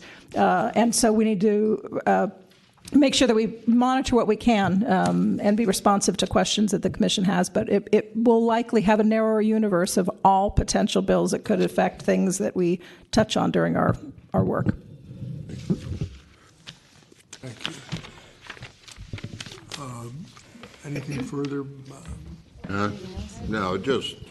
public comment? I'm sorry, Oh, I'm Chair, sorry. I have one Yes, more thing. that's all right. Gayatri Takandil, who's our Chief Programs Officer, asked that I ask you all if it would be okay. I had sent you an email previously with an example of a proposed electronic method for sending you the agenda packet that is similar to the way interested persons meetings go out. So instead of receiving the agenda packet as attachments to your emails in PDF form, you would receive the agenda packet as hyperlinks to our website.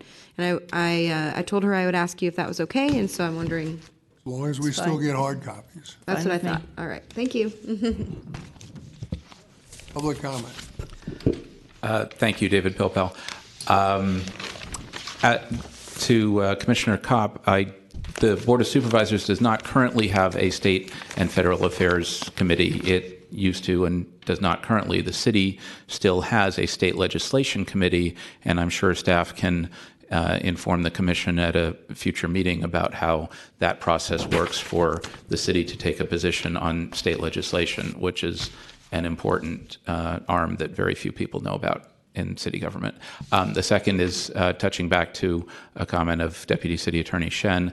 A charter amendment in the manner that was discussed would need to be voted on by the Board of Supervisors and would require 6 votes from the Board of Supervisors to be placed on the ballot. Neither the Commission has no authority to place a charter amendment, and the mayor has no formal role in the placing of charter amendments on the ballot.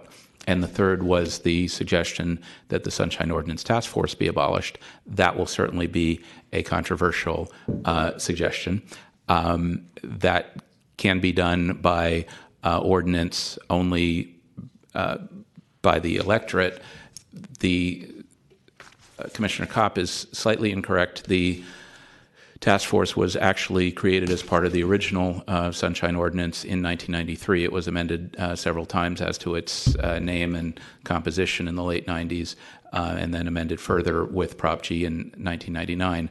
But it was a feature of the original Sunshine Ordinance in 1993 as drafted by then Deputy City Attorney Randy Riddle, and was a big issue for then supervisors Actonburg and Shelley principally, and promoted by the Bay Guardian.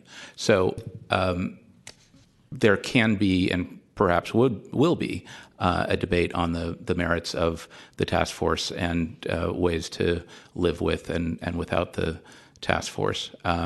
But it's not simply 67.30 that would be amended or repealed, but other provisions in 67.21 E and 67.35 and a number of provisions that would need to be examined, and it might suggest a broader review of the Sunshine Ordinance, its provisions and enforcement, and lots of things. So be careful what you ask for. And just finally on that, if you eliminate... What's that mean? Be careful what you ask for.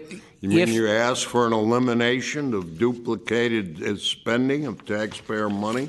Well, let me just say very briefly, if the task force would be eliminated and there would still be a complaint process, then it is entirely possible, perhaps likely, that this commission would hear all of those sunshine complaints at great length and hear lots of people, some of whom you've seen, some of whom you haven't, and you may not want to take on that burden of hearing all of those various and sundry complaints. So that's why I offer a caution to be careful. Right now you get a very limited and filtered number that are referred to you, and there are advantages and disadvantages of that, but just let's see how this plays out.